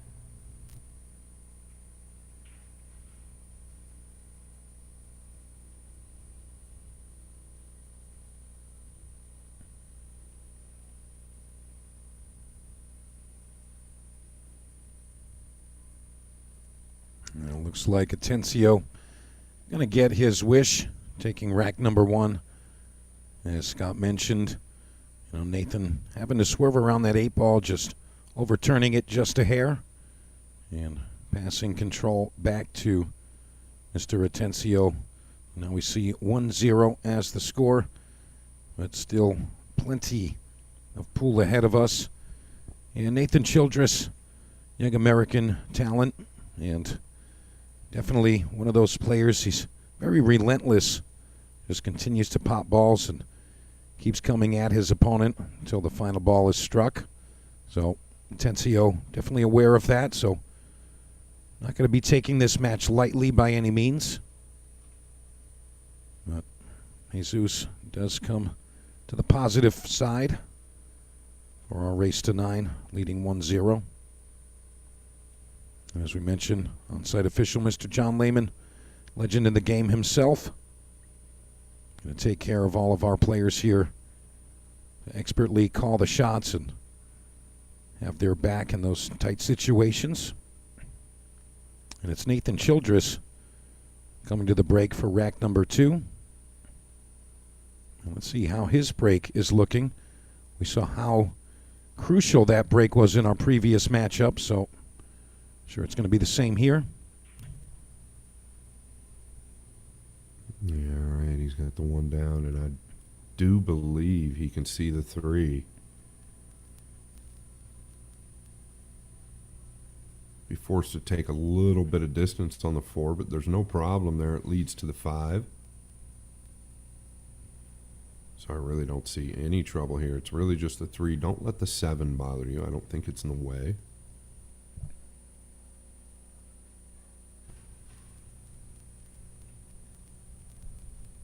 Strikes the ball really well.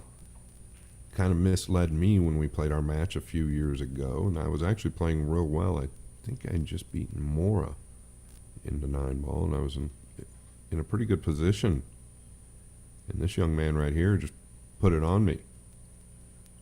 And I think he's gotten a lot better since then.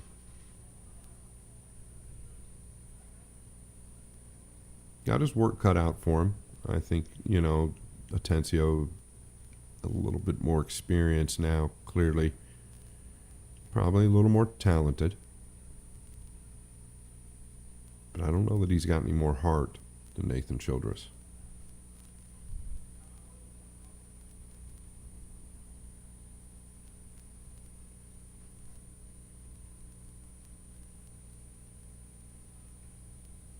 Good speed there. Really easy to lose the cue ball on a shot like that.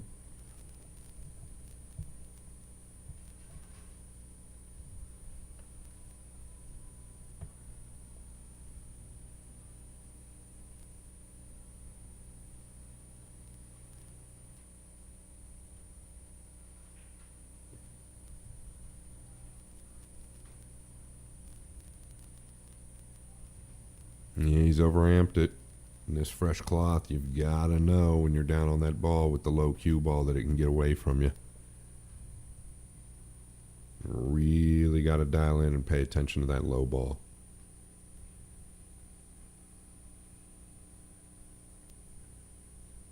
This is tricky because now he's going away from the 8. Unless he can get into the 9, but I think it's too thin. Maybe he can get a piece of it.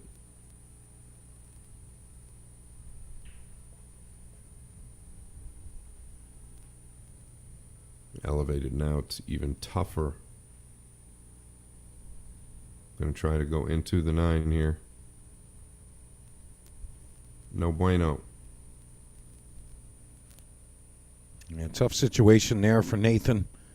Like you said, Scott, got to be aware of that super slick cloth and a little nip draw there.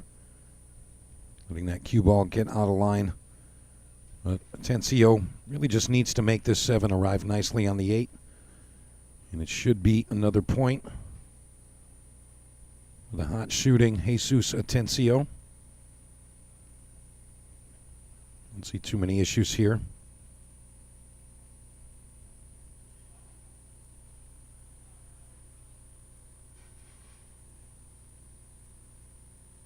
Nice back and forth there. He's going to shoot this 9-ball square at his opponent.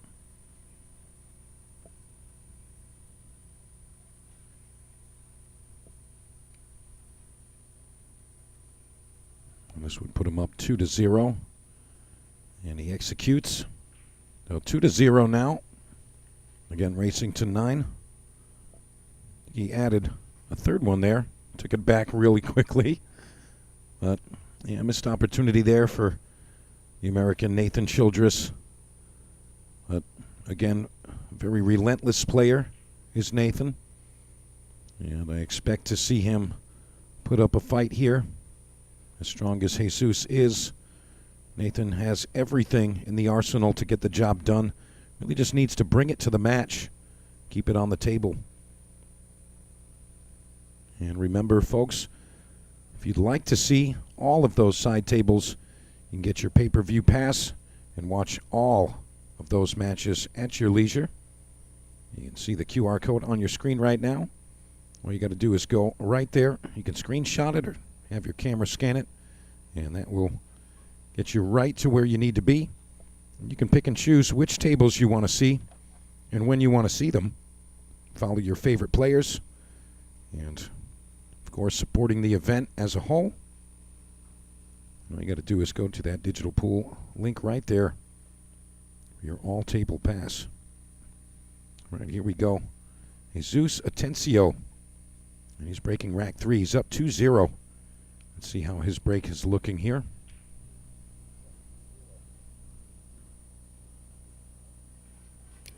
Okay.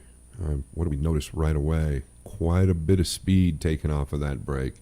The spread was real good due to the contact and his timing, but sure did not look like he put any max power on it or anything near it, but the spread was excellent. Just ended up behind the black 8, so he's going to be forced to roll out here. I don't believe there's anything else. He's going to evaluate where to go. On this screen, the overhead, I'm looking at the upper right corner. He's looking at some type of maybe a jump shot behind the 5 or the 9. I don't know. Oh, he's going to test him from down here in the lower right corner.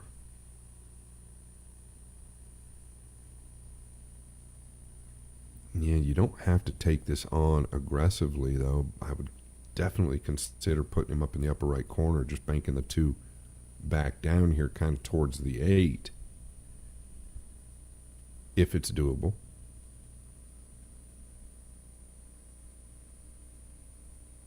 You've got the 5 and 9 that can provide cover up top.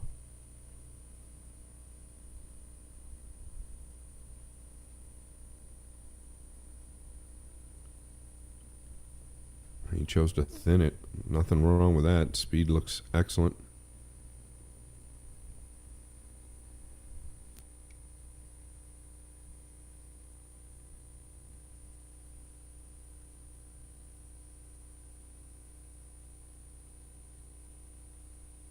One of the best in the business with the short stick.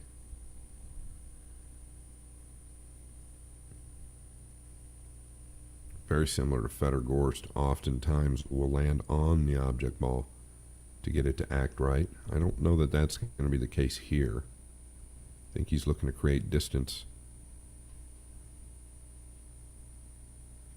And try to use the 5 and 9.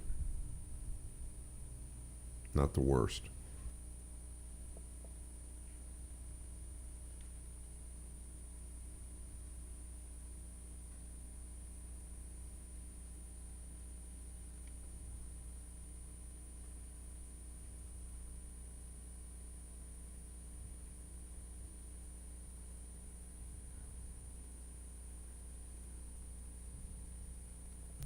Leaning below the 3 here. Or at least the 8. Is he going to take it on? That stroke tells me he's looking to chop it.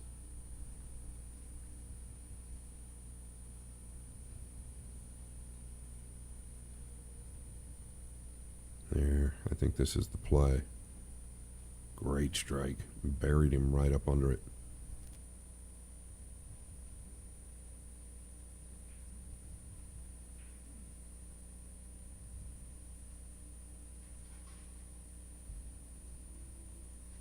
I like the way the cue ball grabbed off the bottom rail. Really acted true. Didn't seem to slide at all.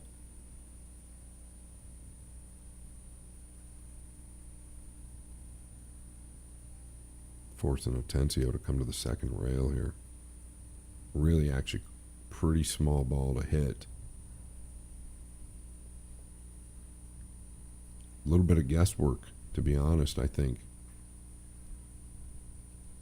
He's a favorite still, but it's a small ball. It can be missed. Yeah, good hit. Very good hit.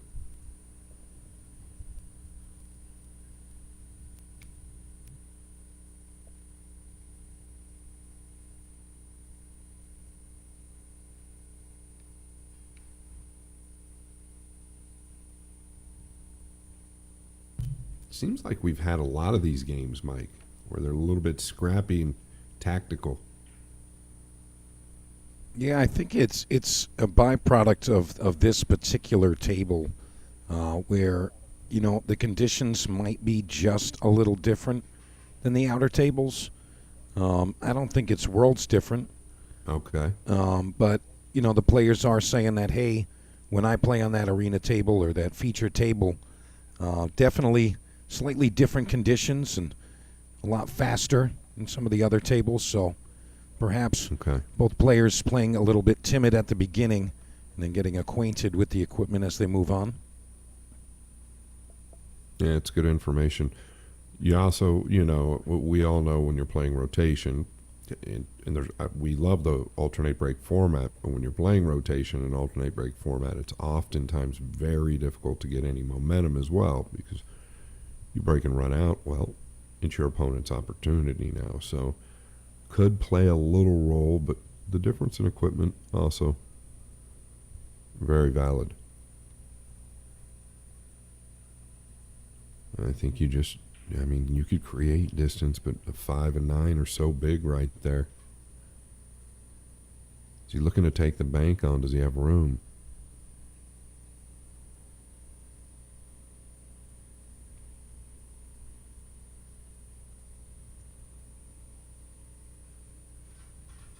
I think it's going through his mind to actually jump this ball. And it is.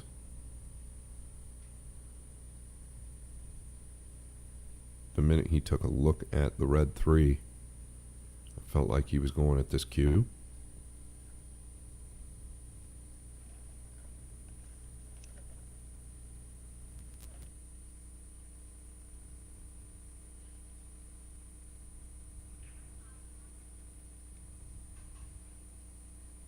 Yeah, one of the event organizers, Brandon Schuff, there at the bottom of our screen. There's another dangerous one in this tournament.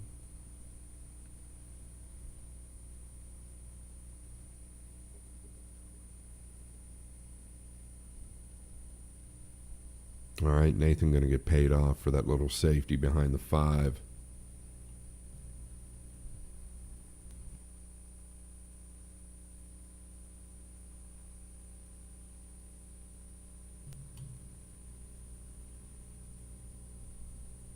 Don't have to play the 5-9 combination in the future, but it's not the worst by any means. There's nothing wrong with it.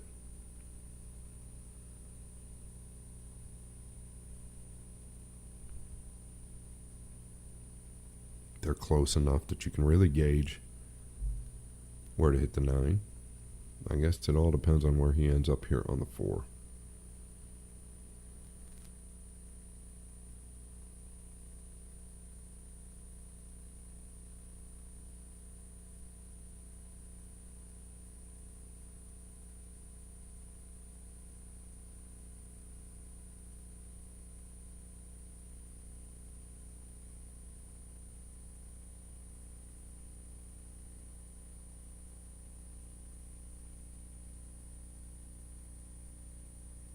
And it's the draw ball again. I feel like maybe just a little overworked.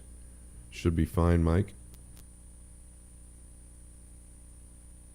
Yeah, I think he's going to be okay here. Nathan seems confident with it. He went right to that combination. And now you got to kind of just go with your gut. It weasels its way in. 5-ball finds its way in the pocket as well. But nonetheless, Nathan Childress answers back, and he puts a point on the board. So 2-1 now. And Nathan going to be staying out of his chair. As he's going to be coming to the break here. And again, Atensio still has the advantage. 2-1. Yeah, I think Atensio just misjudged the speed on that jump return after Nathan's effective safety. And just leaked that ball out, and he was able to take advantage there. Nathan running out. But as we said, Jesus Atensio very hot right now, coming off of a win at the previous WNT stop at the Beasley Open. And again, winning over Lucas Fracasso Werner. I believe the final there was 4 games for Lucas. It was 11-4. But Lucas also playing very good at this event. Can we mention he won his last winner's side match just about an hour or two ago. He won in 36 minutes, breaking and running every rack on his break. A remarkable performance there. But for now, Nathan Childress to the break. Okay, similar to Yanick Pongers. Short with the 1 to that side pocket. And it seems like everybody's breaking the 1. It's not going to get it done, though. Stark contrast between the two's break so far. Look immediately going to the rollout jump. Did you think about the 6? He's clear. This is a strong, strong weapon to have in your bag. This is why Fedor Gorst, I think, really stands out from the rest, especially in the long run. Boy, it must be, maybe Jesus didn't pay close enough attention to how much of the 1 he was leaving.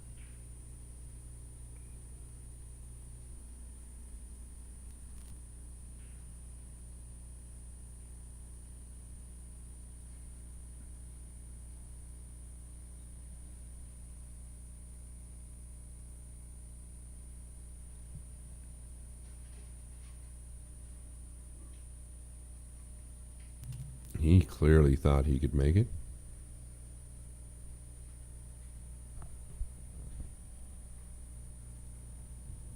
A lot of work to do here. A slight mess. We continue to talk about it. The layouts have been a bit funny.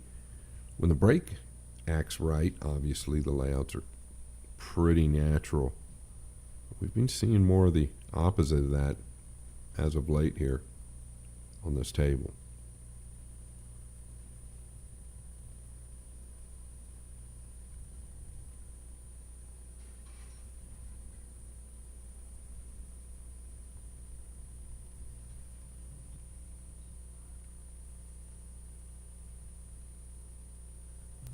Yeah, probably pretty concerned if the 1 doesn't pass as to where it's going to end up. And he tried to use all of the pocket there, Mike. Yeah, I think the table has tightened up a little bit. We saw the slick cloth accepting a lot of those trivial shots, and I think we're starting to learn what it can and can't accept. But in the same regard, I think the players kind of learning what they can and can't do on the table. So, breaks are getting progressive and kind of making those adjustments over the first, 4 to 6 games. And hopefully they can figure it out before their opponent does, get in the positive. Seems like that's kind of been the tale of this table so far.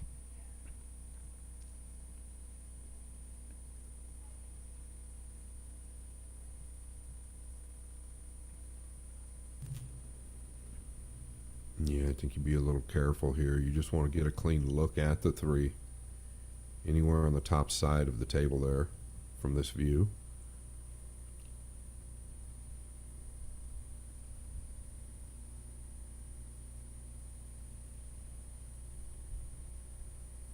I don't mind this at all, staying a little thin on it. If you think you can catch it thin enough to use the 6, 7, and 4, just chip this to the bottom rail.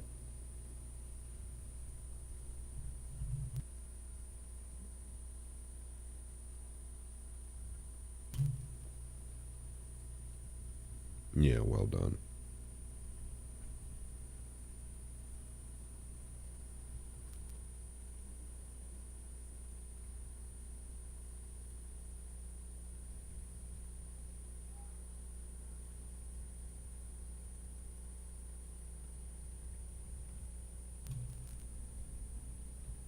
Also, one of the best to do it is the kick shot from Atensio. He really ticks all the boxes when it comes to having the shots in his bag. I think his biggest, I don't even want to say the word, but maybe downfall would be at times just getting a little quick with his decisions. When I compare him to the absolute elites, I think that might be something he would agree with, but that just takes time, right? Maturity, experience, because it's very easy to lose control of the heart rate under the big lights.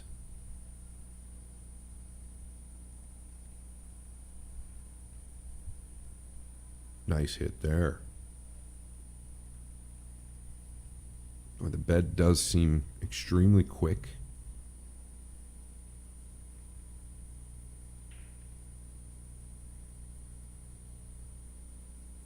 Gorgeous diamond table.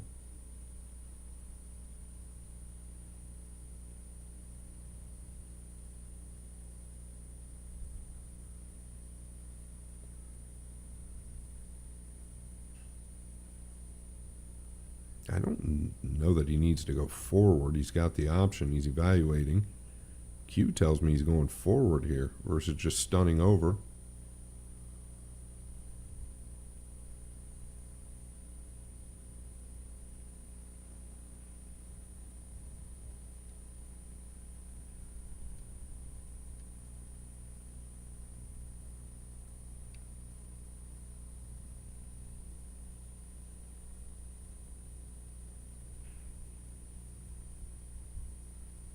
Now stunning.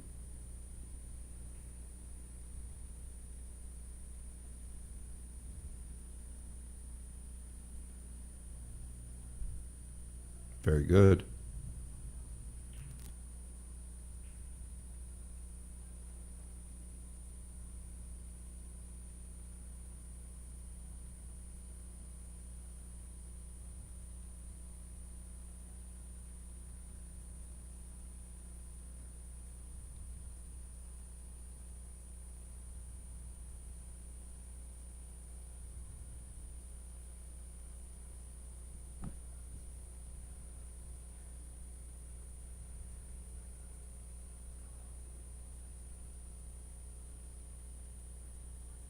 Don't let the 9 bother you. You're a little bit over it. Just stay smooth through the ball.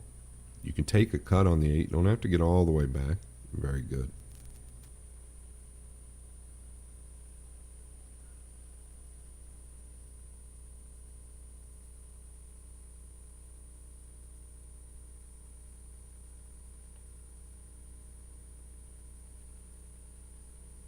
All right, Nathan Childress looking pretty good here.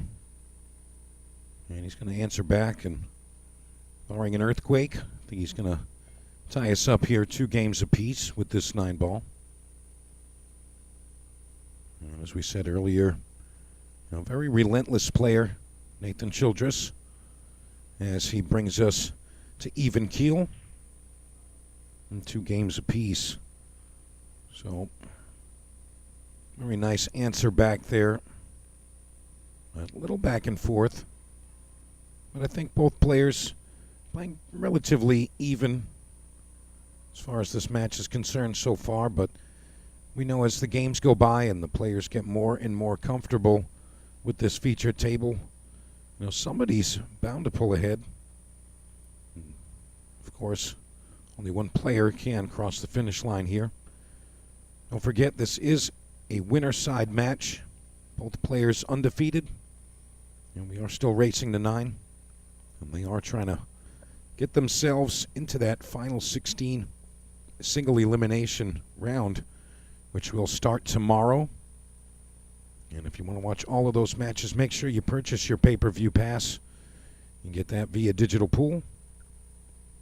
And if you're not sure how to get that, there's the QR code right there on your screen.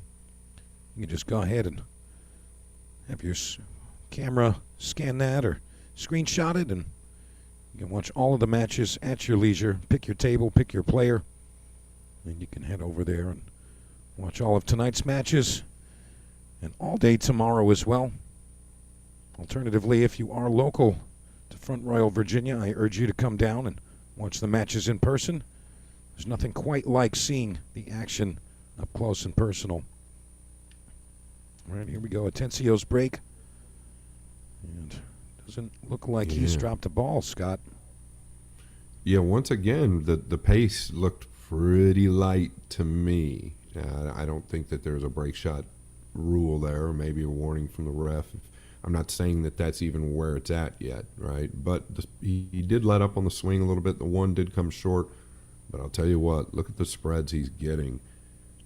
It's going to be very bad news for Childress if he can find that break. But for now, I mean, he was trailing 2-0. It might be bad news for Atensio. And we saw a similar exchange on one of our matches last night, Scott. We got to see, it was Jeremy Sosi and Vitaly Petsura. And Jeremy had a lighter break, and the balls were kind of clustering down table. Wasn't really working out for him off the bat. But as the match progressed, he made those adjustments, and he ended up coming out on top of that one. So, as the racks go through, perhaps Atensio can make that adjustment as well. But very similar. Yeah. Go ahead. Just very similar results there. Yeah, interesting. I think Atensio, he's such a high-level player, definitely doing it by design, probably just trying to experiment and see what's best. And like you said, we'll make the adjustments going forward. I mean, it was just a matter of a fraction, and the one's down, and he's probably already out by this moment. So, good hit there, but he's going to have some work to do now. Must be okay on the side, but it's thin. Here's a better look. This is one of those that you're afraid to just kind of roll, because if you catch it a little thick, you can lose it into the upper corner.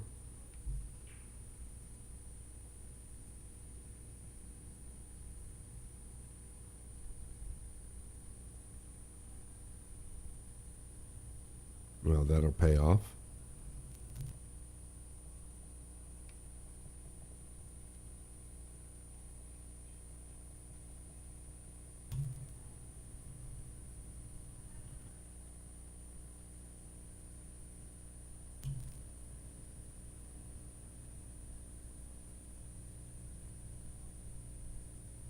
Yeah, nice hit there.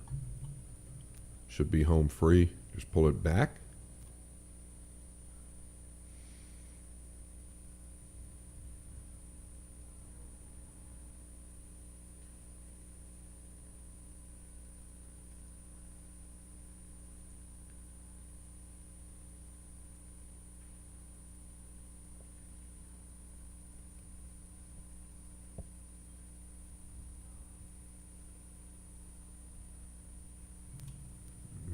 Pretty good response, Mike, so far from Nathan, starting out 2-0 down. Yeah, it seems like, Atensio giving up the control right off the bat, and, Nathan just staying on it. And he's going to make quick work of these last few. And this would be Nathan Childress leading 3-2 after being down 2-0. And tables turn. He arrives a little shy to the corner, but he's got the side as the backup, so no issues here. Just going to take a quick peek. There should be no issues here Nathan Childress going to take the lead now, 3-2. And I'll tell you, it's amazing how these runs can be strung together, and especially in that alternate break format. And it's kind of remarkable. Atensio goes up 2-0. Looks like it's going to start to be, that kind of match. Next thing you know, the opponent wins 3 straight. Really not the way I thought this match was going to go, but I did think that it's going to be a little tighter as we get towards the finish line here. But Atensio, body language telling me that he's not thrilled about that score right now, Scott. Yeah, it's early enough. I think that they're both just trying to find their way.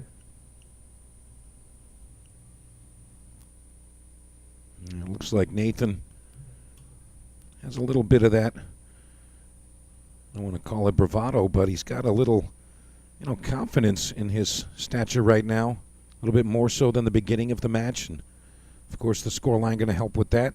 So, you'll see how Nathan can make this break shot work. Here we go, rack number 6.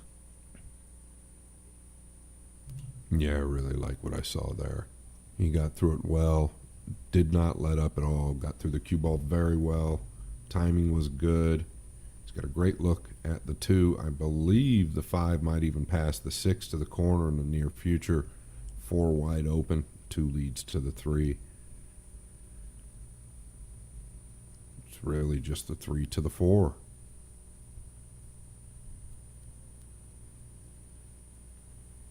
Do you just stay below this, or do you force yourself to come up? Okay. Yeah, I don't know. He's got an angle now. He can cut this to the upper right corner. Now the upper left. Pretty natural, I think, to come 1, 2, 3 short side if he chooses. Pink 4 next.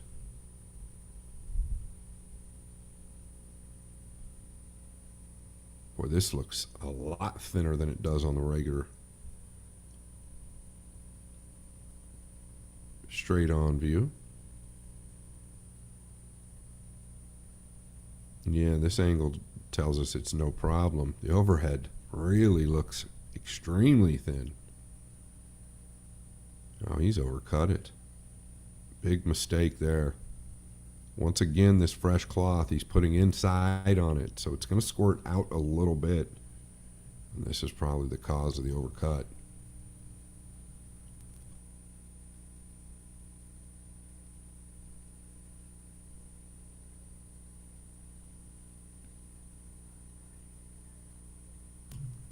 Yeah, I think I don't mind his decision here, Mike, looking to maybe just stay more towards the center. I think that that's probably the play. He's a great shot maker. Don't force anything to come all the way down.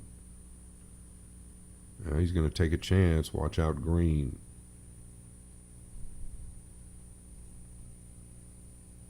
It looks like he's come out okay here.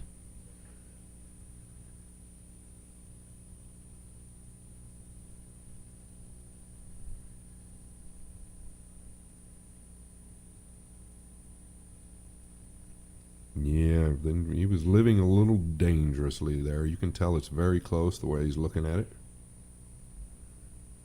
Yeah, he's even going to elevate. Coming all the way around.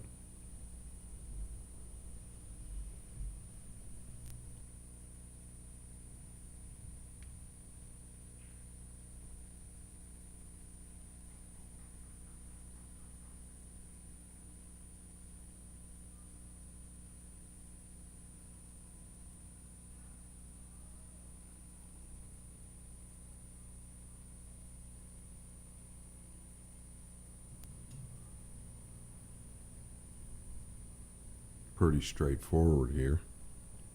Literally. Yeah, just a little draw shot here.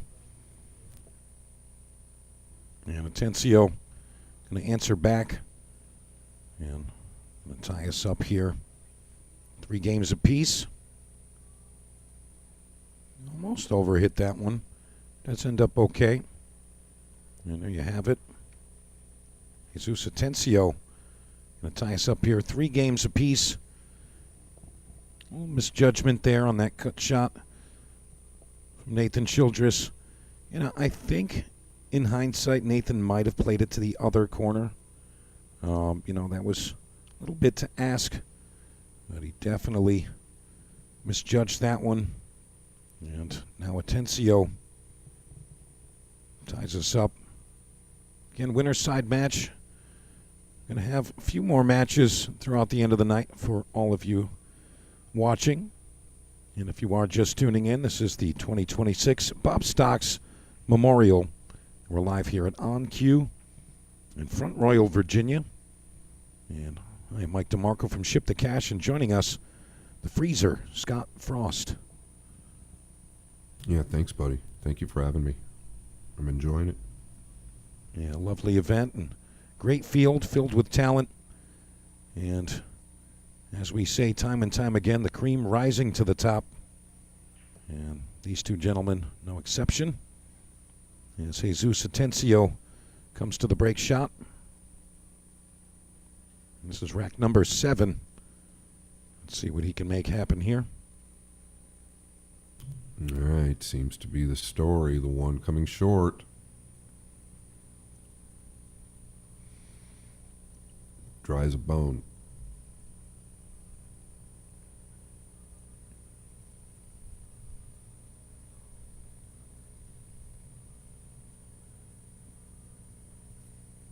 Yeah, kind of strange here, right? I don't know. Do you just tickle the one up and use the 2, or do you come all the way around and use this wall down here?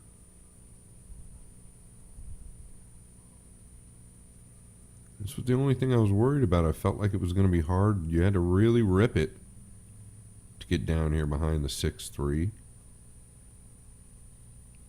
Don't know if he's...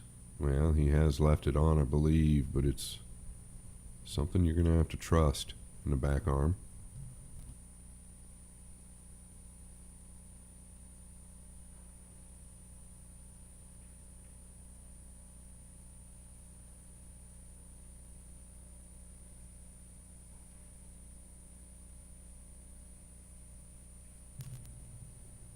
You can't be disappointed at that.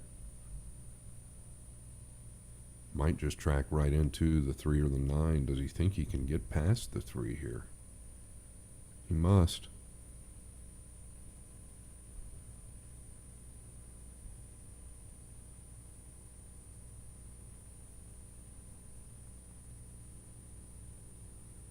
But to me, it looks like he might be going into it. We'll see.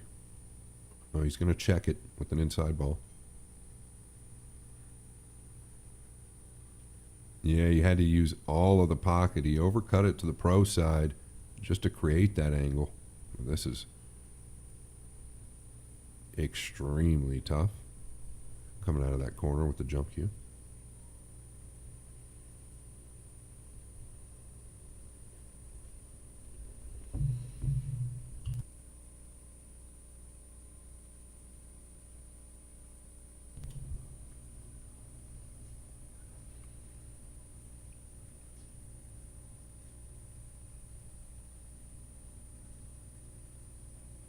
Yeah, you obviously want to cut this. You don't want to catch it full.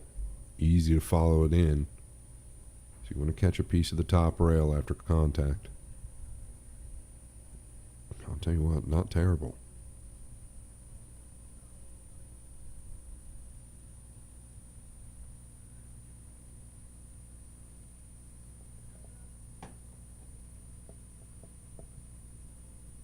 Looking to bank this one rail straight back up table maybe and use the 7, 8, 9.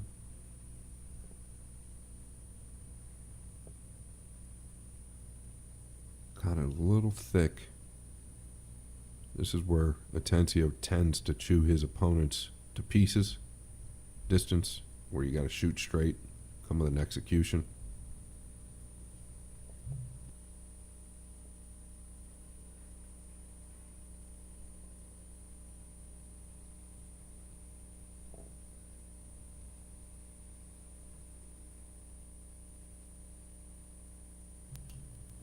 He's just so good at the distance.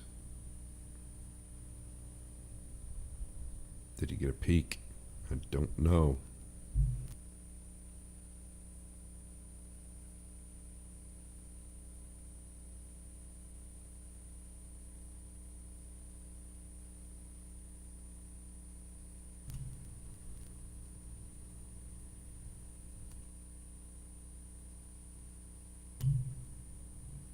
Yeah, he might just take the distance on the purple 5 here unless he thinks he can work the cue ball.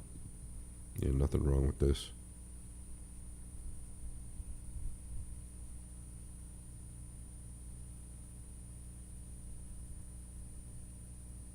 Going forward makes the pocket a little bit bigger here because he can take a little speed off of it versus punching it.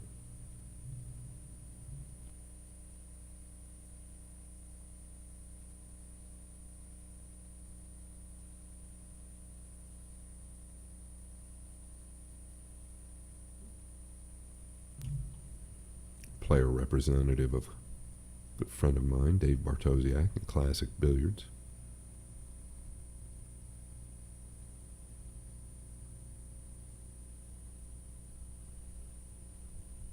Oh, very good. Also, the Junior Pan American Games 8-ball, 9-ball, and 10-ball champion, Jesus Atensio. Pretty impressive. He won gold in all 3 divisions.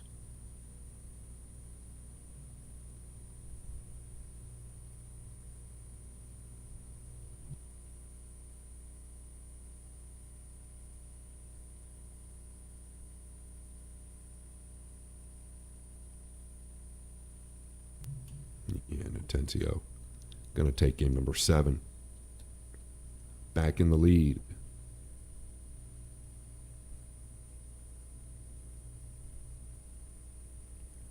Diamond Tables, one of the key sponsors. Universal, clearly a big sponsor here.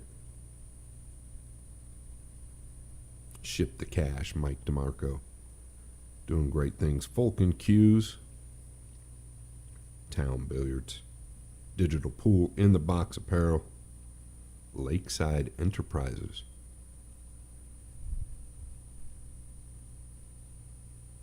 Then here at On Cue Sports Bar and Grill.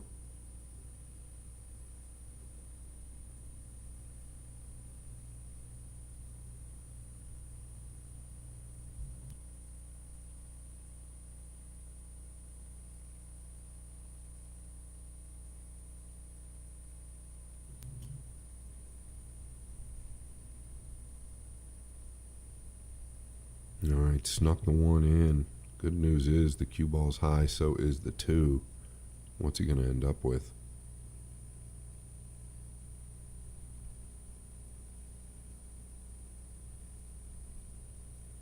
It's just kind of in that funny spot, right?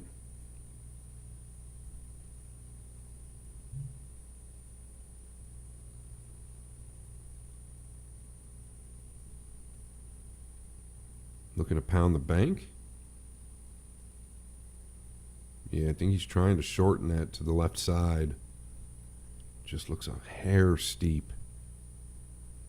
You could chip the top side of the 2 out towards the middle and maybe just trickle down here to the lower right and use the 8, but you can't fault him if he wants to get aggressive.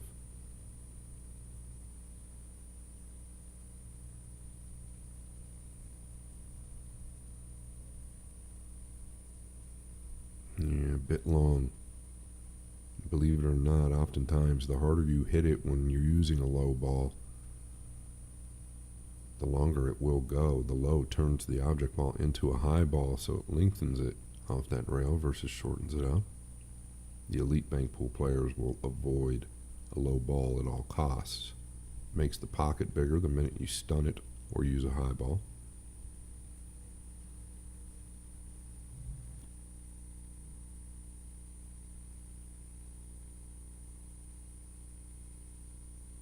I guess I should say when you stun it with one of the softer speeds you can stun with.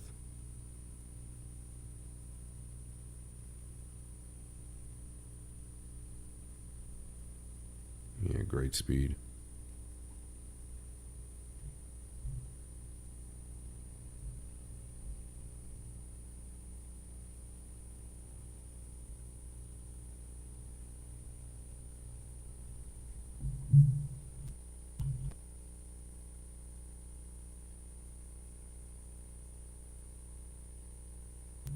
think he's worried about the 6, right? I don't, not saying worry, that's probably the wrong term. But he's cautious of the 6. He doesn't want to get too steep on the 5. Waiting for Brandon. Mr. Schuff, one of the organizers of the event. Elevated over the 5 a little bit here as well. He's great at the elevation. I think you just kind of got to cinch this, though. But knowing Jesus, he might just try to pull it back.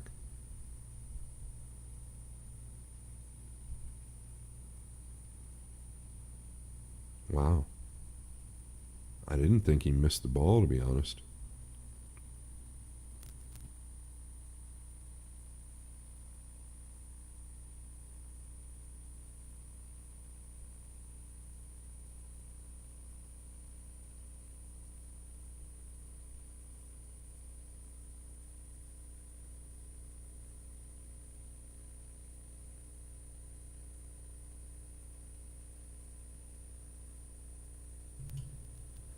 We are playing all ball fouls. Yeah, nice straight hit there.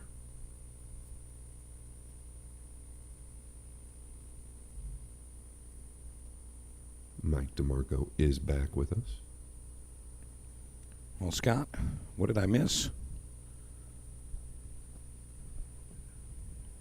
Not much. Atensio is in the lead now, which, you know, he was up 2-0. Childress won 3 in a row.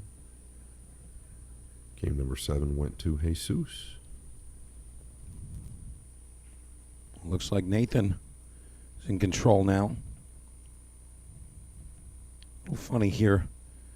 Into the 7. It looks like he's got enough ankle, though.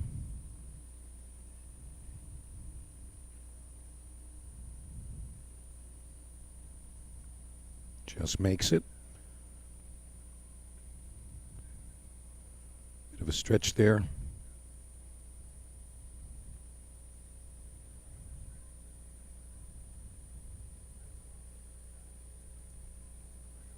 It looks like Nathan is going to tie us up here, Scott.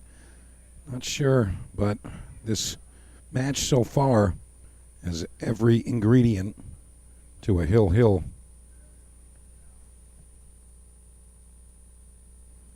As Nathan arrives perfect on the 9 ball. And he's going to tie us up here. 4 games apiece in this winner's side race to 9. I'll tell you, it's been a lovely event thus far. Starting with 63 competitors. And we're going to arrive at the final 16, going into the stage 2 portion of the event. And again, we are at On Cue, Front Royal, Virginia, for the 2026 Bob Stocks Memorial. And still got plenty of action coming your way. Again, we came back today with the final 32 players. And we're just a few rounds away from finding that final 16 draw. You see our on-site official, Mr. John Lehman, superstar in his own right. You know, Scott, it's funny. Had some comments yesterday that John Lehman might have more pool videos out than Shane Van Boning. The amount of matches he's been involved in. No kidding. I'd like to see the numbers on that. Here we go, Atensio to break. This is rack number 9. Yeah, really good contact. The 3-8 buttered up. I believe the 3 plays to the lower left. We're going to find out quite soon. QL leads perfectly in line to the 2. I think he's got to land on it real well, but I think he's got a pocket to the lower left.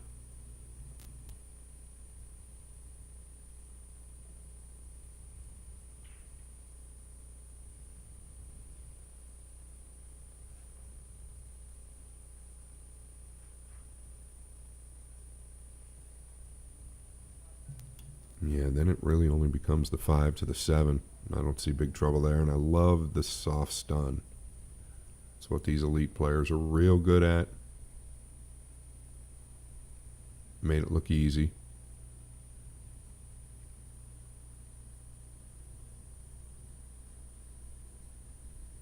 He's going to carry an angle, I believe, just staying out towards the center, unless he wants to get tight to the 5. I don't see any reason to get tight to the 5. Just stay out towards the center. 1-2 back for the 7 in the lower right.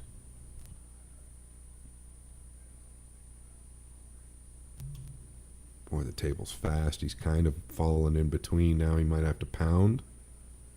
Yeah, and you see how he just kind of looked away. He did not want to be there. Now he's got to get into it just a bit more.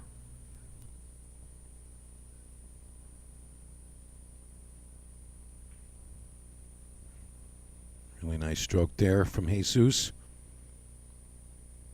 Arrives with reasonable angle here. This is really the big shot now. Got to get a good line to the 8 ball.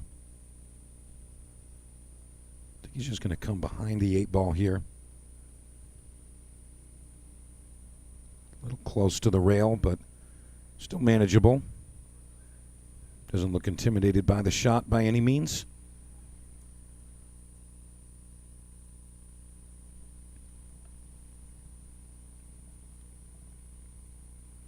And the 8 ball's going to find a home. And he's going to go ahead by 1 with the deposit of this 9 ball. A lot of back and forth with this particular match. 2 racks, 3 racks, and 1 rack apiece back and forth. So, really like the battle we have here. I'm sure the viewers and the fans really enjoying that. I know the folks here at On Cue really loving having some of these top names in their neighborhood. We've had some nice waves of spectators joining that viewing area so far this weekend. And we started yesterday and got to our 32 players to start the day on this lovely Saturday. And again, everyone fighting to get into that final 16 single elimination. And don't forget, I'm going to move to race to 11 in that portion. So you'll see a little bit more meat to play with as far as the time of the match. And now you can see a little bit more of those comeback trails from the players. And of course, Nathan Childress, thrilled to be here. He's been a lot more active in recent times.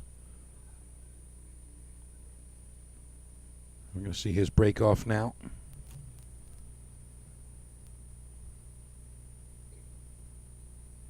Yeah, center cup with the 1. He's going to be long and funny on the 2. It's probably going to have to be a rollout. Unless I'm fooled. I might be.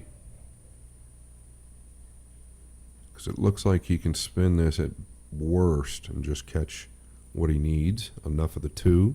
Side rail to side rail. Use the 3 and the 5. He's really elevated. You don't want to catch too much of the 2 here. Oh, that's all right.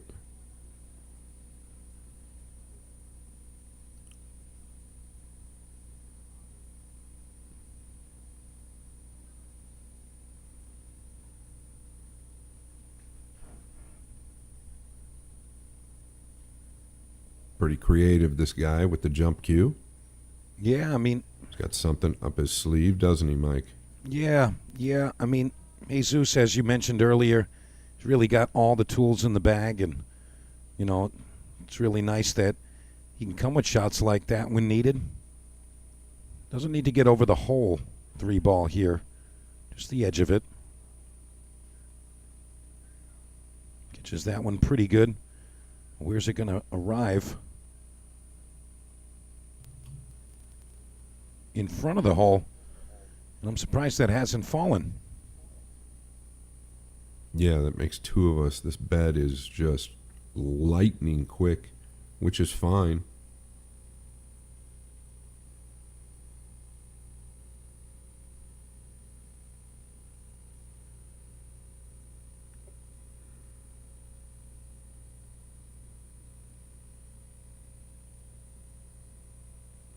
Yeah, I don't fault him for just trying to tuck out of there. It turned out great. Don't know that he was trying to get to the lower right side of it, but I don't know that he cared. I think he was just trying to get out of that corner with some type of a look on the 3, and this is going to work out.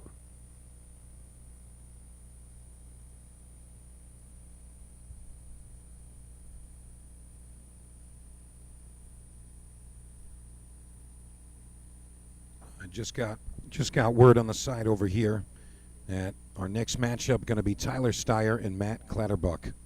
So that's going to be the next match following this one. Should be exciting. Yeah, nice.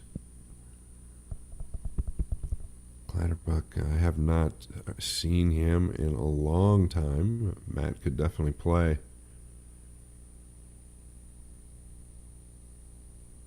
Yeah, Matt Clatterbuck winning his previous match, taking out Mr. Billy Thorpe, 9-8.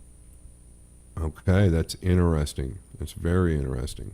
Because I felt like Billy was a bit scrappy in his match we covered earlier today. He got the job done, but his pace was a little concerning to me. I actually touched on it because it's so easy to take the bigger pockets for granted. That's when we see some of the better players make the mistakes if they get a little fast or a little overconfident in the equipment. I'm definitely not knocking Billy. I'm just talking about his pace. Typically takes he's a quicker player, no question, but he takes a little more time than what we saw today. So maybe the timing just a bit off. Yeah, reasonable assessment. I think that, players, their top performances usually come in waves, and, perhaps this is just one of those waves in Billy's career. Of course, we know he's definitely one of those top players and can come with it when he needs to.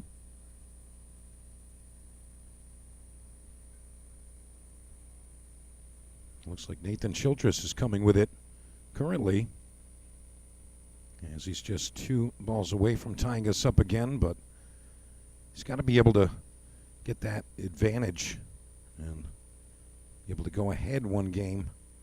Atensio's still leading here.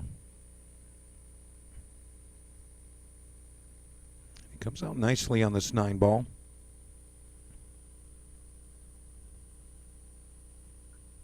Just needs to maintain that mental composure and really just deliver here. There it is. All right, so Nathan Childress ties us up 5 games apiece.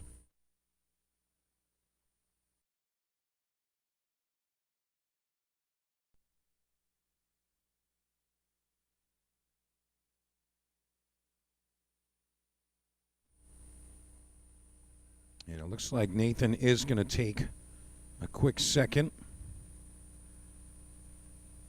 and head out of the table side area.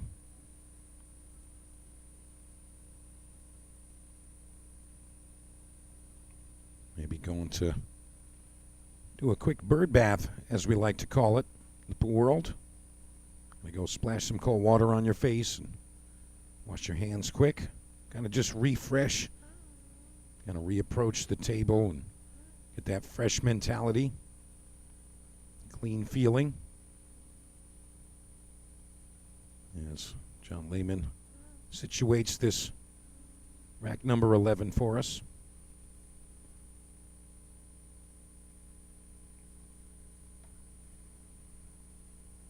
And we were just talking about our next match coming up, and that's going to be Tyler Steyer and Matt Clatterbuck.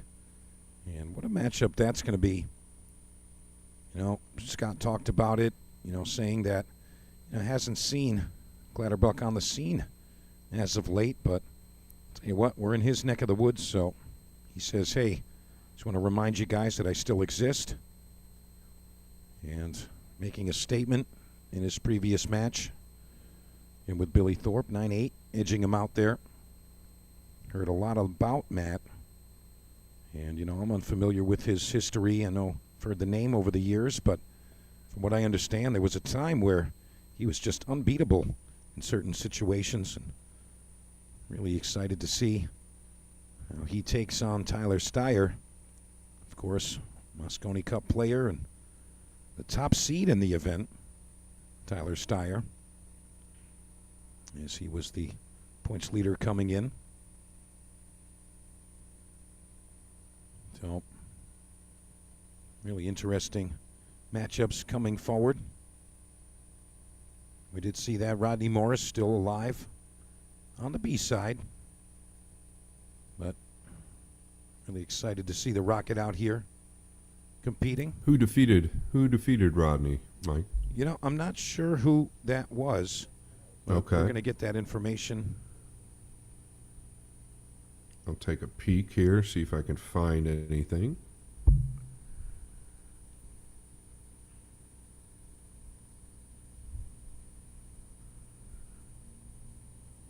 Yeah, lots of action still to come. And right now, we've got Atensio going to deliver some action for us as he goes to the break shot in rack number 11.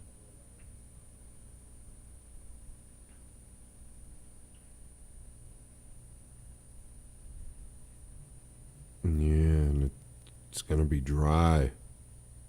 Pretty interesting. We just see a lot of it, a lot more than I kind of expected. The 6 obviously almost drops, but almost doesn't get it. We've seen a lot of awkward racks and a lot of dry breaks when you just kind of don't expect it. Not really so much in this match. I'm not harping on this match as much, but overall, a little more than I expected. He's got to smooth this in. The 2 does play to the right side if he wants to use an outside ball here. He's got to get past the 3.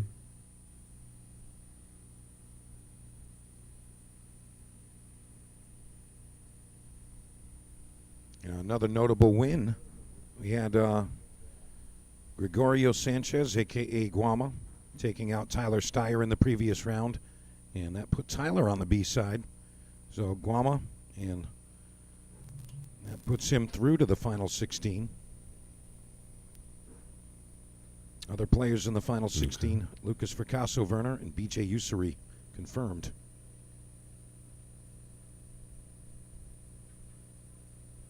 And Marco Teutcher, what a great player he is on the tour. I mean, serious damage. I don't know about that decision coming up past the 5 with where the 6 was. You know, the 6 played from anywhere, the 3-6 combination. But Marco Teutcher beats Rodney Morris 9 games to 3. Pretty tough draw for Rodney in that position. Marco, world class. Most definitely. And I'll tell you what, you know, sometimes in these events, Scott, you know, there's an opportunity for some of these up-and-comers, and, you know, I don't even want to call them an underdog, but just less notable players and unfamiliar players to kind of perform on the big stage. You know, Nathan Childress having that opportunity right here. You know, and if you can outperform your opponent, perhaps that kind of propels you forward with what's to come. Yeah, no question. I mean, I think that's the beauty of these big events. Pay your entry fee, get out here and do something special. Nathan's putting in the time. Back and forth, he could fall on the combination. Well, he's got a favorable rub. Did he get to the combination? How about not really?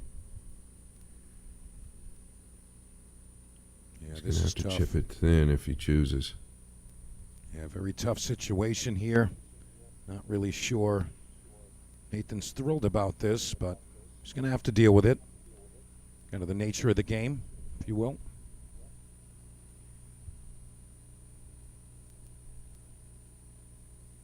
Yeah, it's too firm. He's going to give him the bottom half of this ball.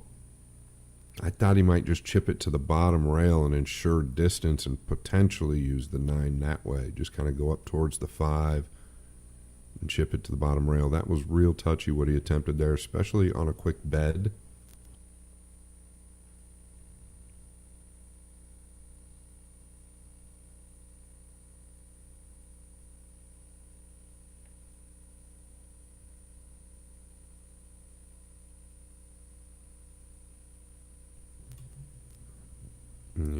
good.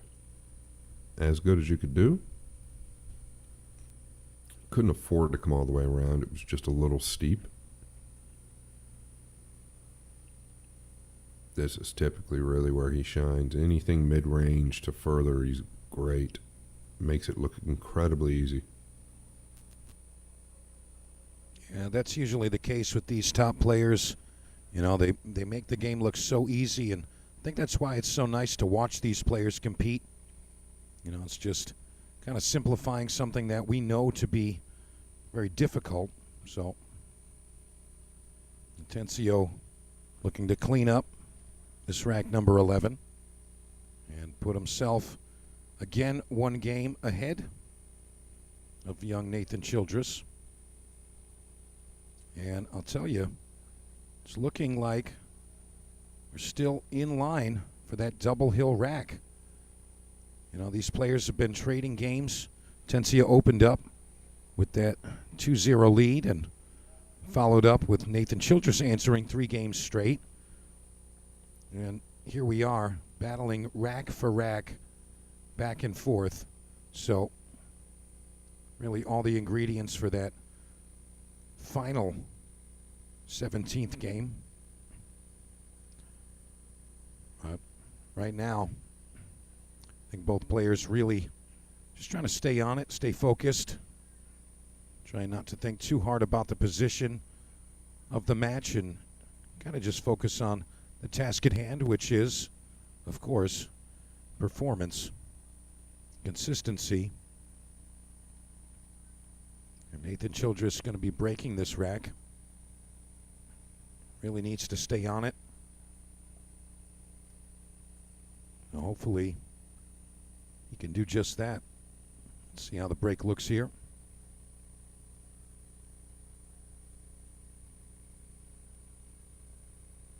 Not bad at all. He's got a good look at the 2. He can work with it. If he wants to chip it to the lower right, it's thin back and forth, but the pocket accepts it well. It won't enter real fast. Now he's going to duck. All right, he's crossing it over, coming down towards the back of the 3. Can't fault him. Lucas Fracasso Werner, 9-1 over Hunter Lombardo. Raymond Linares, 7-5 over Max Eberle currently. Take a peek here.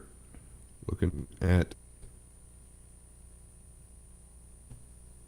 probably landing on the 2 if he's going to attempt this. Yeah, I think you would have to almost land on it. Well, looks like he's eyeing that up right now. Let's see how this execution goes. A little let up once again.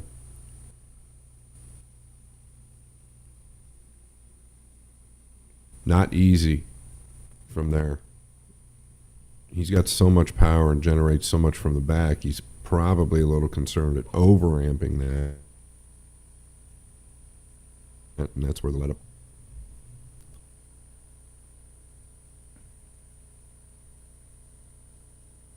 And it's Nathan Childress' chance to make it happen here.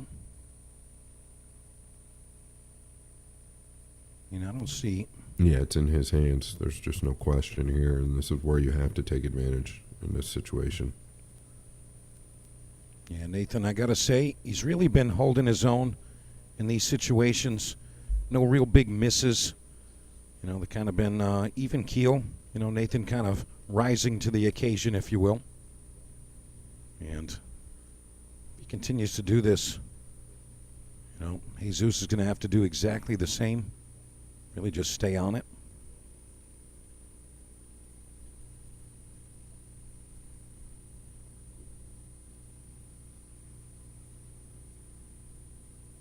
Yeah, did he fall just a hair short, or can he go forward? Now he might have to work the cue ball to the top rail. Can he go 3 rails past the 7? No, he's got to work it. Didn't mean to get short side, I can assure you. There's no way he meant to get short side there. I think he tried to check it above the 7. It'll work.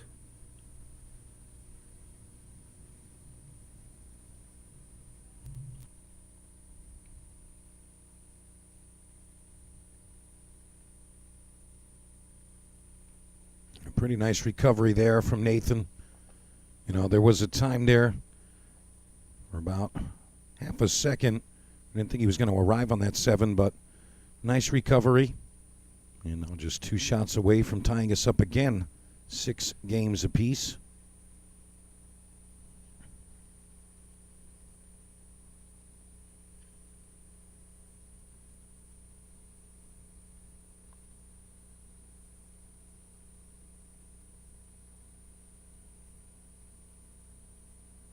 Yeah, some great matches going on around the room right now, and those of you that purchased your pay-per-view pass, you did the right thing. You made the right move.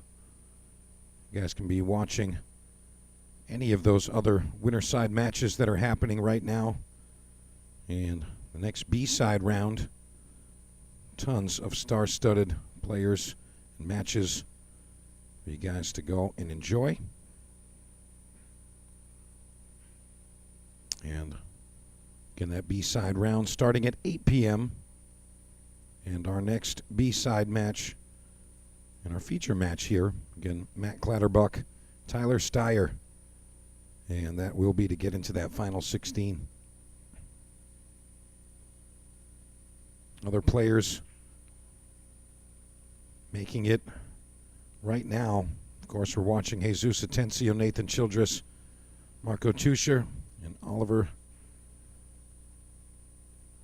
And Scott, you're going to help me with this one. I can't really read this one.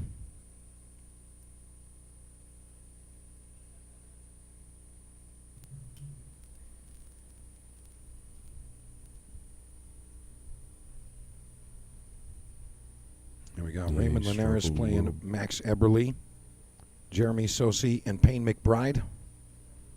They're both fighting on the winner's side. All for that final 16.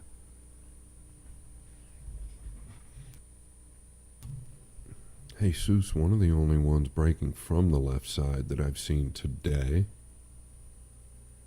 His left, our right.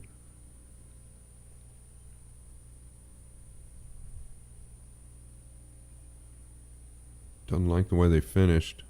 He's looking up top. He's just wondering if he can chip the 2 down below the 9 and maybe finish up behind the 6 and 7.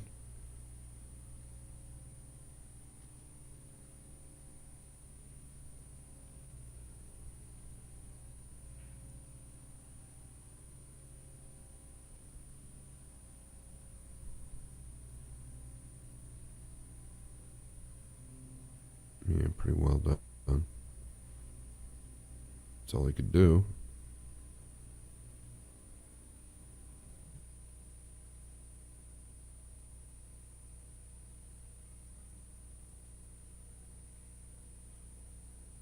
It looks like Nathan's exploring an avenue between the 6-7. Looks like there might be enough to get through there. Not sure exactly his plan. It seems like he does have an avenue through there, Scott.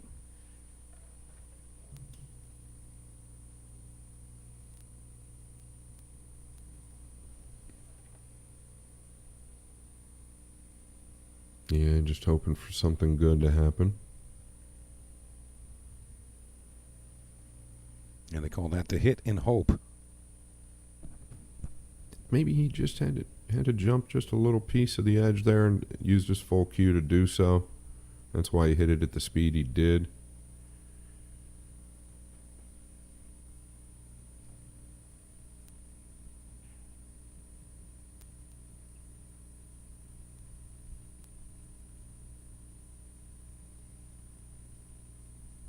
Yeah, going to look to use the 9.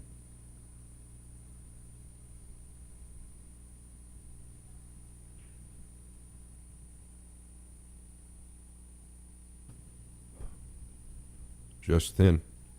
That's the aggressive side of Atensio. I expected him to send the 2 up towards the 3. Bring the cue ball back behind the 9 here down on the bottom rail, and chose not to. Got away with it, but overcutting it's the pro side.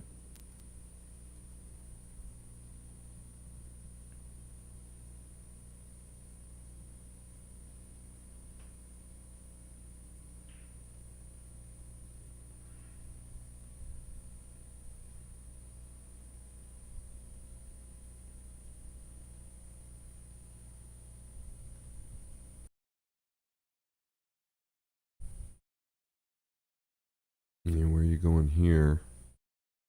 Okay, the 6 ball. Was that by design? Boy, it's hard to be sure that that was by design.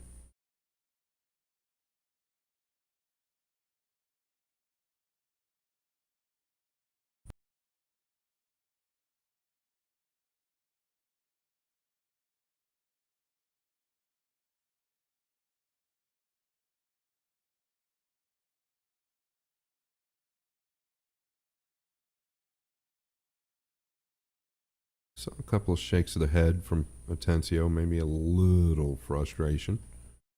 Big exhale on his way back here to the cue ball.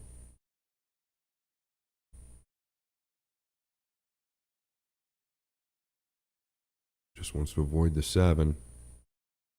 Oh man, very good effort.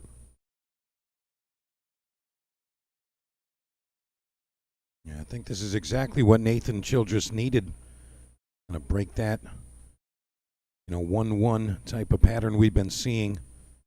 And I'll tell you, he's got one big shot to make that happen. And if he is able to make that happen, that does put him in that 1-game advantage.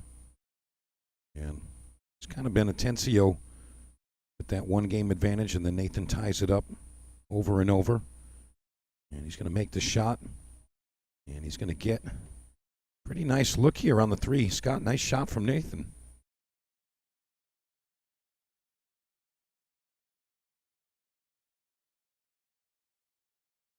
Little rub off the green 6.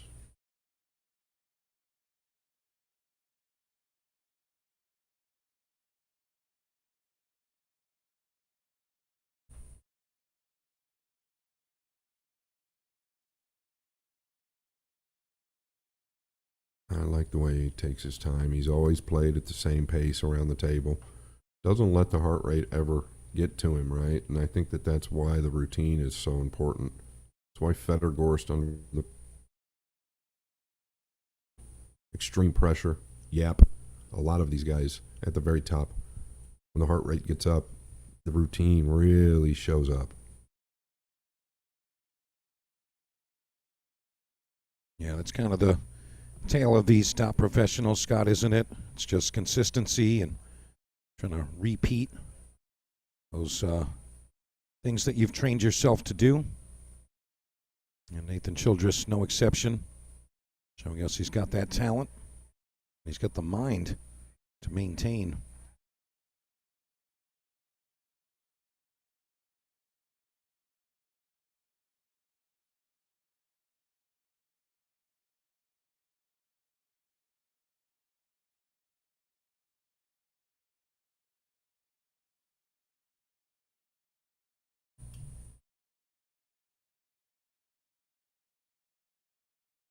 Yeah, you can really afford to get anywhere here on the 7. He wants to get straight for the 8 in the lower left.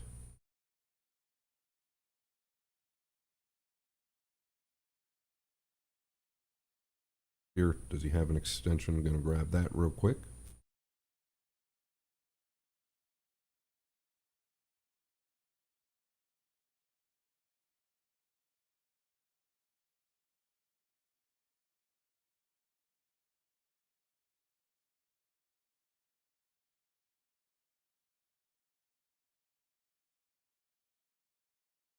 He's going to overhit that one just a bit. And there's... I think he's going to be okay here. Yeah, I think he's going to be okay. I think he just overhit that just a touch. And we saw a similar situation with Jeremy Sosi on his final 9 ball. He plays the 8 ball. Just wanted to come off the rail just about a ball or two and ended up almost across the side of the table. And they just said that, these rails and this cloth are very reactive in certain situations and take them by surprise. But Nathan recovers very well from that. He's going to be perfect on this 9 ball, and he's going to take the lead here, 7-6. What a great match we've got here, Scott. These guys are battling. Yeah, it's a good one. So far, so good. Back and forth.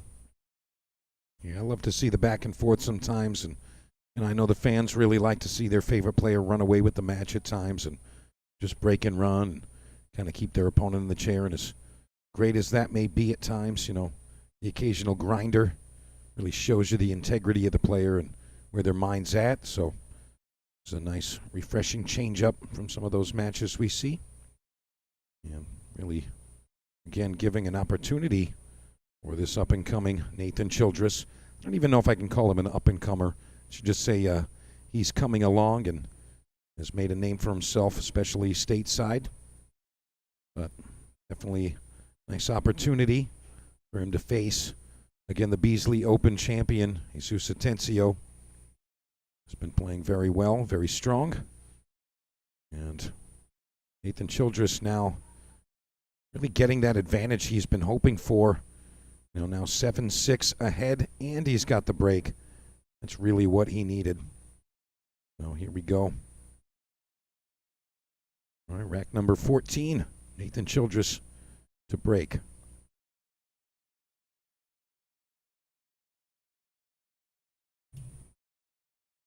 Yeah, good and bad. The good is he's got the 1 down and the blue 2. The bad is that he's got distance on the 3. I don't know that he can get directly to it to make it, but there might be a gap there. The overhead says there's a potential gap. Check the body language here.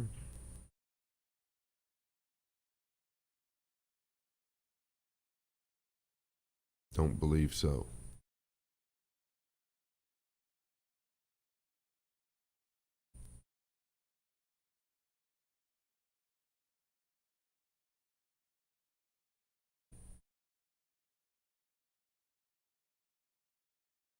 Yeah, big risk there, but there's a big reward. The 4 is available if you can bury this. I just don't know if that's the move.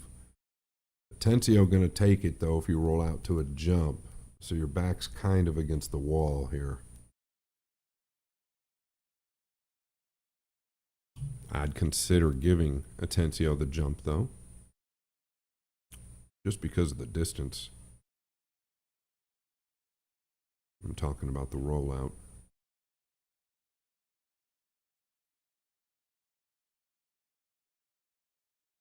And that's what he's done. I don't think it's a bad decision. Let him bury it. If he makes it, he makes it. But I think that that's what you've got to do in this position. Put the pressure back on your opponent. Make him come with 1. Oh, gamesmanship. Gamesmanship. He's giving it back. Childress thought for sure he was going to take it, and Jesus knew that. So he said, let me give it back to the young man. Yeah, fair assessment there. And Jesus Atensio, normally we'd expect him to take that on.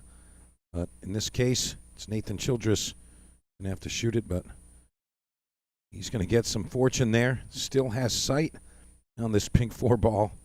So in this situation, fortune favoring the bold, and going to find some good luck on the side there. Not sure how he feels about this exchange, but having sight, it's really all you need.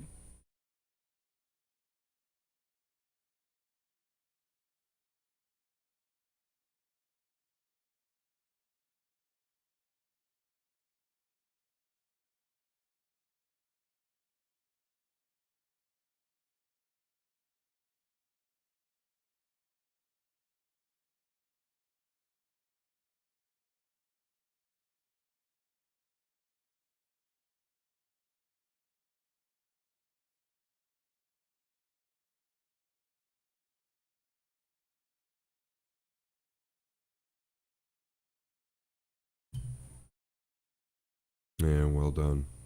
Very well done. That paid off with a little rub. That helped. Didn't hurt the situation by any means. I'd like to get past the 6 here up table.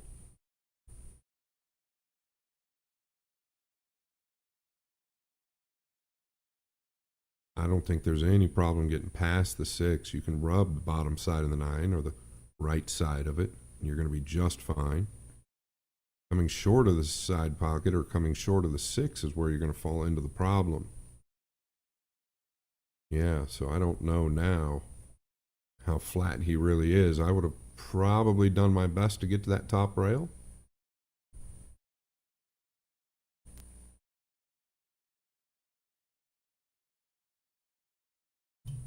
No, letting the table work for him there. That quick bet. Notice the transition was not quick. He stayed nice and smooth through the ball. Now just looking to stay to the right side of the table.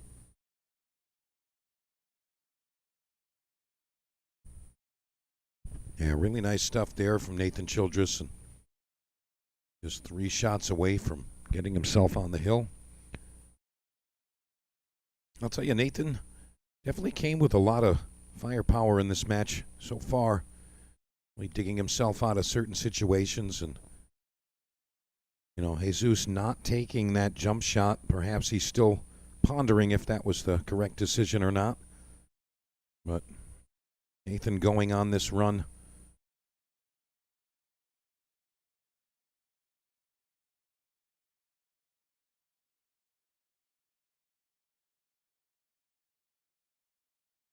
And here we go, Nathan Childress get himself on the hill. There it is.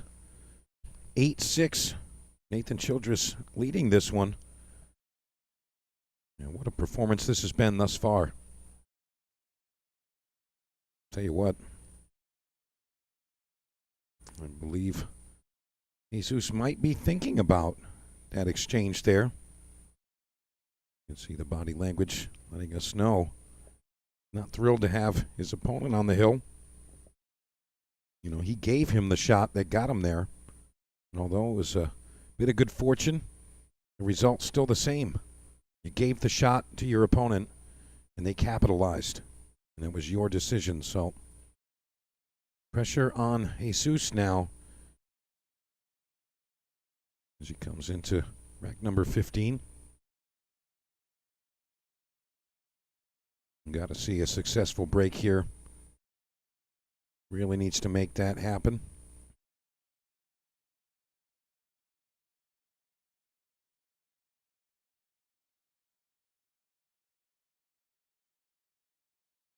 Definitely put a little more pace on that break shot. Just about had a golden break. He's going to lose the cue ball. And this is what happens. Momentum swings. It's in Childress's favor here. No question. 5 leads to the 6. 6 leads to the 7. And you know the rest. Tell you what, Scott. How about that? Narrowly missing the 9 in the side. And cue ball finds its home in the bottom corner. 9 ball narrowly missing to the side, and cue ball finding its way to the corner there. I mean, what a turn of events there. Jesus giving the shot back. Nathan getting to the hill. And then giving ball in hand in what could be, and most likely will be, our final rack here. Just as you specified, momentum shifts, and now it's just heavily in favor of Nathan Childress. And now that I see what this table looks like here, I can't bet against Nathan Childress to win this match right now, 9-6.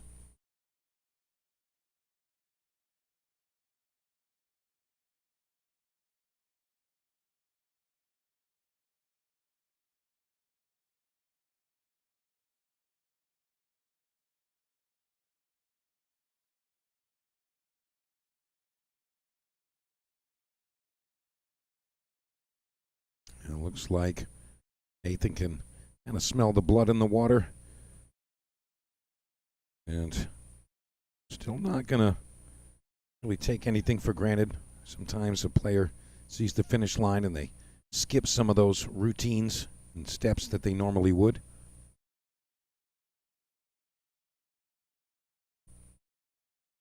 Nathan Childress still making all of those steps. Pre-shot routine still the same. The ball stalls just a hair. Scott, this is looking like the beginning of the end for Jesus Atensio's run on the winner's side.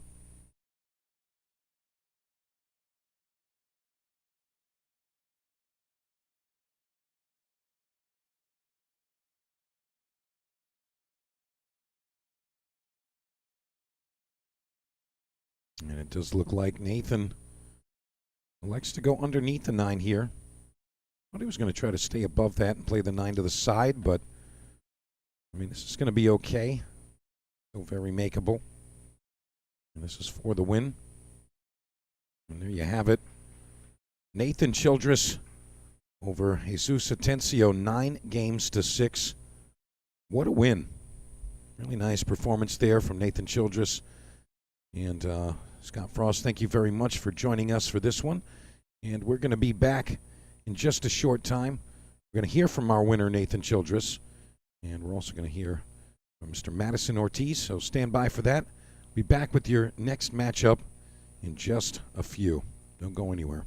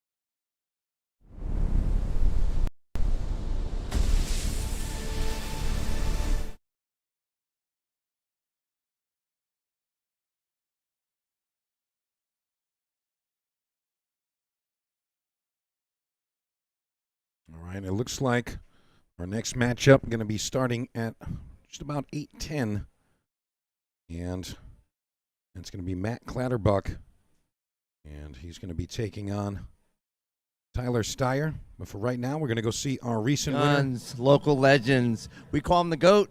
He's Nathan Childress. He's coming off a red-hot win against Jesus Atensio. Man, first thoughts, I'll give you the mic. I mean, it's unbelievable. But he's coming off a hot win off the Beasley, and he's got a bunch of confidence right now. So to get that win, just means it's big to me. Well, I hear things about how you grind and how you're a road dog, and it was, I think you were down 6-4, and then you won the next 5. How'd you do it? He ended up missing the one a couple times on the break, which gave me opportunity and alternate break. But every time I felt like I had a chance, I did capitalize.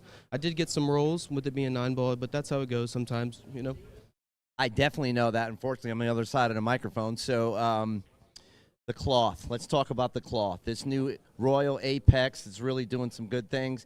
People are getting used to it. How is it playing now at the end of day 2?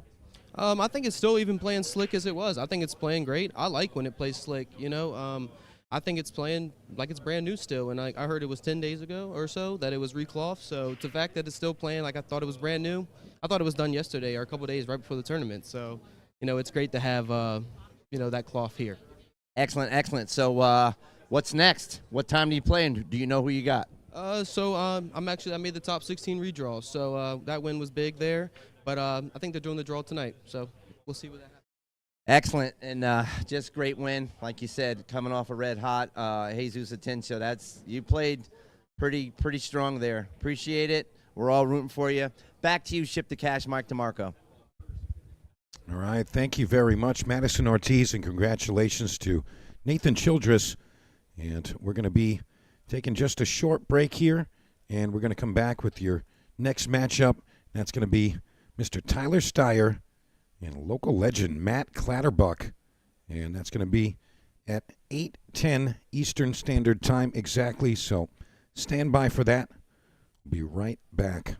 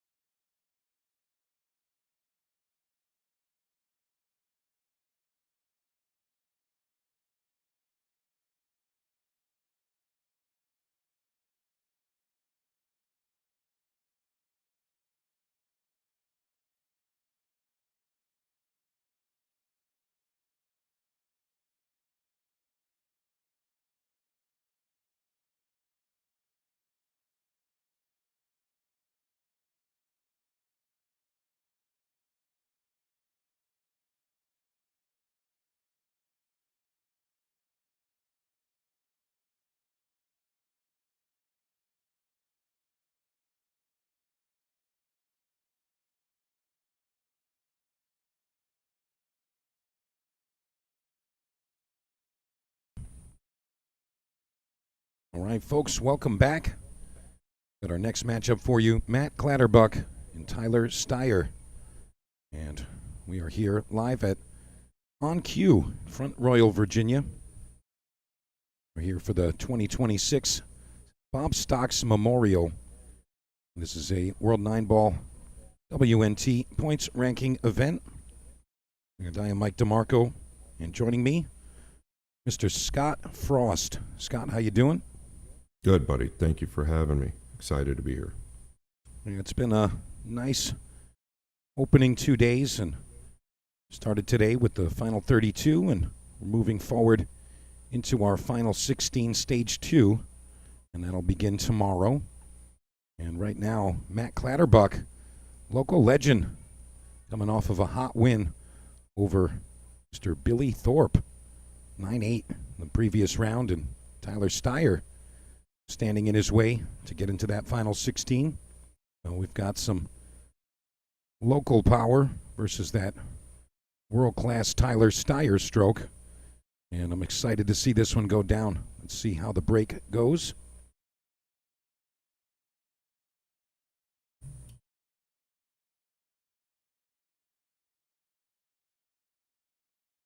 Yeah, we've been seeing it. The 6 is going to fall where the 1 should have. The 1 was well short. I just don't know. We've seen it quite a bit on this table. I don't know if that's due to the thin hit. Cue ball did get kissed to get back up table, so it wasn't drawn up table. Gonna have to steer clear of the 8 here. Wherever he decides to get on the 2, the 8 could be a problem coming down to the 3. You see the 3 there on the left side of your screen.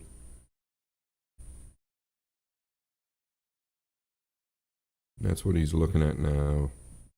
Just wants to have to avoid any type of contact with the 8, but how do you get there? Do you get above the 2 just a bit to go 1 rail over?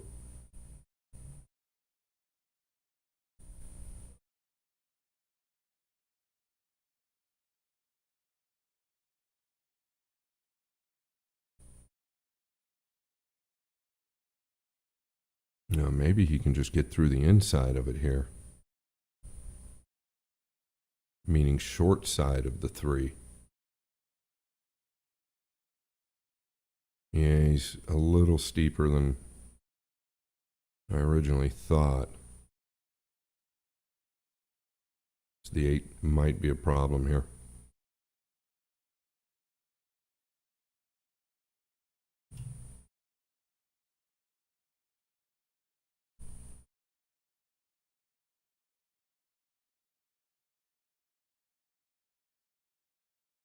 Yeah, gonna pound through it. That's pretty darn good. How's he finish?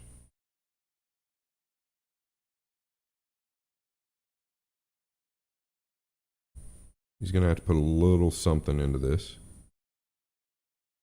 The 4. Near the chalk there on the left side. You can warp below the 9 2 rails, or you can put a little more juice on it with a left ball and go above it. I think he'll warp.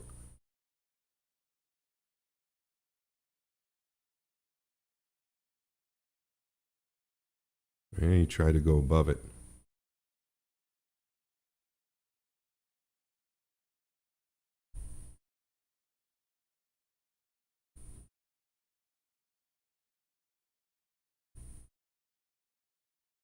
He's got options here. He can go at the bank. The problem with cutting this ball is that the 9's there. It's real thin, though.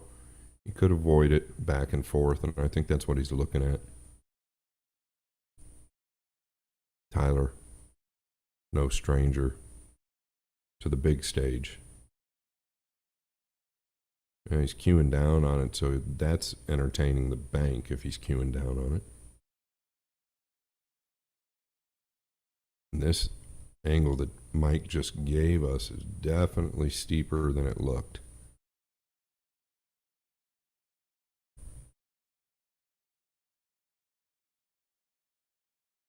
Plan B, up in behind the 8, the speed is good. Clatterbuck, I have not seen him in a long time. Mike and I were just talking off camera about his game, and I mean, it's probably been, I'd like to say 25 years since I've seen him. He actually doesn't look bad. He looks about the same as he did then. He was a really good player in his day. Okay. Ball in hand for Steyer. Yeah, Mike, he lives up in your area, right? Clatterbuck? He's local to the Virginia area, and I know a lot of the local players and spectators are really excited to see him on the tables. And you know, they've mentioned many times to me, they're like, "Hey, Matt Clatterbuck, there was a time where he was unbeatable, and you know, we're seeing that he's still got a strong game. So, really excited to see how he's going to perform against a player like Tyler." Yeah, firmly agree. And he was a very good player in his day. Yeah, did he fall a little straight here? It's not going to be a problem. He can go forward or come back.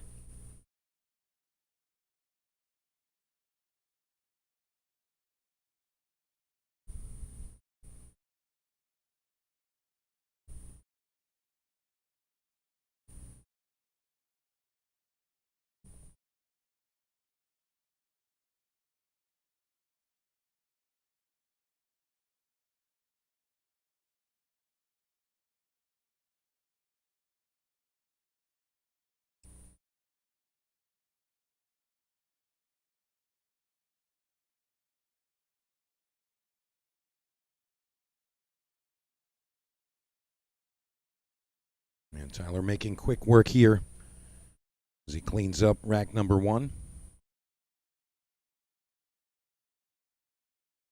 Walking that 8 ball in, excuse me, brushing the rail as it falls, but Tyler aware of how this table is playing. He's had a couple of matches here so far. And he's going to get the job done. Draws first blood, Tyler Steyer. And remember, you guys want to watch any of our side tables. We have plenty more action coming your way. You can go ahead and purchase your pay-per-view pass. Be a digital pool, of course. And you can watch whatever match you'd like. And all you got to do is scan that QR code right there on your screen. And that'll take you to the proper destination. And you can choose which matches you want to see and when. And you cannot miss any of the action. And don't forget, tomorrow we start our final 16, stage 2. And to see who has made it through this remarkable field here in Virginia.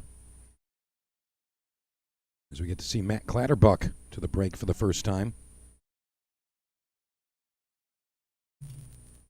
No, I like what I see, Mike. That was a pretty good hit. He's just lost the cue ball in it, held up. Good for him. That was a good hit. I don't know if it got any kisses or if it just went clean 3 rails. Hard to believe it goes clean 3 rails through everything. We'll see. Forced here probably to look at something tactically. Yeah, I don't see anything from this angle that's aggressive that pays off, especially with where the 3 lies.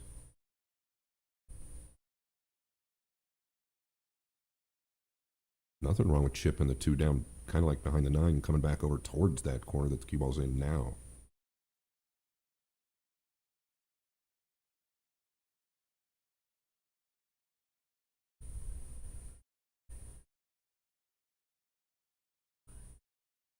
And that's what he elected to do. Good decision.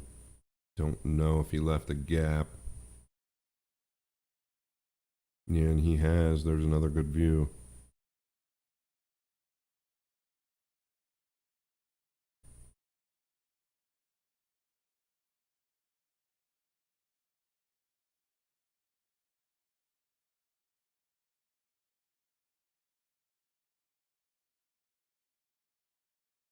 I think he's just looking to knock this up past the 6. I can't quite tell, but pretty sure.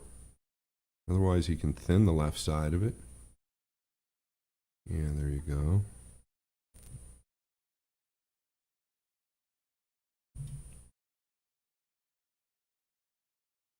And there's another good look. Still hard to tell, but that's about as good as it gets. It almost looks like he's got the window.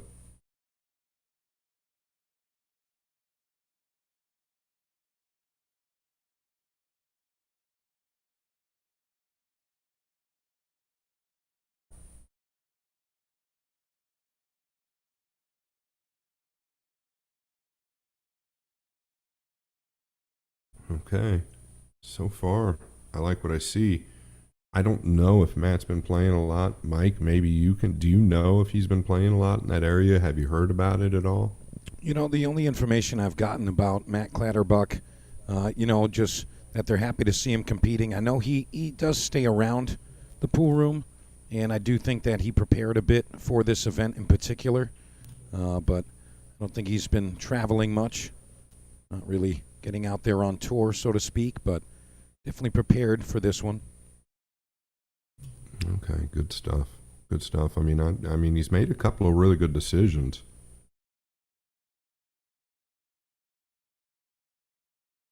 I would have to guess he's 45 to 50, close to my age. Nice hit there by Tyler, but it's not going to get it. Not going to get it done. Still got to work cue ball to get anywhere near the 3. Doesn't play in any pocket, upper left or lower left.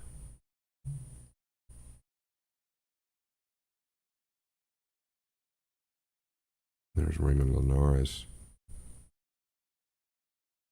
on the lower right side of your screen. Great player in his own right.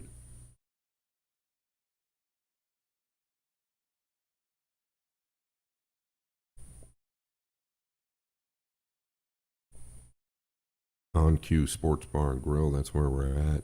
How big is this place, Mike? And we see the fans, they're starting to pile in the upper right corner. Yeah, so there's actually an interesting layout here at On Cue. There are no pool tables on ground level.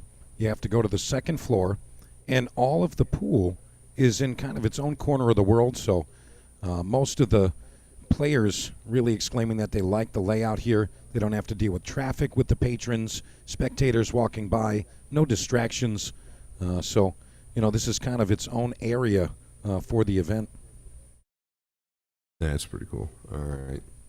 Yeah, it's different where we live. I'm not used to until I'm back east and get used to it. I'm not used to the 2-level or 3-level rooms, right? There was one in Boston, I think, that was a 3-level room, but out here everything is just ground level because they don't build too many 2-story buildings. It's different. All right, what's he got up his sleeve here? It's taking some time, there's no question.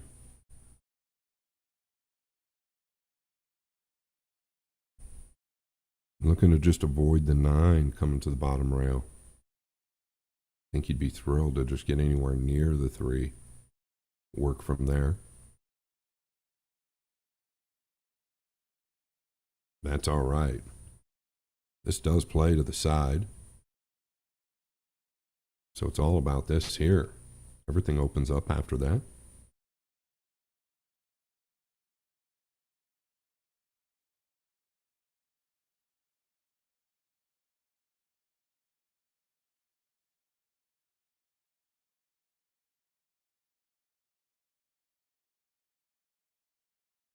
That's a good view.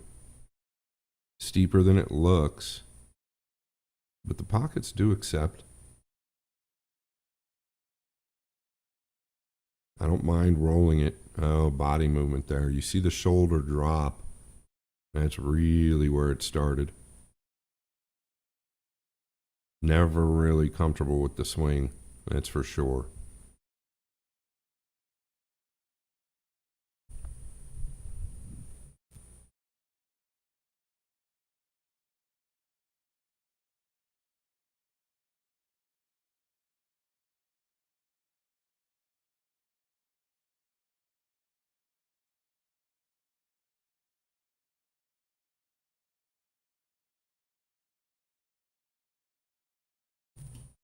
Tyler has great touch. Oftentimes his style And some of the patterns he's chosen in his career are a little bit different, but that's due to his style. He likes to power the ball more often than not. So he'll take some unique patterns at times, but it works for him. He catches a lot of heat for the nines that he missed at the Moscone Cup, but there was a lot of them. A lot of players that missed nines at the Moscone Cup, and outside of those misses, I felt like Tyler wasn't real bad. I felt like he was pretty solid, but when we miss those key balls like that, they kind of stick out. Hard worker at the table. Won the Texas Open a couple of years ago.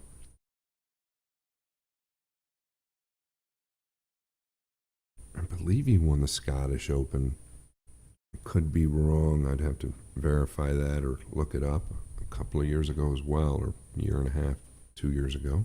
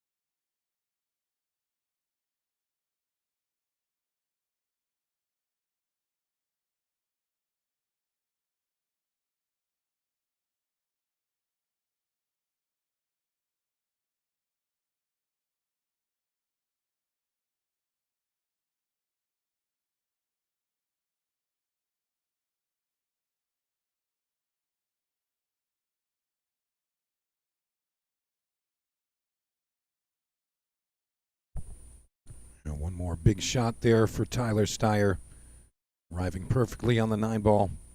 And he's going to take an early 2-0 lead. And gets the job done.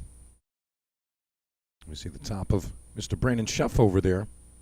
Looks like he's playing Raymond Linares on that neighboring table.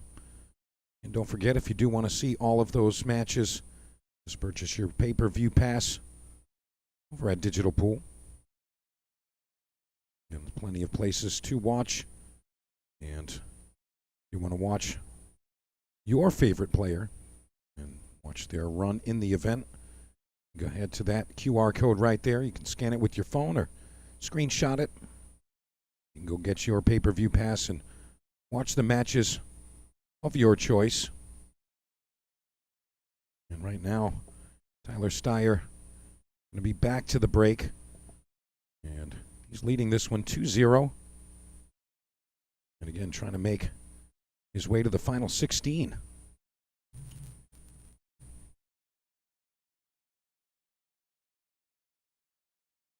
Yeah, big movement on the 9. 2 going to finish funny. We've seen it over and over. Mike and I have talked about it to where this is kind of like the break format that, Matchroom designed years ago to where it made the game not so broken, made it a little bit more difficult. Obviously, the 9 is racked on the spot. The 2 is random racked. Therefore, you can't really play position on the 2. The highest level guys often will figure it out. But you still kind of at the luck of the pool gods oftentimes. And once again, everything's still kind of funny. The 3 doesn't pass the 8. And he's clearly not got to look at the 2. So it's either going to be a rollout or I don't believe he's going to jump it. So it'll just most likely be the rollout. Where do you go? He's looking up past the side.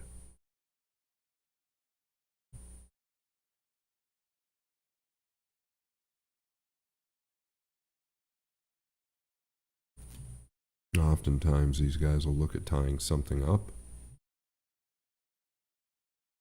Is he going to leave him the cross side? The only thing about that is that the cross side might have a future getting the cue ball back down here for the 3, so I'm a bit surprised at that. I feel like he's got to take a look at this to the right side pocket.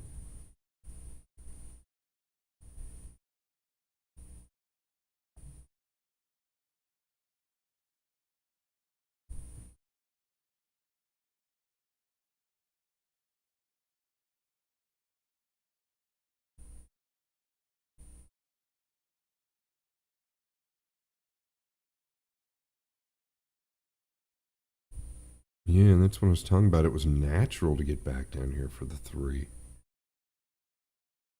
A little bit questionable, the rollout, and a great shot by Clatterbuck.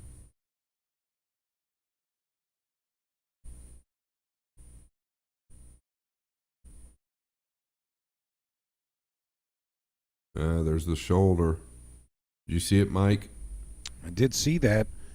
And, perhaps just the energy of this feature table and the eyes from the crowd might be playing a role there, but I'm sure Matt still has it in the tank.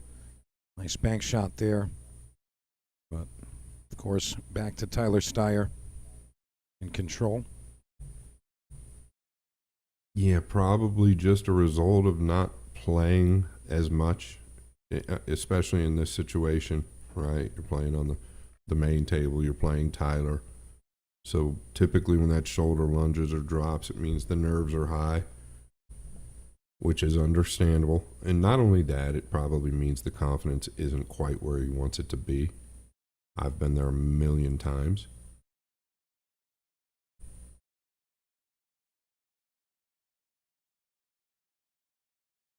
Five does play in the right side. It plays in the upper right corner.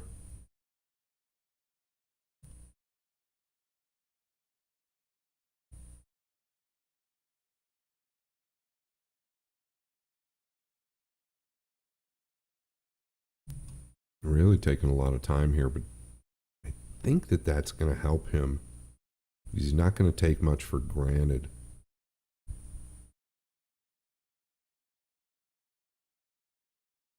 Didn't want to fall straight. That's for sure.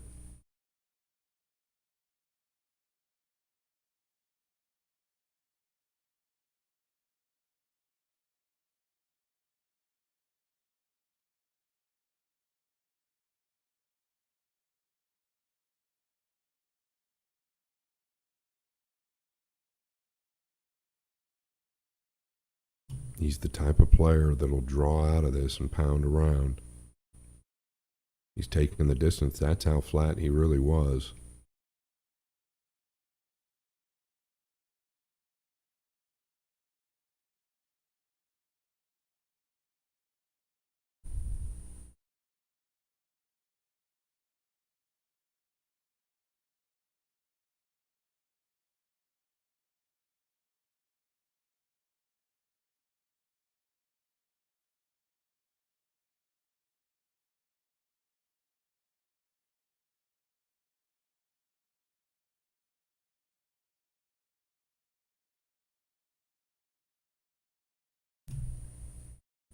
Yeah, you could see the minute the cue ball left the tip, he was a little unsure about the result. And we've seen it and talked about it most of the day. Oftentimes, if they're missing this ball, they're missing it thick with that outside ball. It just doesn't come back in time on the fresh cloth.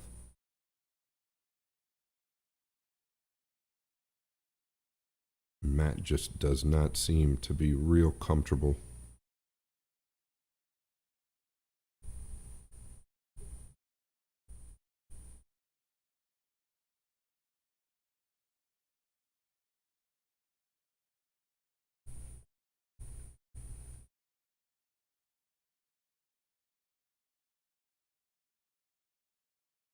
Long bridge. Pretty long bridge. The ref hovering over him. That doesn't help the nerves. All ball fouls here. He's making sure that there's no touch on the 9.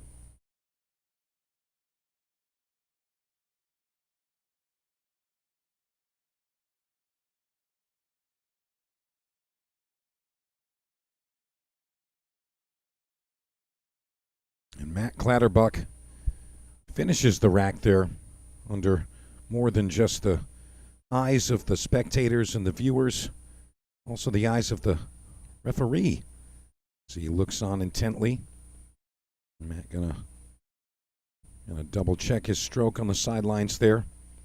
But Matt Clatterbuck taking advantage of the missed 7 ball from Tyler.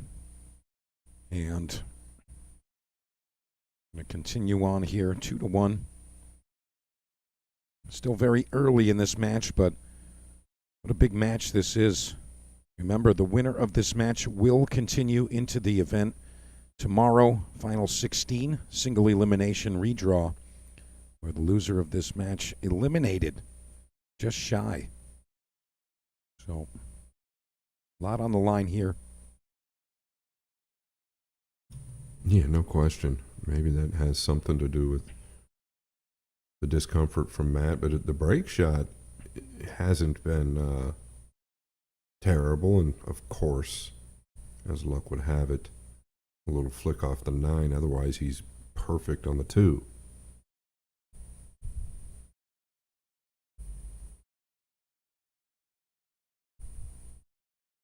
And now, decisions to make. Hard to even tell if he can see a piece of it.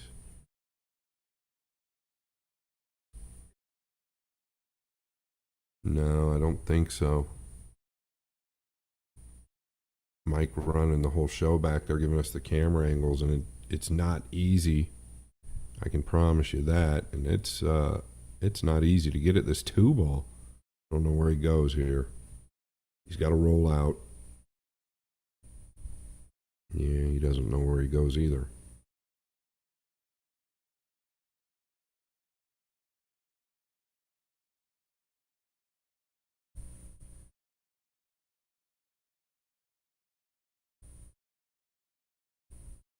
And he's looking from there. That's a little concerning. You leave a great player in that position, they're going to find a way to create distance and most likely cover.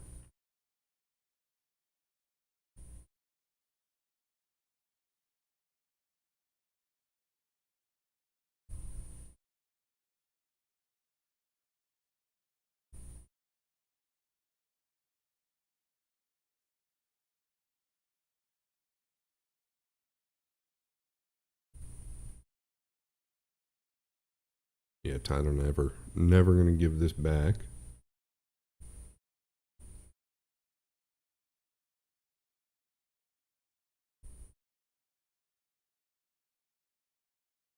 You could chip the 2 past the right side pocket. Come down behind the 7. You could come off the top side. It's preference.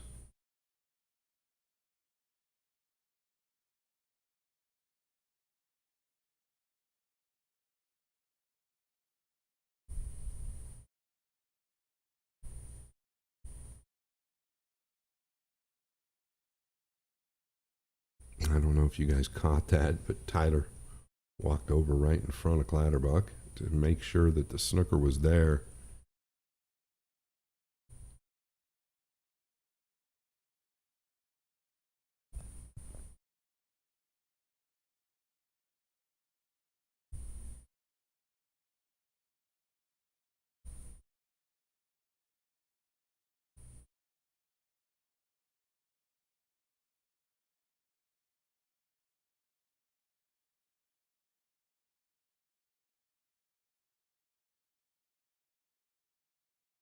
All depends on how much he can see of this ball. I don't know if he can just knock it 1 rail down below the 5 and 6, or if he has to cross the face of it. It's obviously close.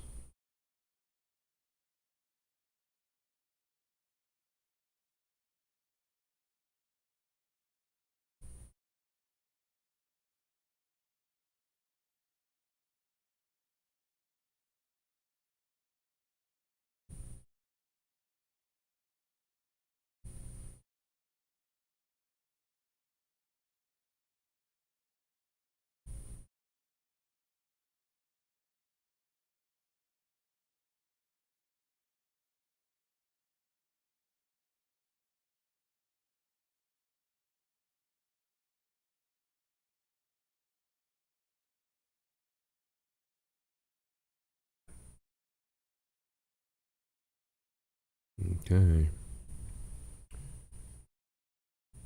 Can you get an edge of it? Just enough to make in the side, potentially. Don't know. And that's a good view. I think he can.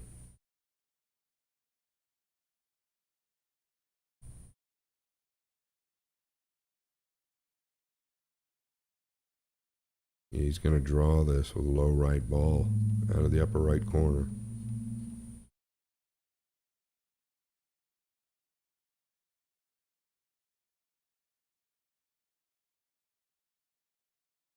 Mike, when did they change the cloth? When did they put the fresh cloth on this table? Do you know how long ago? Yeah, so from what I understand, it's been about 12 days since this table's been clothed, so.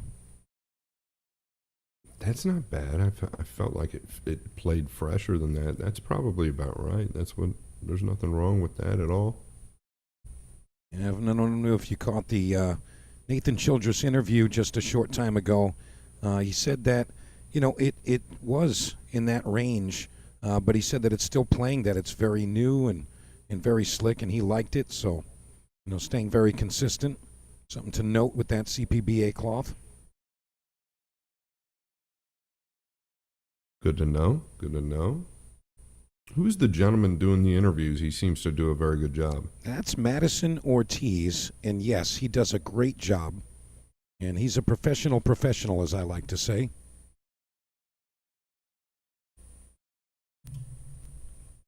I've met him before. I did not remember his name, but seems to do good in everything he does. Where's Tyler going here? Is it to the side? The left side? Really taking a lot more time than he's used to taking, or that I'm used to seeing him take.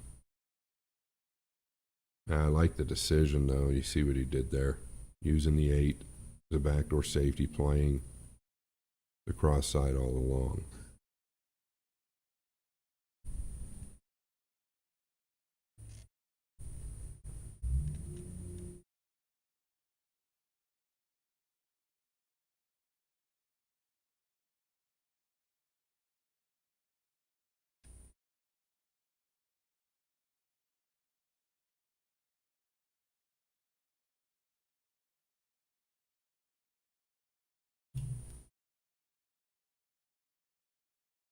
Okay.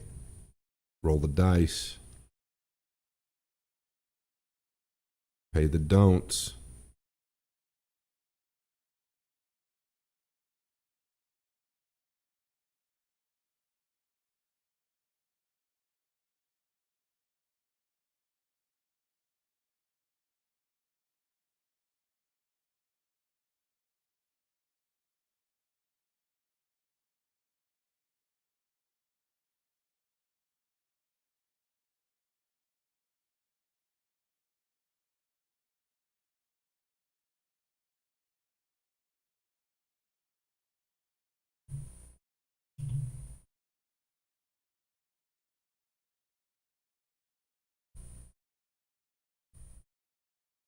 Yeah, is he looking to come to the second rail?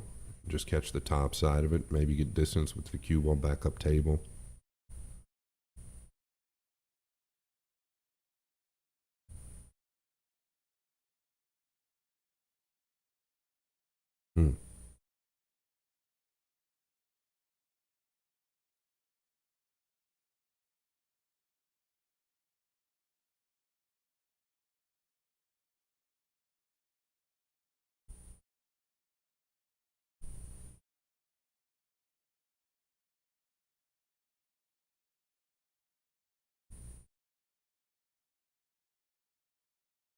Can't tell how thin this is.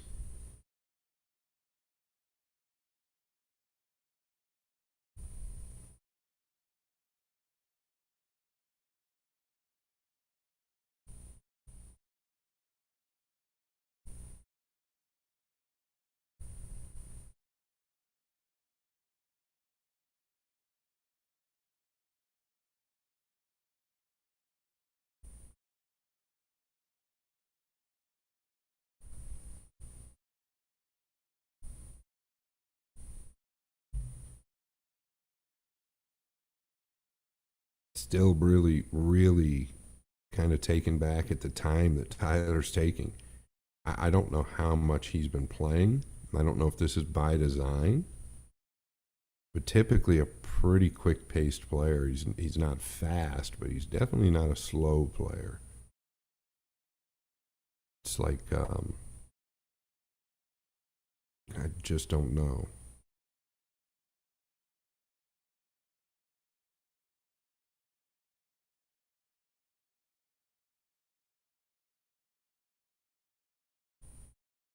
Looks to me like he's drawn straight out of the corner here. Or trying to.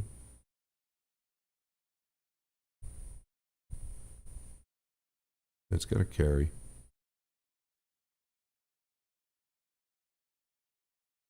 Just got there.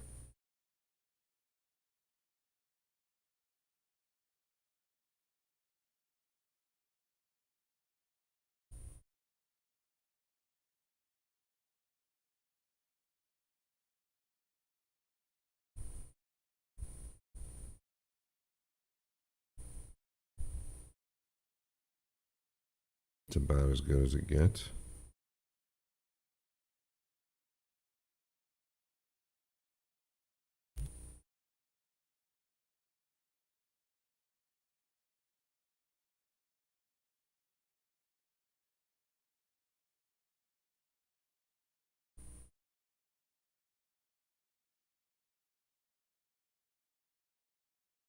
Yeah, Tyler staying very smooth here, very consistent, getting the better end of some of those exchanges with Clatterbuck hanging that ball in the corner for Tyler's picking. A little bit of fortune there. Definitely could have been a tie game. Should he have pocketed that one, but it's Tyler Steyer now picking up these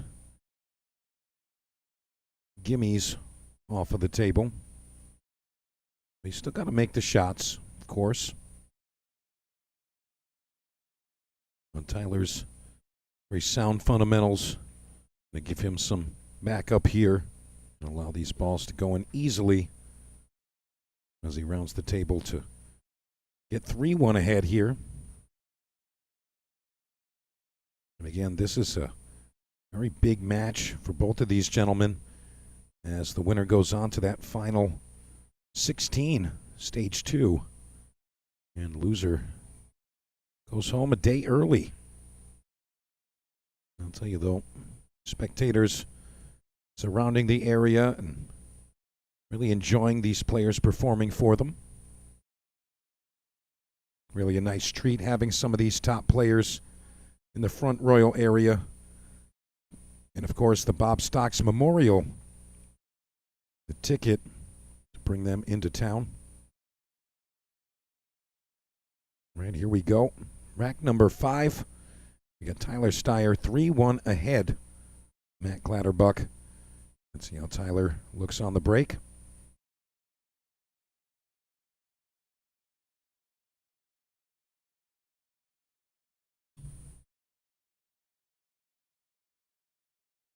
All right, he snuck the 1 in, the 2's down. He's going to have a look at the 3, and it's a pretty good one at that.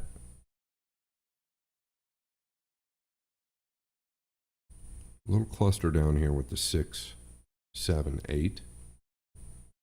Going to have to avoid those just to get on the 4,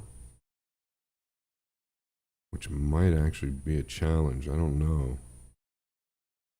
See the line he's looking at there. I don't know if that's... I don't think it's going to come that tight off the second rail.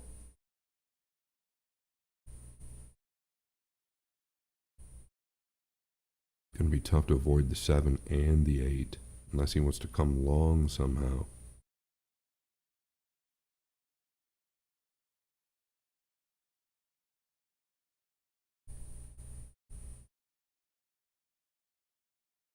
Yeah, just always really a challenge to avoid. If you avoid the 7, you're probably going to hit the 8.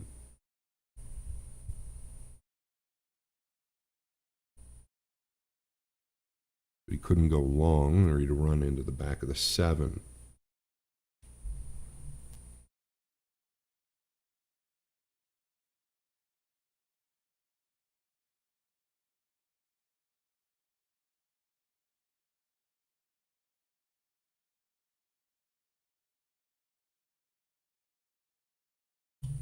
All right, Mike, I got a question for you. Who do you pick from right here to win the tournament?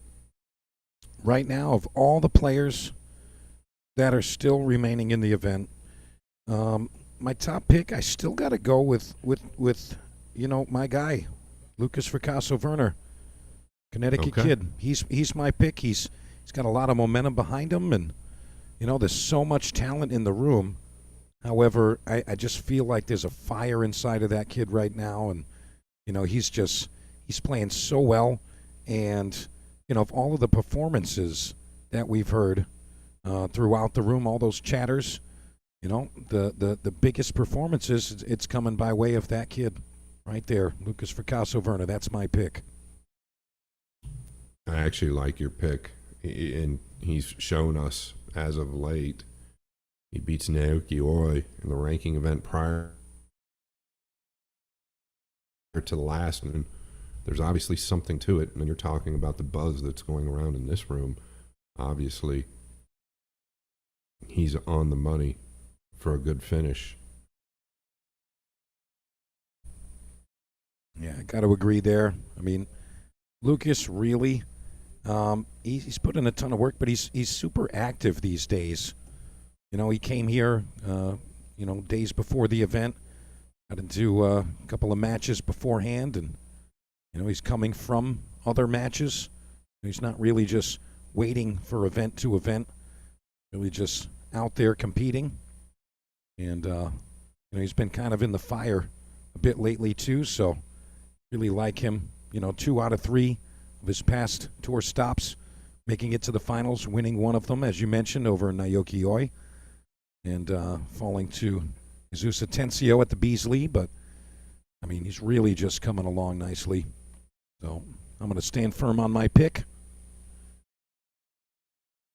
I'm not going to argue with it. I like it, and you're right. He's been in a lot of action in between these tournaments. He was with a friend of mine, Angry White, or an acquaintance of mine, Angry White, down there in the south, throughout Alabama, and he hasn't stopped. Like you said, Mike, he really has not stopped at all. He's putting in a lot of work, and he's had the talent. Last year we talked about him potentially making Team USA, and he fell just short in Hanoi. I watched him there live in Vietnam, and in several events you felt like he was right on the cusp. And this year, we see it over and over with young talent.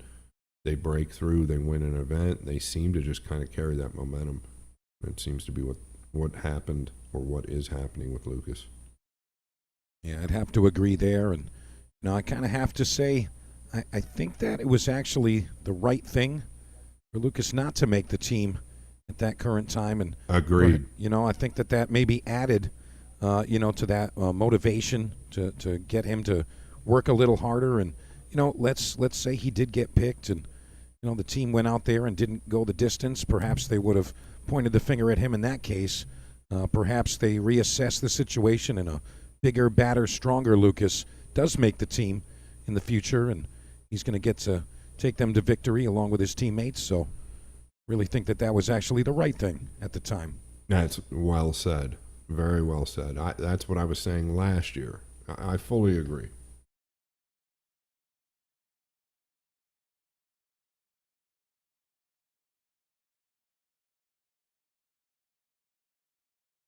All right, the issue with this combination is he's kind of going away from the 6. If he makes the 7, the 6 looks to me to go to the long rail.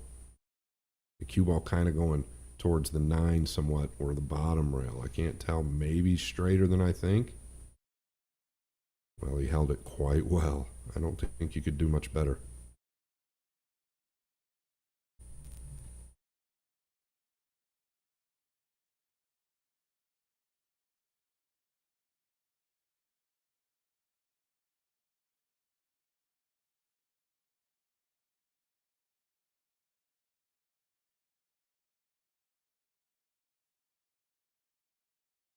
Yeah, Matt's going to really just take this really carefully. He made the nice combination, but this is really the key shot here. Got to get on the 8 ball. And Looks like he's done that very well. Going to be playing the 8-ball to the side pocket. You just draw this ball just a hair. Should play the 9 to the bottom right. And Matt Clatterbuck should be able to get within 1. I like how he reset there. So now he's conscious of where he's at and something's off. Got to make that minor adjustment. And 9-ball gets deposited, so 3-2 now. Matt Clatterbuck answers back. And I know that the Virginia locals really happy to see not only Matt Clatterbuck competing, but still in the event and with a chance to make it to the final 16.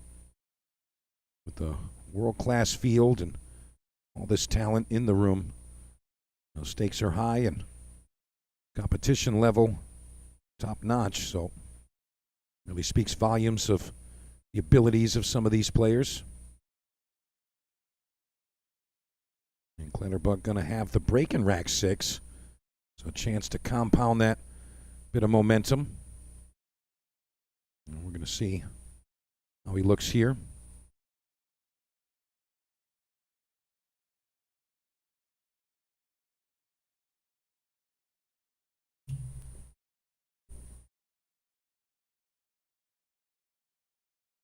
Ooh, the one in and out of the side. I was just about to say, looks like he might be getting a little bit more settled in. How often do we see this, though? The ball's just laying a bit funny. He's got a ball down, but he's got to look at the 1. But the 2 now, just really in a bad spot. I mean, you could come down near the 5 and go for the cross side, but I think you work for something tactically. I don't know. Can he even get to the 1? Can't get to the 1, then you're forced to roll out up table, unless you want to take a chance with the jump cue.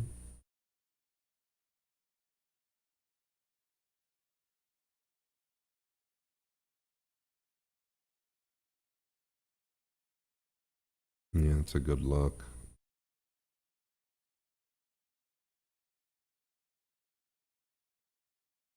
That's what he's doing, just forced to kind of roll out. He was snookered, obviously. Didn't want to take a chance with the jump cue. There was no payoff with the 2 where it's at. Might get this back just because you really can't go anywhere with the 1. Meaning if you just try to shave the 1 and slip behind the 8, it's real touchy. The 1's not getting away. Don't know what he's looking at. Is he looking to just trickle the 1 past the 9, lay the cue ball down on the long rail past the side? Boy, that's touchy as well.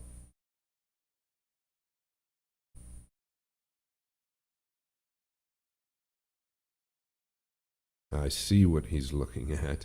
So he's looking at going forward with the 1 off the left edge of the 2. Yeah, so looking at going forward with the 1 off the left edge of the 2. 2 will kind of come out or off the long rail. Then he'll rock forward with the cue ball, potentially getting behind the 2, but if not, potentially getting behind the 9, if all goes well.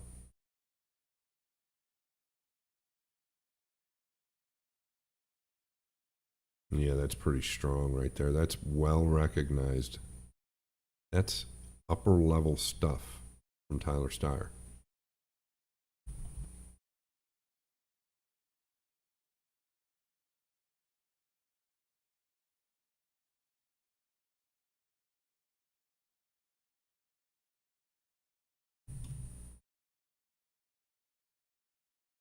Not fun being over this ball. Not only that, I think he's completely reached. Right-handed. No fun.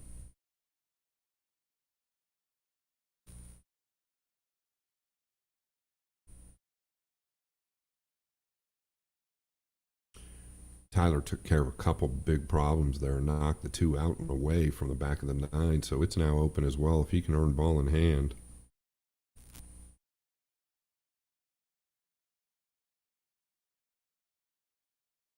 Great hit. I mean, that's just the best effort you can really make. Hope for the best. You couldn't put much into it as far as power.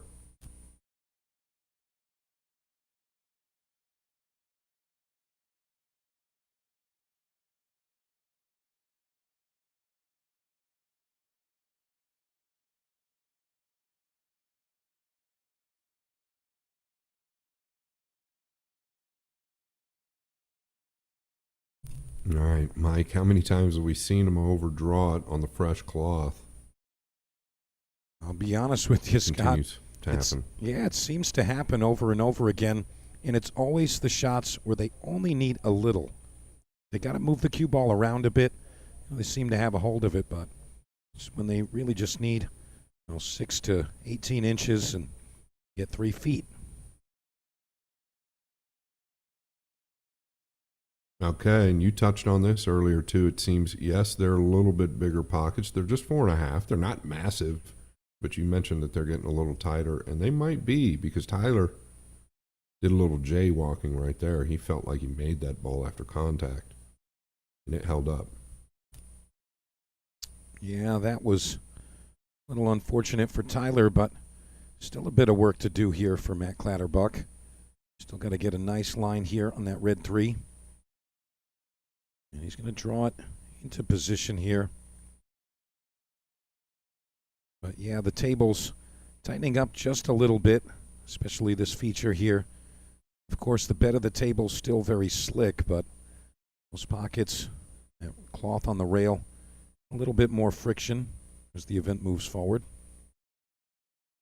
And those are the adjustments that these players will have to make, and mental notes as they continue through these matches.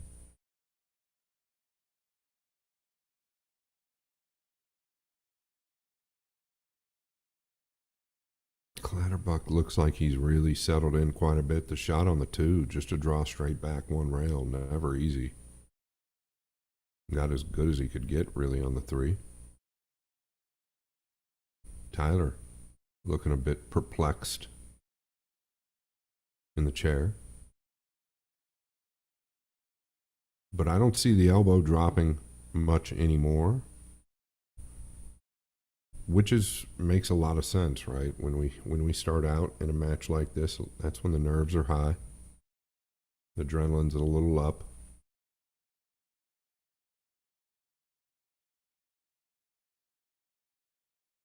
Like to just carry that angle there if he can stop. A little flatter than he'd like to have been. Now he might have to pound this.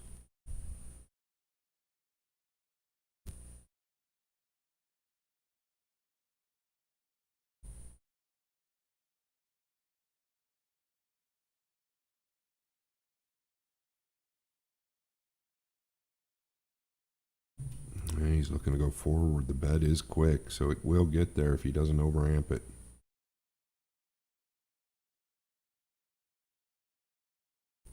Looks to be home free, Mike. Yeah, I mean, he's still a little steep here. He's got to be mindful of the cue ball. A couple of times we saw players shoot a similar shot here, misjudging the slide of the cloth and ending up in that top corner. But big Matt Clatterbuck is up for the task here. He's right-handed, I guess. I bit off more than I could chew there. He's got a big reach. I thought the cue ball traveled a little further than it did.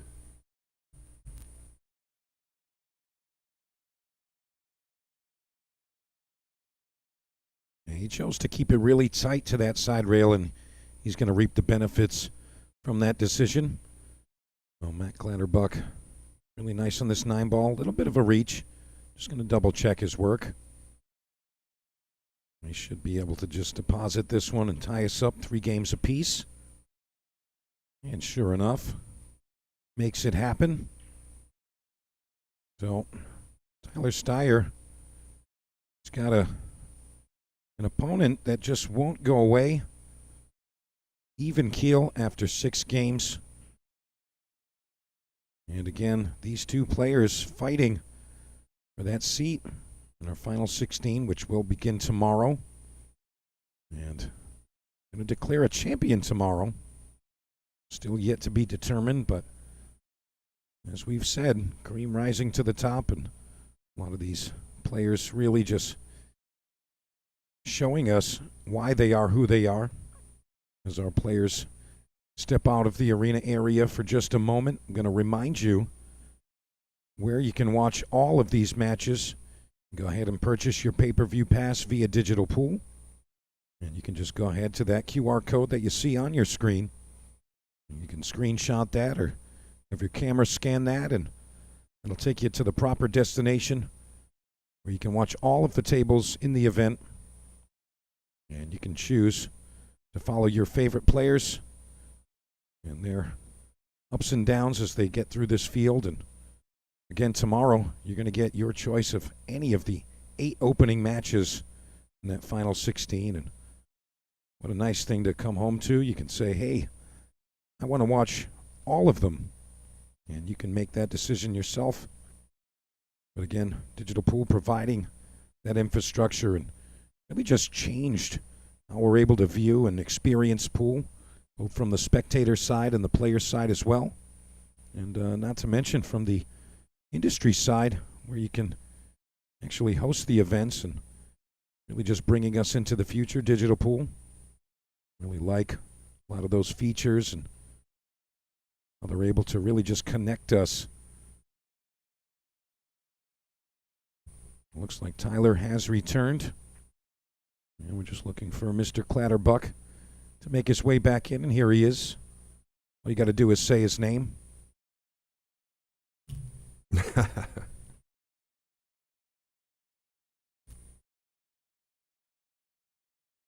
right, here we go. Tyler Steyer to the break. And we are tied up 3 games apiece. This is rack number 7. See if Tyler can hold off this hot shooting Matt Clatterbuck.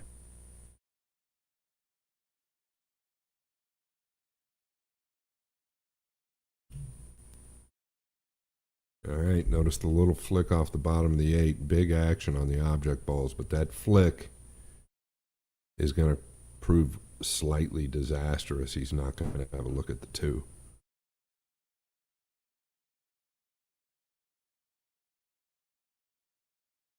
This is where things just tend to get frustrating for players. A lot of people don't like it. I like the break shot rule. I think that, you know, back in my era with racking the 1 on the spot, boy, oh boy, the wing ball was just going nonstop.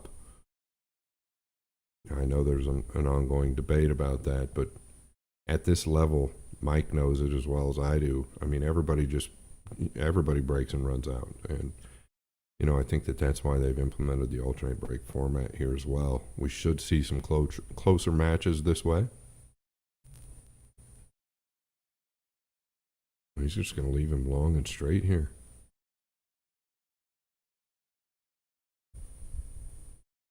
Left him snookered. I think he meant to leave him long and straight.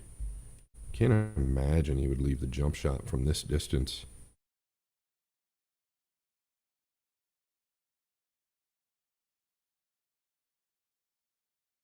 There's a good look. He's forced to go rail first if that's what he chooses.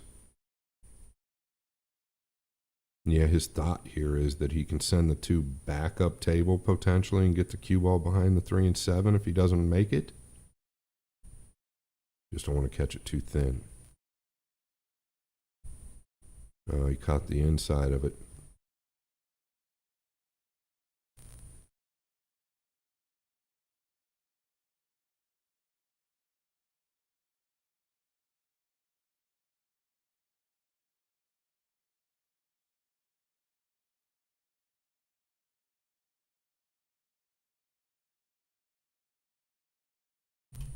Been playing exactly 1 hour.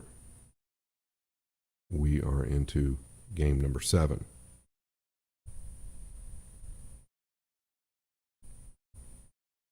Wanted to get that to the bottom rail, clearly.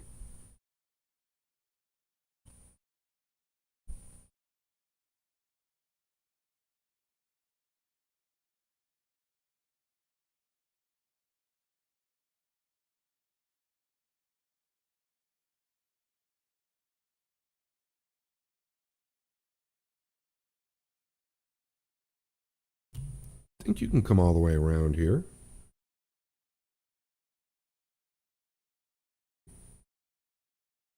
It's tightened up off the second rail. We got action, Mike. Yeah, really unfortunate scratch there, miscalculation from Tyler. But I'll tell you what, this is going to be a battle, and I think Matt Clatterbuck came to On Cue this weekend to play pool. What do you think, Scott? Yeah, it seems like it. I was a little concerned, obviously, in game number 1 and 2, but he's really settled in. Definitely seems like it. Tyler stunned at how the cue ball acted off the second rail, but it didn't seem to me like he hit it at near the pace he needed to come all the way around, which is what he was trying to do. So I don't know if he caught the 3 a little thick, and that's what caused the cue ball to act the way it did.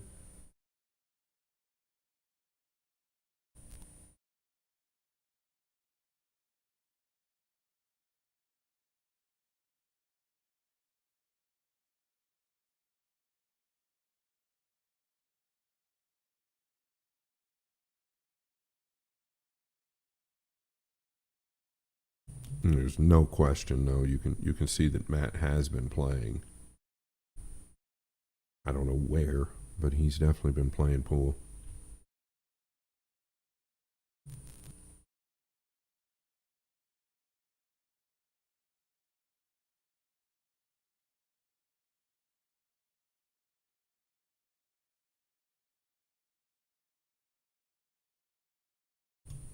All right, looking to come down below the 9.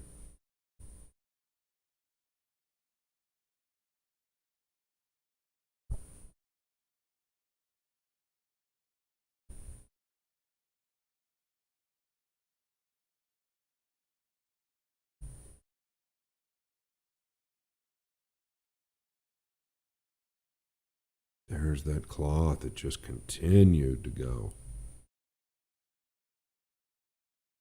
Well, I don't necessarily mean it, not necessarily the cloth, right? It's more the bed and just what it is. Not a bad thing. But he has fallen awkward now in game number 7 in a funny position. He's got to work the cue ball.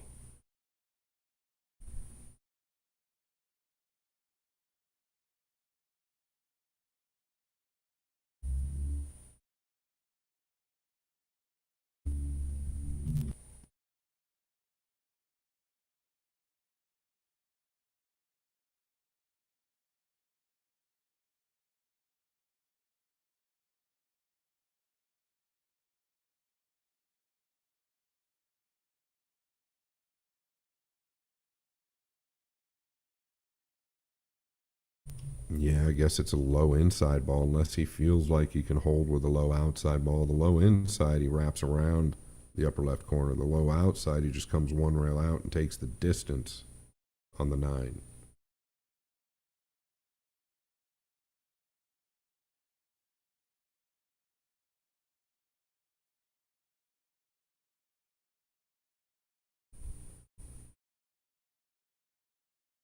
It's going to be the distance.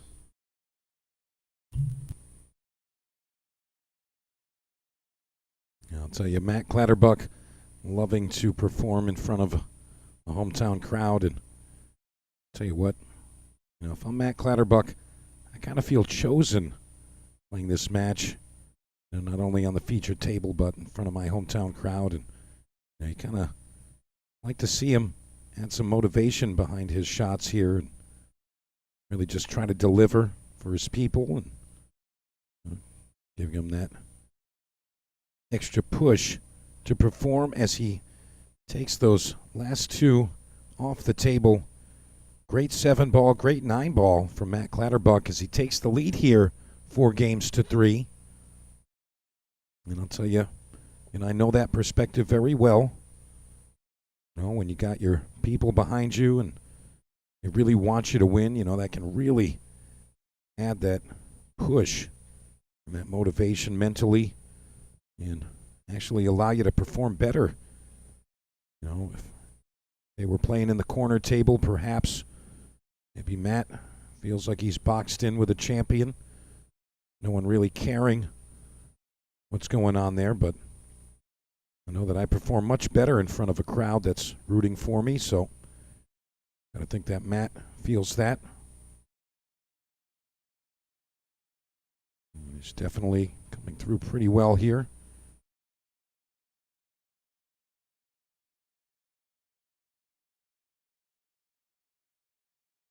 Yeah, and what I noticed there is quite a bit firmer than the speed he's been hitting them at. I don't know why there would be frustration there, so I'm not saying that's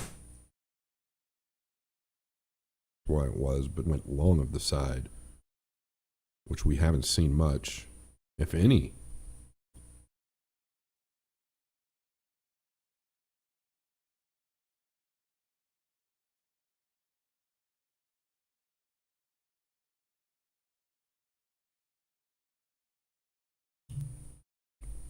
Yeah, I gotta wonder if Tyler's been playing a lot of pool, and the only reason I say that is because out of the gate, he was taking so much time in very traditional positions that he's used to being in. I'm just looking at how he's kind of slumped in the chair, and I don't know. I don't know if he's been playing a lot lately. He's a hard practicer, plays a lot, trains a lot for bigger events, so I just don't know. It just feels to me like he's not quite been putting the time in. I'm not certain with that. I could be completely wrong.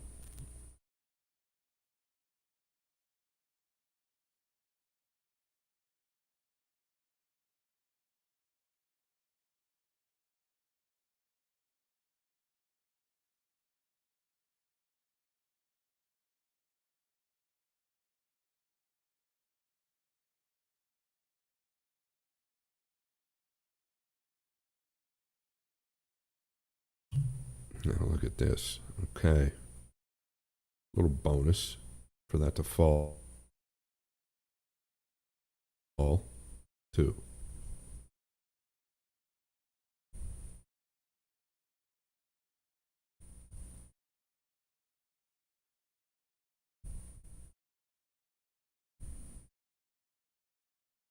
Mike, why does it seem like we continuously be commentating games like this? It's happened over and over where I feel like there are going to be a lot of breaking runs, and we just haven't seen it. Yeah, I think that, you know, as we get to the later hours of the day, and, you know, maybe that's a factor for these two here, but I really think it's just the nature of the event. You know, there's a lot of pressure riding on these players, and, you know, like I mentioned, you know, Matt Clatterbuck really trying to perform for his local hometown crowd and really show up, show out. So perhaps it's really just that mental battle there, but it seems like the break, you know, you got to take a little bit off of it. Notice that Matt Clatterbuck put a little extra into this Rax break, and perhaps that was a little momentum and adrenaline behind that stroke as he took the lead. So perhaps not a frustration stroke, but more of a motivating stroke and excitement. Yeah, once again, actually very well said. And the nature of the event, most likely right on the money. And oftentimes that's just the case, right? Yeah, I don't know. It is, well, is it 9 going on 9:30 on the East Coast? Yeah, that's right. 9:20 right now. Okay. Been playing all day then, so this to get in the final 16? Yeah, this match is the final match of the day, and yes, it is. It's a win or lose situation, go home or continue on tomorrow type of situation. So both of these players know that everything's riding on this one right here, so no chances taken.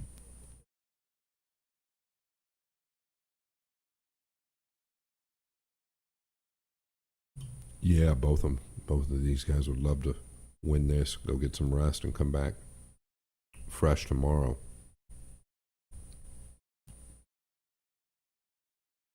Looking to catch the bottom half of this and send it up table, I assume. Just sneak it past the 5. He's got the 4 and the 5 there for cover. That'll work. Great effort.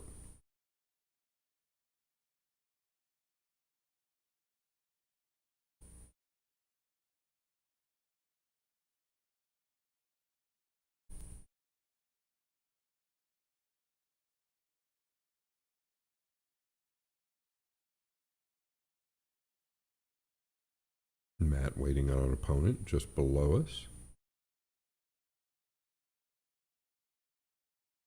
Don't know what all he has here. I don't know that he can see the bottom half of the 2.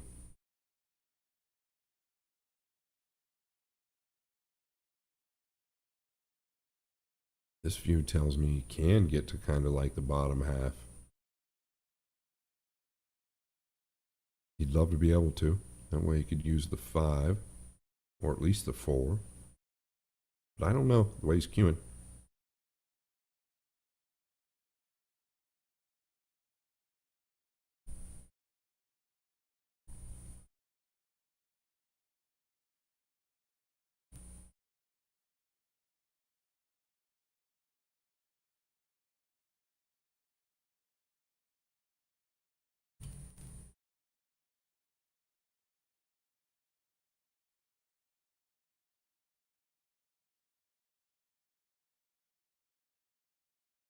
I immediately see just banking the 2 back up towards the 6. Just beat the 8, get past the 8, and you can trickle down behind the 9 or the 8. He's looking at maybe trying to tuck behind the back of the 9 a different way. So now he's changed his mind. So maybe now going to look at using the 4 and the 5.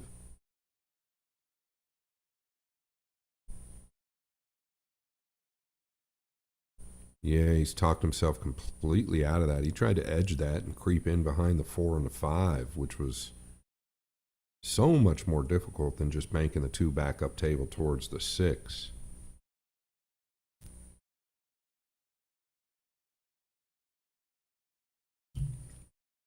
Look at this, Mike. Clatterbuck immediately on the 2-9.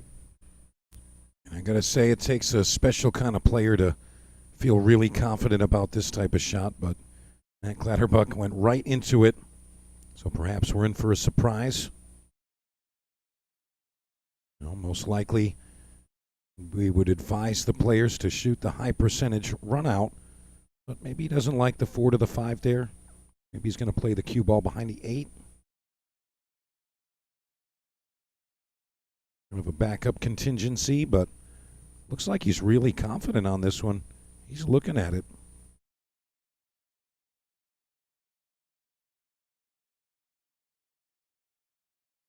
What a great shot there, Matt Clatterbuck. Surprising us here after an open miss from Tyler Steyer, missing the 2 ball completely. And I got to agree with Scott's exclamation, trying to really just ask a little bit too much there. Trying to thin that one, play safe. But I'm sure Tyler will take that in strides and make his adjustments mentally. As Matt Clatterbuck takes a 2-game lead here, 5-3 ahead of Tyler. Again, racing to 9 to get into our final 16, which will begin tomorrow. And if you want to catch all of the action, make sure that you purchase your pay-per-view pass. You can get that through Digital Pool, of course. Just going to scan that QR code right there on your screen, and you can choose the matches that you want to watch. Boy, do we have some good ones coming up tomorrow. And all undetermined as of right now, as we got to see who makes it there. It could be one of these 2 gentlemen. Okay, watch the cue ball, watch the 9. It's dry. He is not happy about it. Known to have one of the better breaks on tour, Tyler. I can promise you there's about 80% of the field that would take his break. But as Mike said it just a little bit ago, the nature of the event, it's the results off the break shot haven't been there all the time, that's for sure. A big long shot off this rail to open this rack up. Talk about a nervy shot. This is a pool player's least favorite shot. Oftentimes shooting into a blind angle. You got to trust the back arm. Okay. Maybe this is the guy that we were talking about years ago that was unbeatable in that area. I remember Matt's name very well. We never did cross paths, but I knew who he was.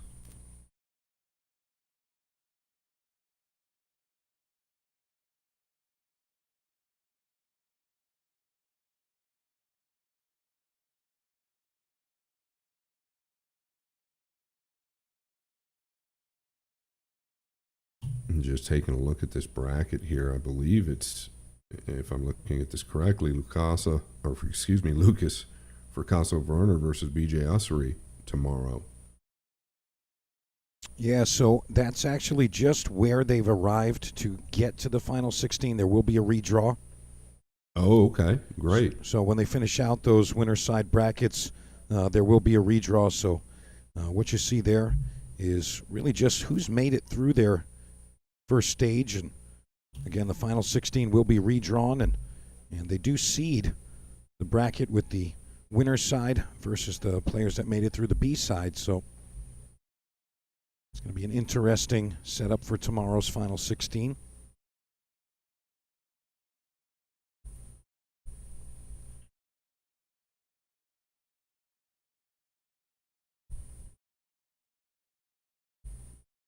Yeah, he's falling a bit short here. What do you do? What do you do? You could cut the pink towards the 8, use the 8 to stop the 4.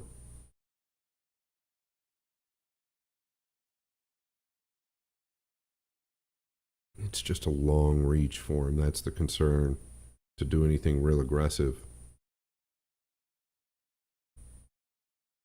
I mean, I feel like if he could reach it, he could almost cut it into this corner. I think he's going to choose to play the defensive shot, wrap around, try and get down here, but you don't want to catch it too thin and lay it over that top corner there. Make sure to go into the 8 pretty thick with the 4.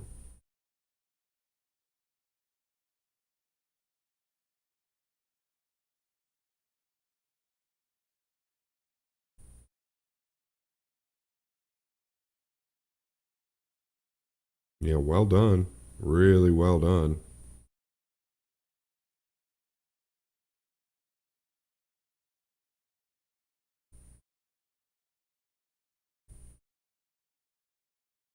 He's got him completely cut off, forced to go to the left long rail.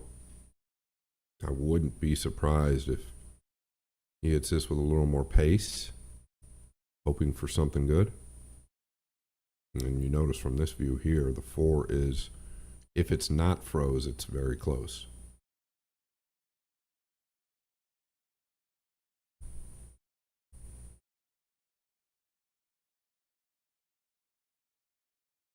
Yeah, tough to just roll this like you're just trying to make it. I think you've got to use a little bit of speed here.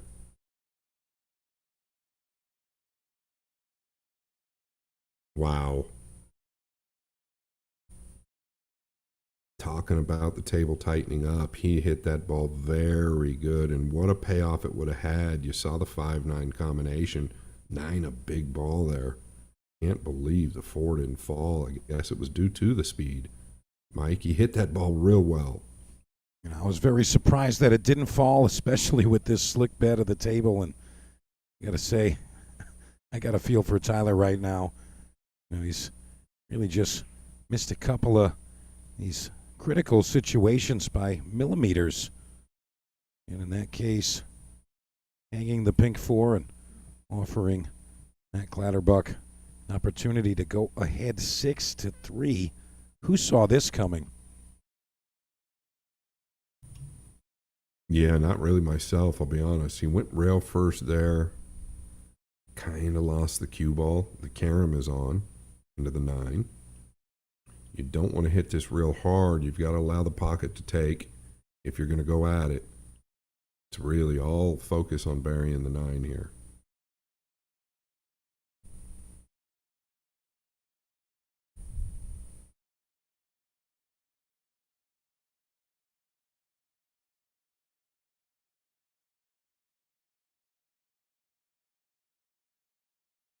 Yeah, can't tell if he's cueing down on the cue ball, if he's entertaining the cross side or not.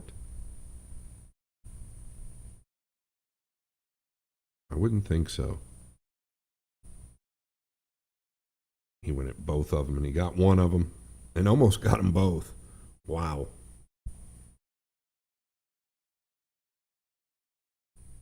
Pocket's definitely tightening up here in the evening time on Q Sports. The pool room we're in.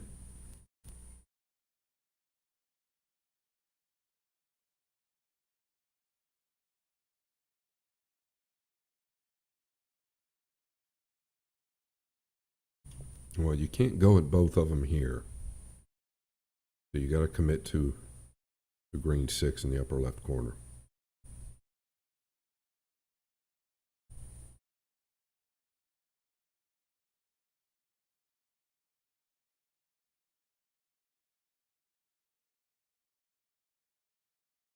Oh my, what a clean hit.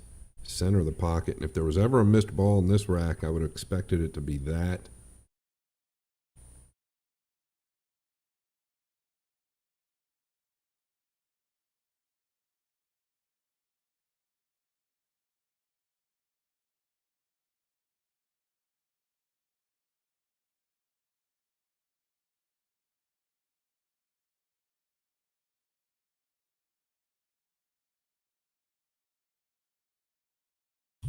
Thought he would track 2 rails out, Mike. Yeah, it looked like he had everything he needed there, but again, sometimes that adrenaline gets pumping and kind of go through the cue stick a little extra. And he gives himself this tough position. I think he's going to go with a bank here, Scott. Yeah, pretty much forced, but boy, it looks a little funny. I mean, I think it's bankable, but it looks close to frozen. You miss it, you're missing it long.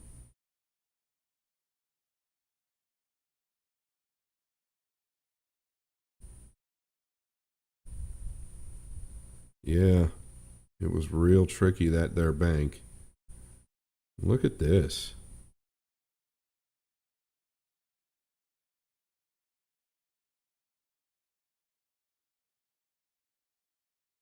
Where do you go here, Mike? Honestly, in this position, I think it's going to be Tyler's preference. He's either just going to use his talent, cut the ball, or fire the bank, cross corner.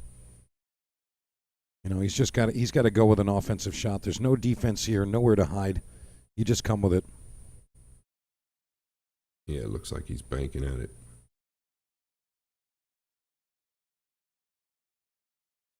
Looks to be almost perfectly on line. And look at this cue ball. Look at this. And if I was Tyler, I'd smile about that and say, hey, I'll teach you that one when you get a little older, kids. I'll tell you what. Tyler needed that little bit of boost there, but, you know, Scott, I'm sure you've heard the phrase before, good luck is the residue of hard work, and Tyler's definitely put in a ton of it. So, you know, a little good fortune now and again. Not so bad. Can't hate on him for that. So, Tyler Steyer stops the onslaught from Clatterbuck and makes it 5-4. And that was a big game. 6-3 sounds terrible compared to a 5-4 deficit. So, a little good fortune there. So, Clatterbuck still in control as we move into rack number 10. Okay, look at what happens. The hiccup in game number 9 from Clatterbuck, wide open with the 7, 8, 9. Comes up short on the 8. Now he gets kissed in, scratch on the break, 3-9 combination. Instead of a massive lead, it's going to be tied up. And it's amazing how the tables can turn so quick, and what could have been a 3-game lead in 2 games' time is going to be even keel. Remarkable how the numbers work out and how fast things can change in the game of 9-ball. And Tyler fires that in with authority to send a message. Hey, did you think I left the building? Watch this. And as Tyler ties it up, 5 games apiece, he's going to be the breaker in rack 11. So chance to pull ahead and take the advantage back.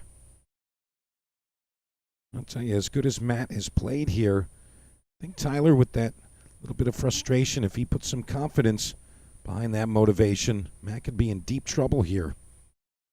You don't want to get a guy like Tyler Steyer on your bad side, because when that boy's hitting the ball well, anyone in the world can get it. Don't want to be on the receiving end of it. And I'll tell you what, the break shot here would dictate not only how Tyler's feeling, but how this match might go forward. Well, let's see how we look.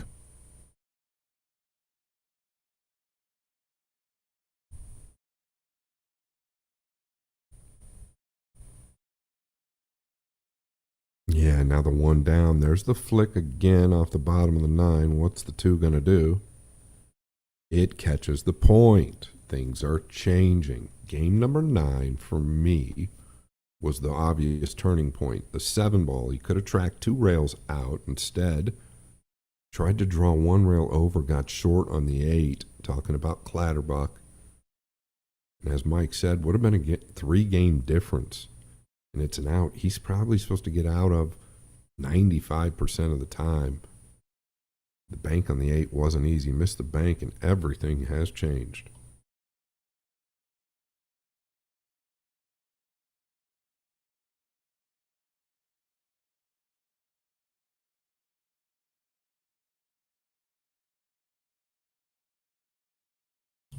Watch out. It's that soft draw that tends to get him.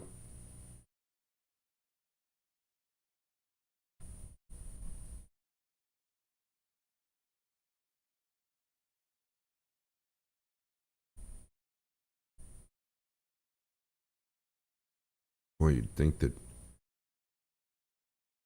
his shoulders would be a little bit higher after the last couple of games, but not happy. Just has not seen himself or real confidence since the beginning of the match from the Tyler that I'm typically used to calling. Even when things aren't going his way, he tries to stay very positive. I haven't really felt that at any point in this match.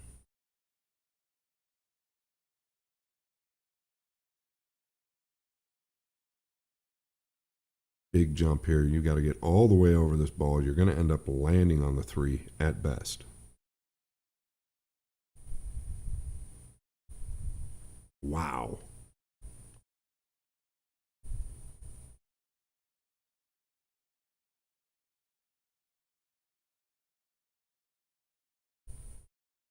He made that look easy. Mike, he made it look easy. Honestly, that's just a testament to my earlier comment about Tyler and his abilities and talents. And, if he got a little frustrated and he puts that into that back arm and, motivates him to really show his true power. Again, anyone in the world can get it. And Tyler really showing us who he is right now. And Matt Clatterbuck can only sit and watch. So Tyler making a statement with a great jump shot. If he can follow it up right here, I think we're going to see a very different ending to the match. As we've seen Matt Clatterbuck in control for a while, this is really the pivotal moment for Tyler. Yeah, I don't know if he's in between going to the right side or if he's in between forcing it to the upper right corner with a high ball and then going out of the upper left corner to the purple 5.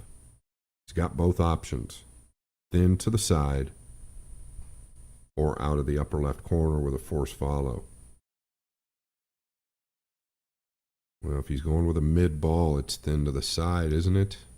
It's hard to tell what he's doing.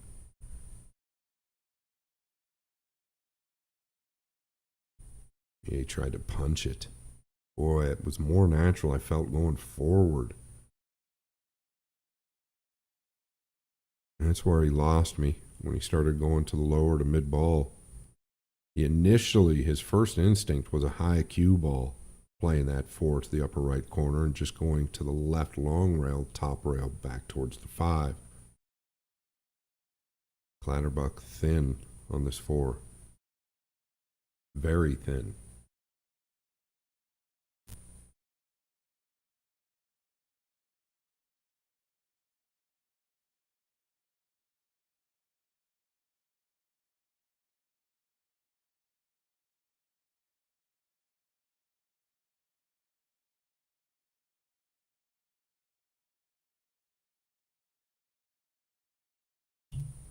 Tell you what, pretty good recovery so far. I'm waiting for the mishap. It just seems to come oftentimes when you get a chance to kind of close it out like he did in game number 9, and then a couple of fumbles, the combination from Steyer. You're just kind of waiting for something to go wrong. But that was a real good hit.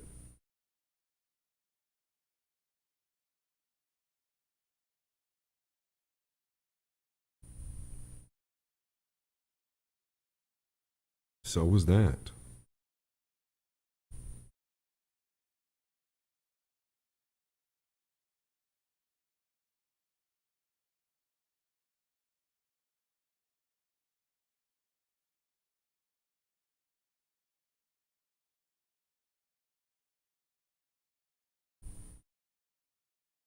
Okay, this is that angle. Wasn't quite near the same. Obviously, the 7 a little tougher that I keep referring to in game number 9. But here, I think you do go 2 rails, or is he trying to just draw 1 rail out? It doesn't really matter here. It's preference. He's thick enough to where he could draw 1 rail out, but that's what he's going to choose to do. I just feel like you can lose it more that way. Wow, what a bonus. What a bonus, Mikey. Honestly, Scott, I thought he was going to lose the cue ball there, but does get a little friendly bump and ends up reasonably on this 8 ball. But Matt Clatterbuck fighting back, and can't help but comment, you know, you're right. You keep waiting for something to go wrong, but this guy just keeps coming with it.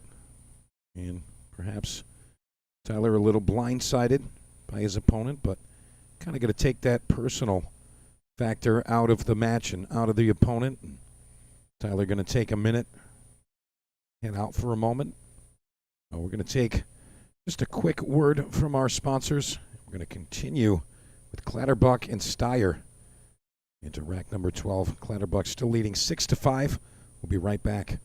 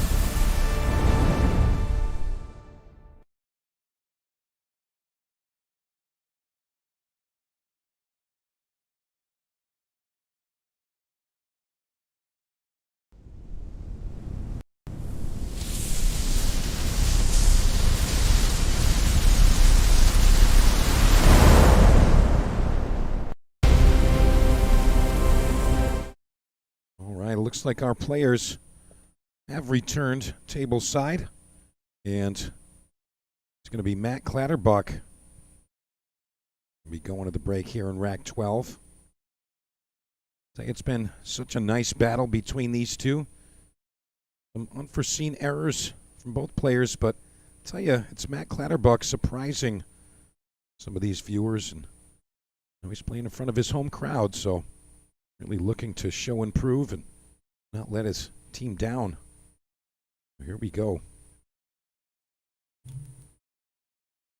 Yeah, it's pretty clear that he's been at least training, playing some events, like you said, up in the area. And, I was very concerned out of the gate, but he just needed to work into it just a little bit, loosen that arm up. And look here. What is stopping him? The 4 to the 5 could potentially be the issue. The 3 to the 4. You want to carry an angle here.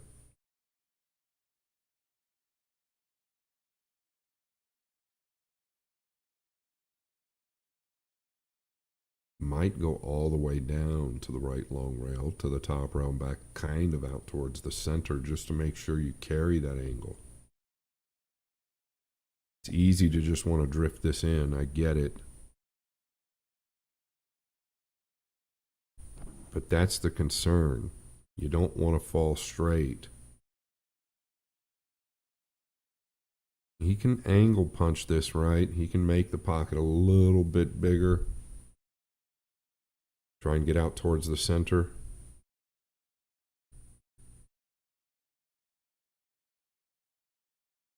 I felt like if he just came down to that top rail and out towards the center, he's going to ensure that angle.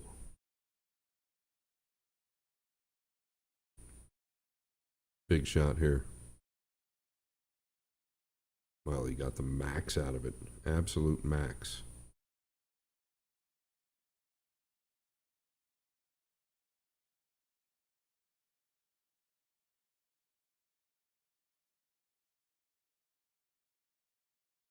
Boy, do you have to draw this back? Can't you stay on the upper right side of the table past the side pocket?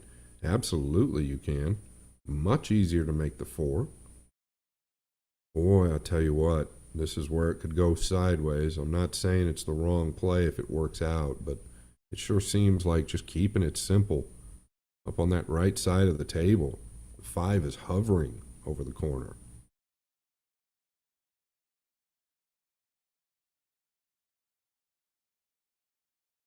Never mind, this is Matt Clatterbuck.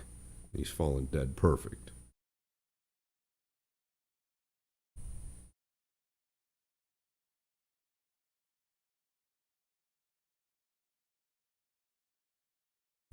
What a great shot. Yeah, I don't know how many players would have played it like that. I guess maybe for him it was easier to make the 4 with the low outside ball. And a lot of players will feel that way.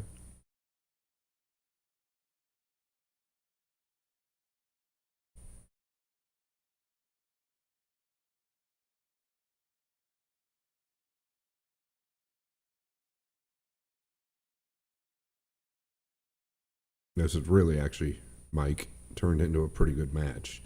I've enjoyed it. Yeah, I got to say, Matt Clatterbuck definitely surprising a lot of us. And I'm sure the locals are like, what, you'd never seen Matt play before? And kind of giving us the side eye like, of course he's going to do that. But I'll tell you, such a nice shot there, getting on the 6. And, he's really he's impressed me, I'll tell you that.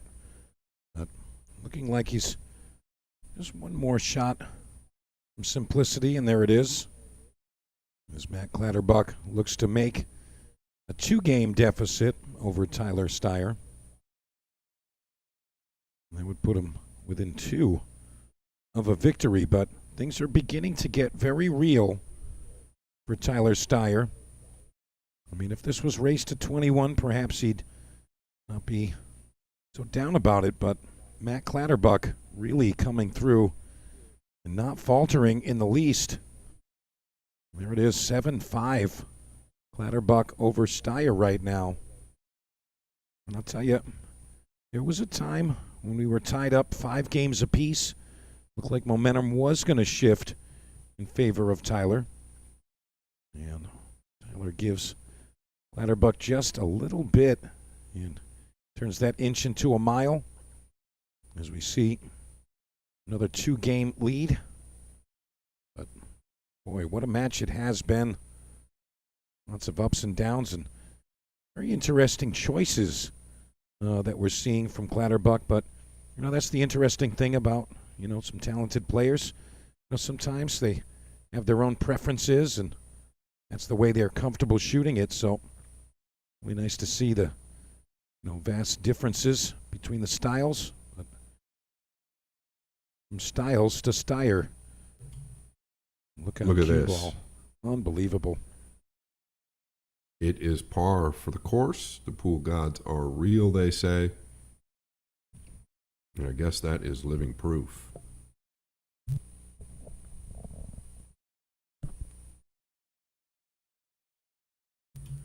Yeah, that is 2 horrible kisses that he has received into the side pocket off the break shot. And that one I was about to give him credit because he caught the top side of the 9, which is what they're looking to do.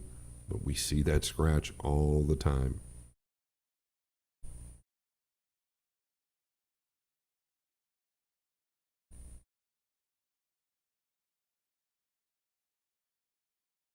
It is really in Matt's hands at this point.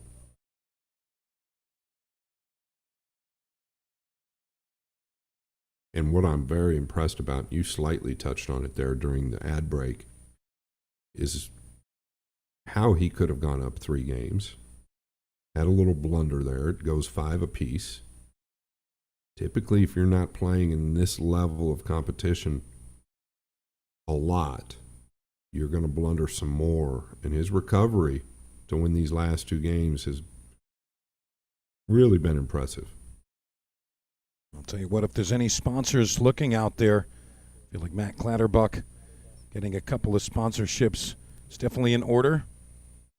He's definitely had an impressive performance thus far.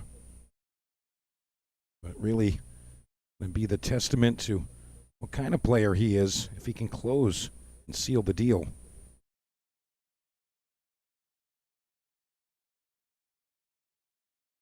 And he's falling perfectly below the 5 now. He can stun straight up table or just use the left long rail, which seems to be pretty natural.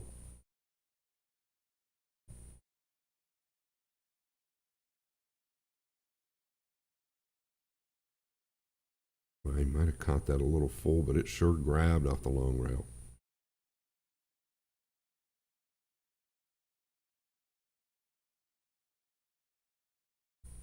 Now, this is more of that angle he had in Game 9. I'll get off of Game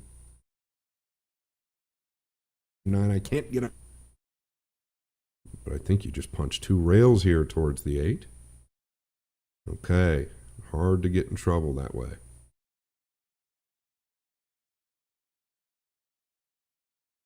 Yeah, it looks as though Matt Clatterbuck can close as he comes perfect on the 8. A little bit longer, but very comfortable 9 ball to get himself on the hill. What a match. And what a battle we've seen here. And Clatterbuck, really, really impressive. Like to see him come out on tour with some of the WNT pros. If he can bring that kind of game, but of course, sometimes life gets in the way of pool, and it's really nice that he's got this opportunity. And Scott, I know you touched on it earlier, but it's definitely got to be the case. He's had to have been hitting balls and prepared, because this is not a cold, off-the-bench type of performance here from Clatterbuck. He's in stroke. He's very comfortable, and he's definitely coming with some great shots here. So really nice to see that. Really nice, strong performance thus far. But again, it's all about closing, and Matt Clatterbuck needs to be able to seal the deal.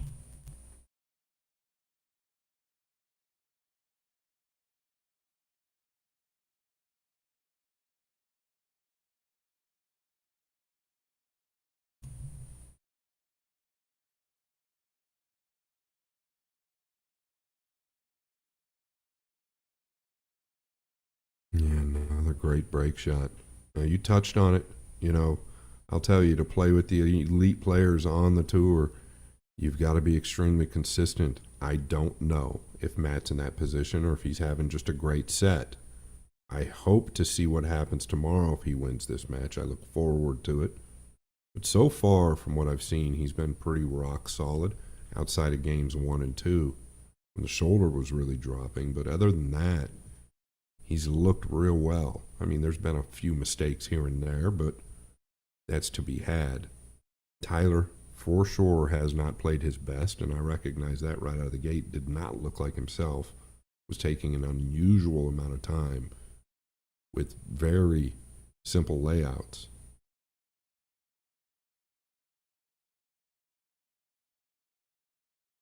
There was the shoulder. It's the first time we've seen it since game 2. And that was for sure a shoulder drop. Well, maybe a little pressure on him, right? And you just touched on closing the door. It's still a long way from over. That's a great point, and perhaps just the idea of making the final 16 and also beating a player like Tyler Steyer, just that thought could be kind of hampering his focus here. Can actually be distracting.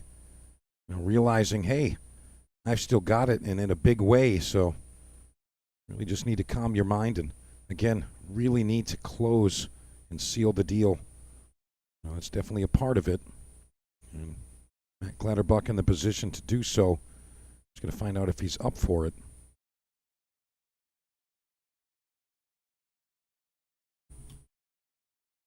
Yeah, and actually, just a good effort to make the hit there. Kind of got away with it to get this distance. Let's see how Matt handles this. Referee kind of gets him out of the way. B. Shuff. And that big old mug right there at the bottom of the screen. Good friend of mine. We go way back. Brandon, another threat, in my opinion, to do well in this tournament. He just seems to always do well. He's been playing better pool in the last year and a half, 2 years than I've seen him play in a long time. Well, this is a big tester here. We saw the elbow drop or the shoulder drop in the last swing.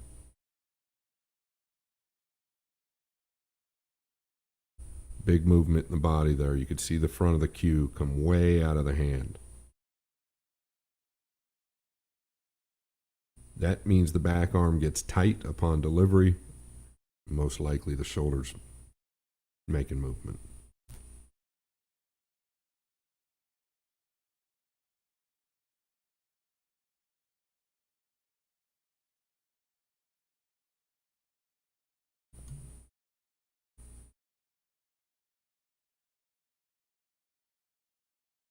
I think this is where the alternate break format really shows up, right? You're going to get a couple of lives to get the job done. Whereas, if Tyler could kind of take over and really gain some different momentum at the end of this match, things could be different. I still think Matt will settle down. And he could be gifted something here at the end of this rack. You just never know. But this is more the pace that Tyler plays. And that's not the player I saw the first half of this match.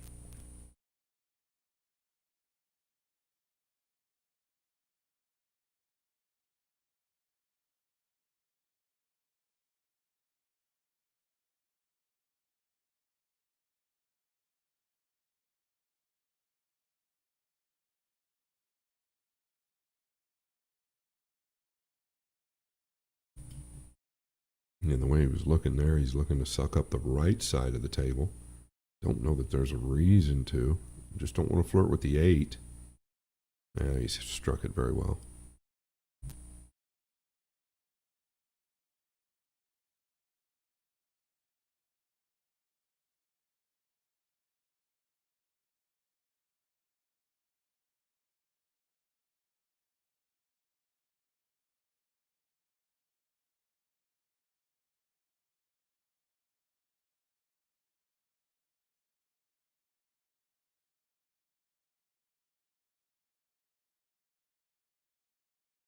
And as Tyler Steyer approaches this 8-9 to hold off Clatterbuck, perhaps, just being under pressure and just adding that stress, kind of elevating Tyler's abilities. And there are some studies that say if you're under pressure, you can actually have a heightened IQ and heightened intelligence in those situations, and in some cases, added strength and perseverance. So perhaps Tyler, being the resilient player that he is and always being so positive about the game, perhaps this is his time to show those characteristics that he has and just come through and show the people who he is. But again, Clatterbuck sitting on the hill. It's got to be some kind of distraction for Tyler, but again, the match is not over until that final ball falls. So here we go, back 15. Well, watch the 9. Big movement again. Caught the bottom half of it there, sending it one rail towards the side. Once again, no good look at the 2.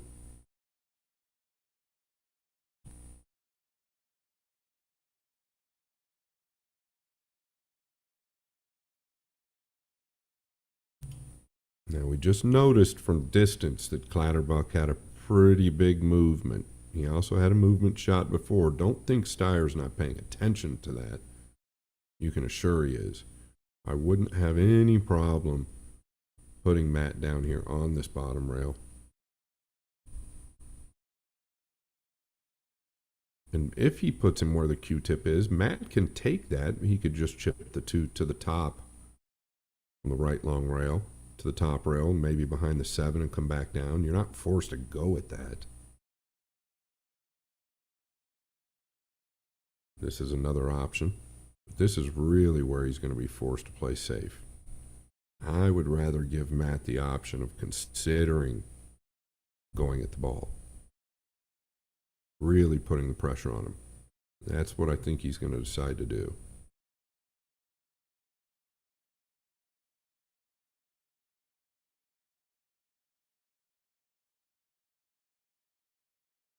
Yeah, I really like this position because then the thought becomes, do I take this on to the upper right corner? But the negativity could creep in, and I think Tyler's playing into that right now.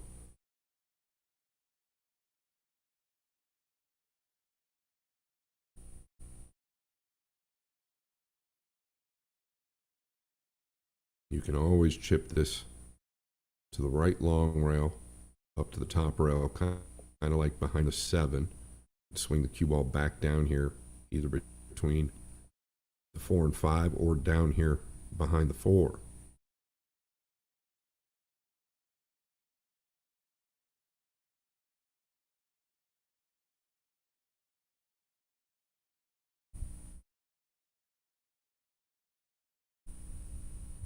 Well, he's giving it up, and I think Tyler's happy to take this. I'm pretty sure. I'll be surprised if he attacks here. I'm pretty sure he's going to shave it, put it towards the top rail, and come back down table. If not, if he's got enough of the 2 to bank it back towards the 4 and just tuck him under the 7, that's a whole nother story.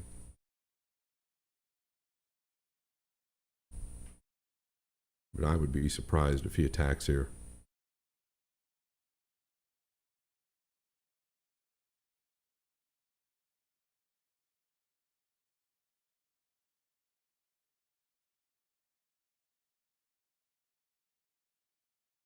Yeah, and this is a good line right here to tell us. Kind of felt like the reason he laid the cue ball there was so that he could chip the 2 to the right long rail and above the 7. Now he's looking at the bank, straight back down table.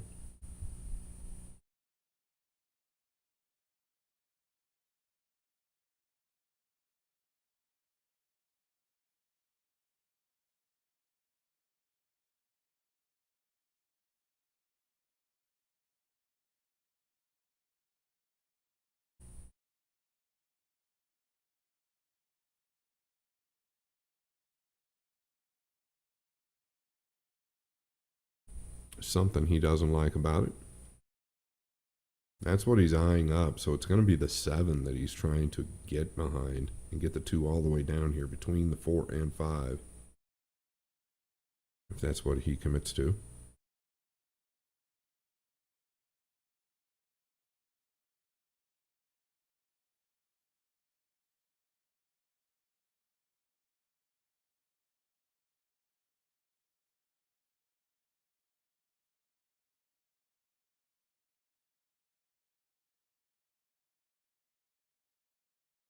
Yeah, I think he's back to the original shot, chipping the 2 up behind the 7.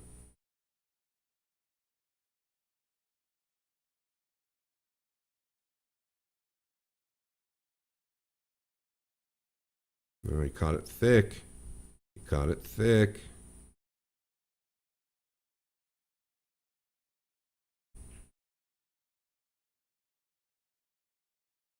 The execution just has not been there for Steyer.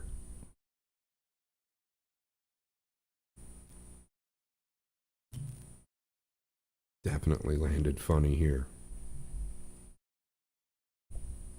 All right, break time.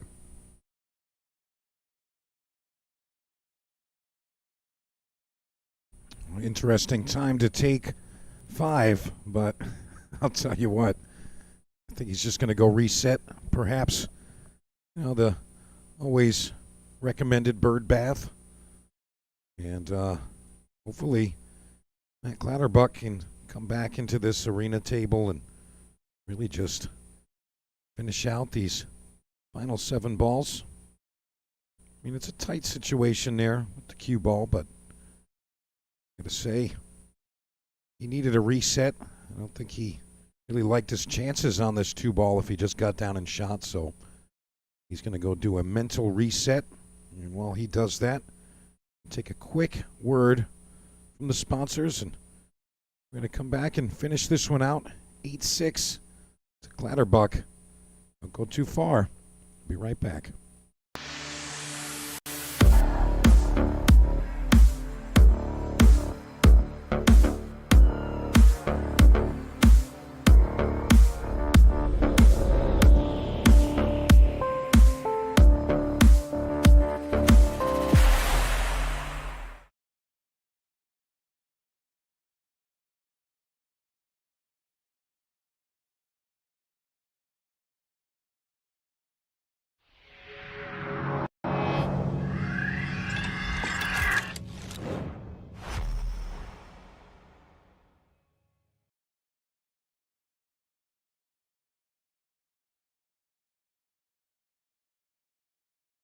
All right, it looks like Matt Clatterbuck made it a quick trip.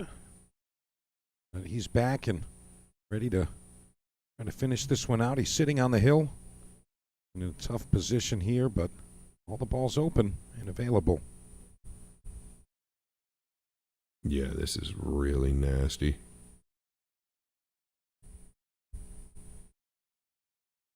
You can see how elevated he is. He doesn't want to put side spin on it. That was just very difficult. He could barely even get to the cue ball, let alone the 2.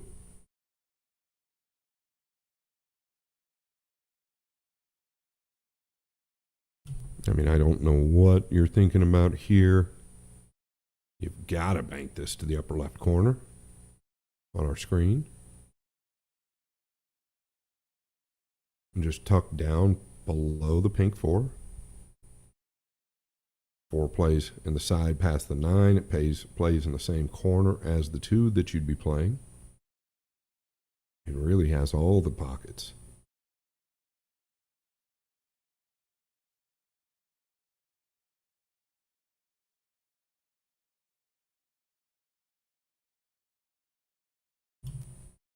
Yeah, I mean, there's just no question here about banking this ball. He's passing it up. And the reason it's so powerful is if you happen to hit it bad, you're probably going to get away with it. You're going to tuck back down table below the 4.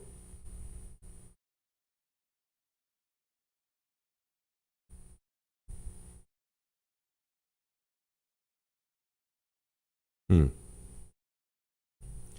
have to take it from him. He's not going to give it to you.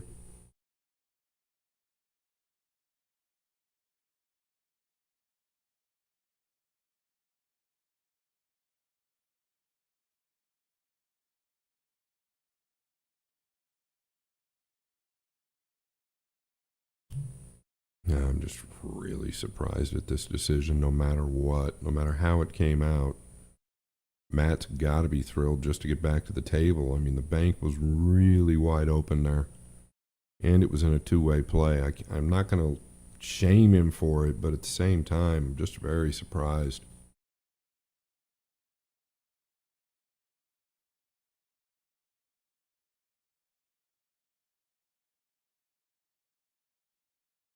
Matt actually just said something to whoever was in his corner.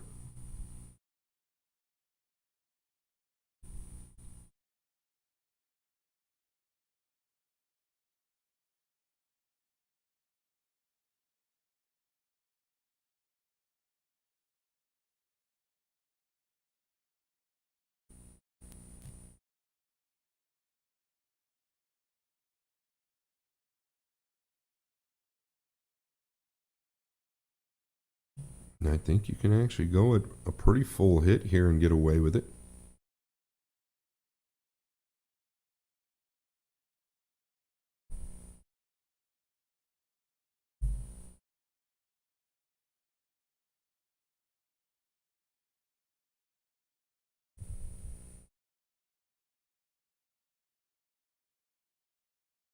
Wow, he really took a chance there, and how's this going to finish?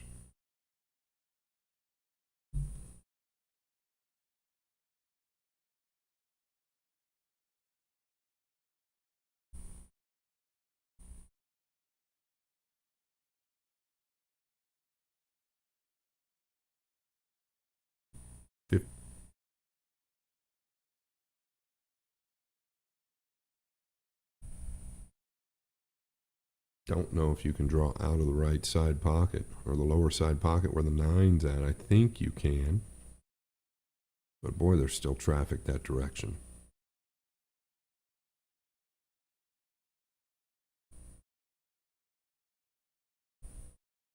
Yeah, I think the side is better. Less traffic.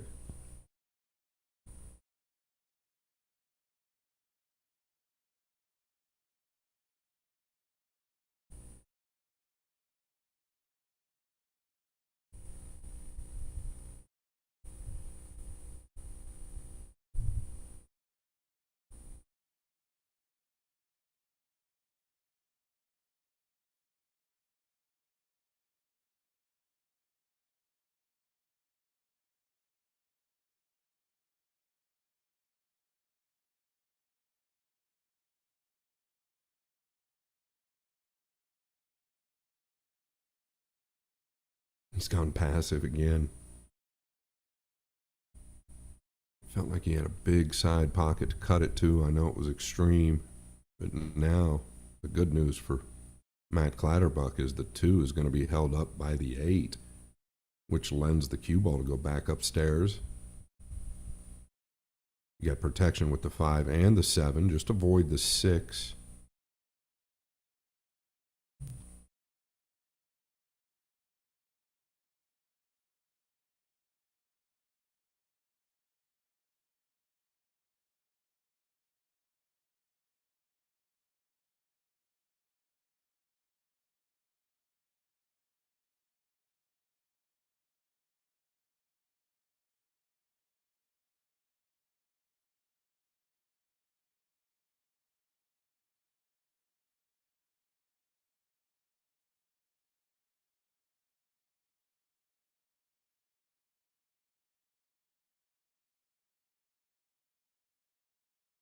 Mike, was I seeing it funny when he had the bank on the 2 and he could have kind of played it two-way and just trickled down to the lower left side of the table? No, when the 2 ball was at the top of the table, you know, I have to say that I think Tyler, although he would have recognized that shot, I think he's really just trying to take this a little bit slower and make sure that he doesn't make any rash decisions. You know, he's in grind mode. So, you know, I do agree that that shot was available, but I think Tyler's really just... no question it was available. Yeah, I think that Tyler's just kind of taking this and really just trying to make the most of it and grind out a win here. You know, his back's against the wall, so he doesn't want to do anything rash. And if anything seems off, he's just going to revert to whatever his instincts tell him, and that's what he ended up doing there. But Totally agree. Yeah. I like the bank there. Yeah, you can't. I mean, he's trailing 8-6 though. With an alternate break format, you can't play safe when you've got two open options at going aggressive. You can't continue, I should say, to get away with that. In my opinion, from what I've experienced, especially on forgiving pockets. Now he might win the game. That's kind of not where we're going with this, I guess. But I feel like he is just not confident. I've felt like that since the beginning of the match. Well, ironically, in the same type of manner, we saw Boris Ivanovski, kind of playing a little extra reserved and conservative, and he ended up playing a similar bank shot, and that turned the tables and ended up winning his match with Yanick Pongers. So perhaps Tyler could take some notes from that exchange there. Yeah. Two opportunities, I believe. He could have cut the two to the side. He could have banked the two to the upper right, and that was really a free play with a chance to win the game. And the pocket's playing quite forgiving with that bank, especially with a low outside ball. Now Clatterbuck in the driver's seat.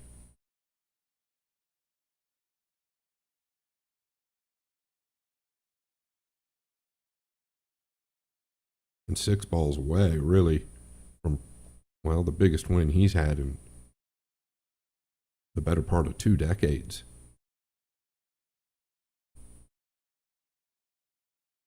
And I would be excited to see how he does tomorrow.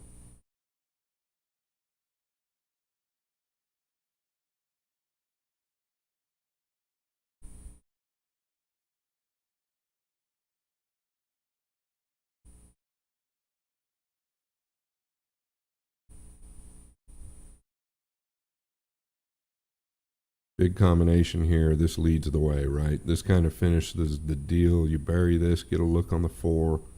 Everything else is right there in front of you. Well done.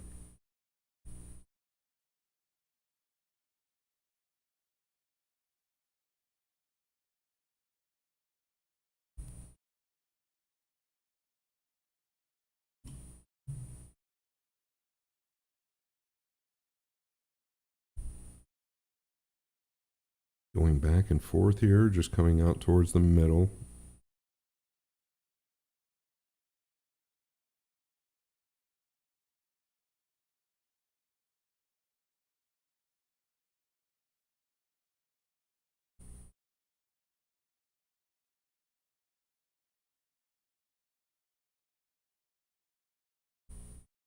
Saw a little flinch there. I'm not saying that's coming next, but I did see it.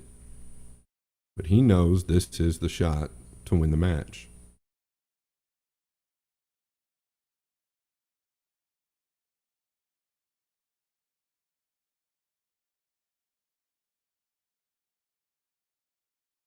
More drama, Mike. Yeah, he's come up a little short here on the 7. But, I mean, he's made a difficult 7 perhaps a little more difficult than this one here a bit earlier in the match. But tell you what, if he's going to shoot it stretched out here, going to add a little bit more difficulty to it. So he's got a decision to make here. And I'll be honest with you, if Matt shoots this 7 in, pretty much game over. But I'll tell you, if he gives Tyler another chance here, Tyler might sneak in and steal this one. And I mean the match overall, not just this rack. Now you let Tyler get one more game and one more break off, and perhaps we get to that double hill situation. Very, very different. And he's gonna Big shapes in the backhand there. He's got it down, and he held the cue ball. This is a big win for Matt Clatterbuck. Yeah, and we can hear the crowd in the background. Played a great set there. Congratulations to Matt Clatterbuck. And he's taken out the number 1 seed in the event, Tyler Steyer, 9-6. Scott, what do you think about that performance there? I mean, that was pretty strong. Very impressive. Yeah, I'm happy for him, right? You've got to be happy for him. Tyler really didn't look like himself from the very beginning. He knows it. And Matt, he finished strong when he needed to. He came through when he needed to. So I was happy to call that match with you. All right, Scott Frost, thank you very much for joining us. Really appreciate you doing the event coverage with us. And in just a couple of minutes, we're going to be heading out to Mr. Madison Ortiz, who's going to be speaking with Mr. Matt Clatterbuck. And honestly, I can't wait to hear what he's been up to and how he feels about his very recent win over Mr. Tyler Steyer. Really going to be a treat to get into the mind and see the personality of this man. I mean, obviously we got to see him play some pool, but really looking forward to hearing from him. So it'll take just a second to get him on scene over there and see what he's got to say. Really excited to really just hear his voice and to get into the personality of Mr. Clatterbuck.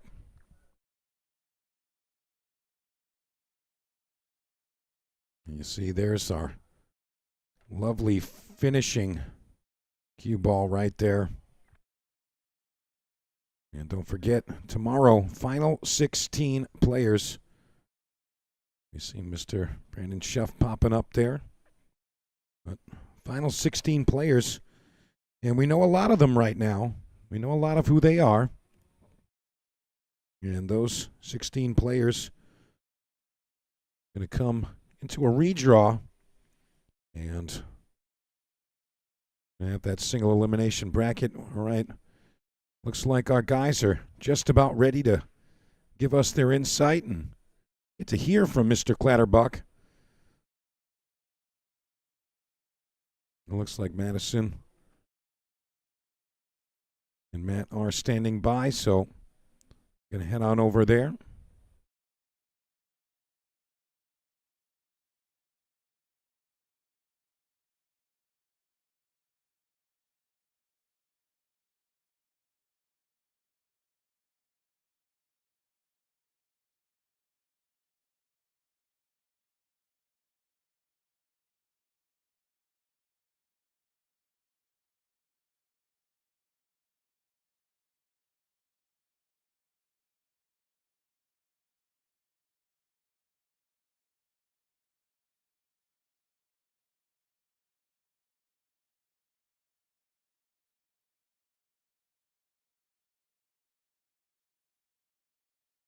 Firepower, firepower, firepower. This is Madison Ortiz live at On Cue Sports Bar and Grill, 2026 Bob Stocks Memorial.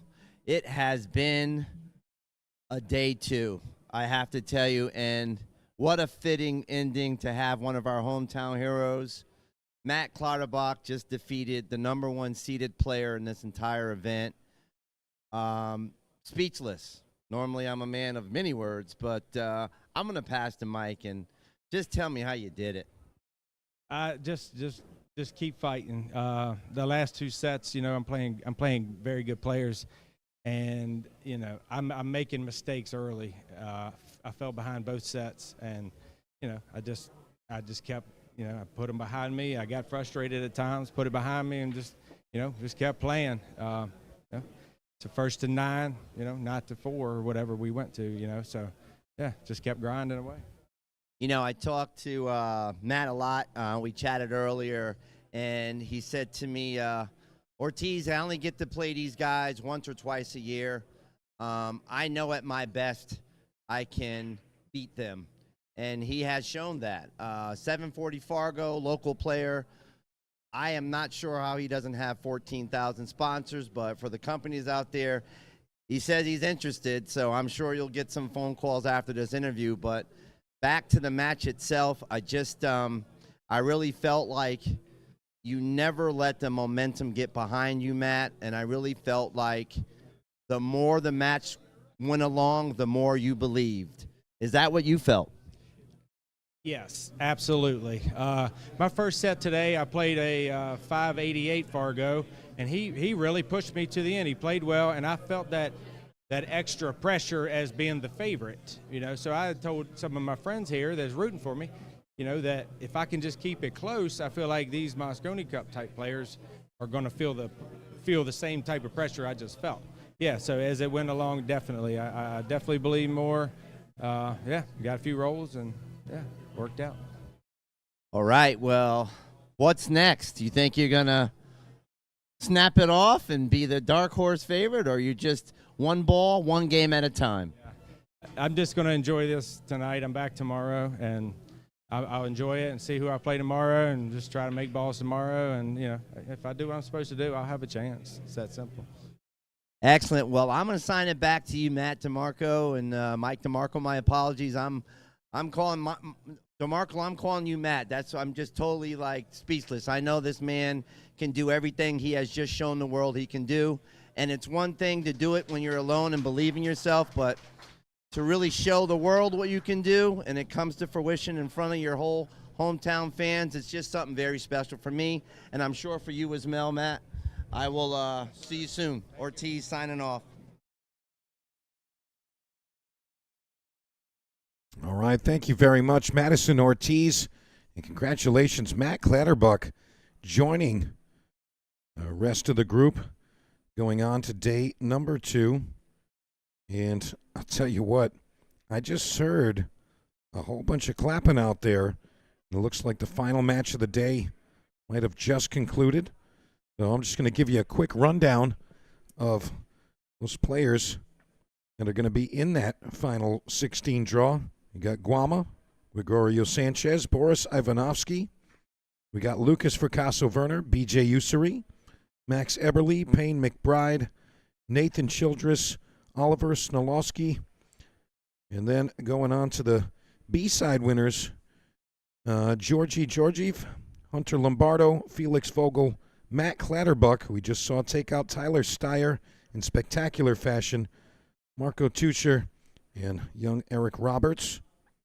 And continuing on down, got Fraser Patrick, and just edging out Raymond Linares, Brandon Schuff.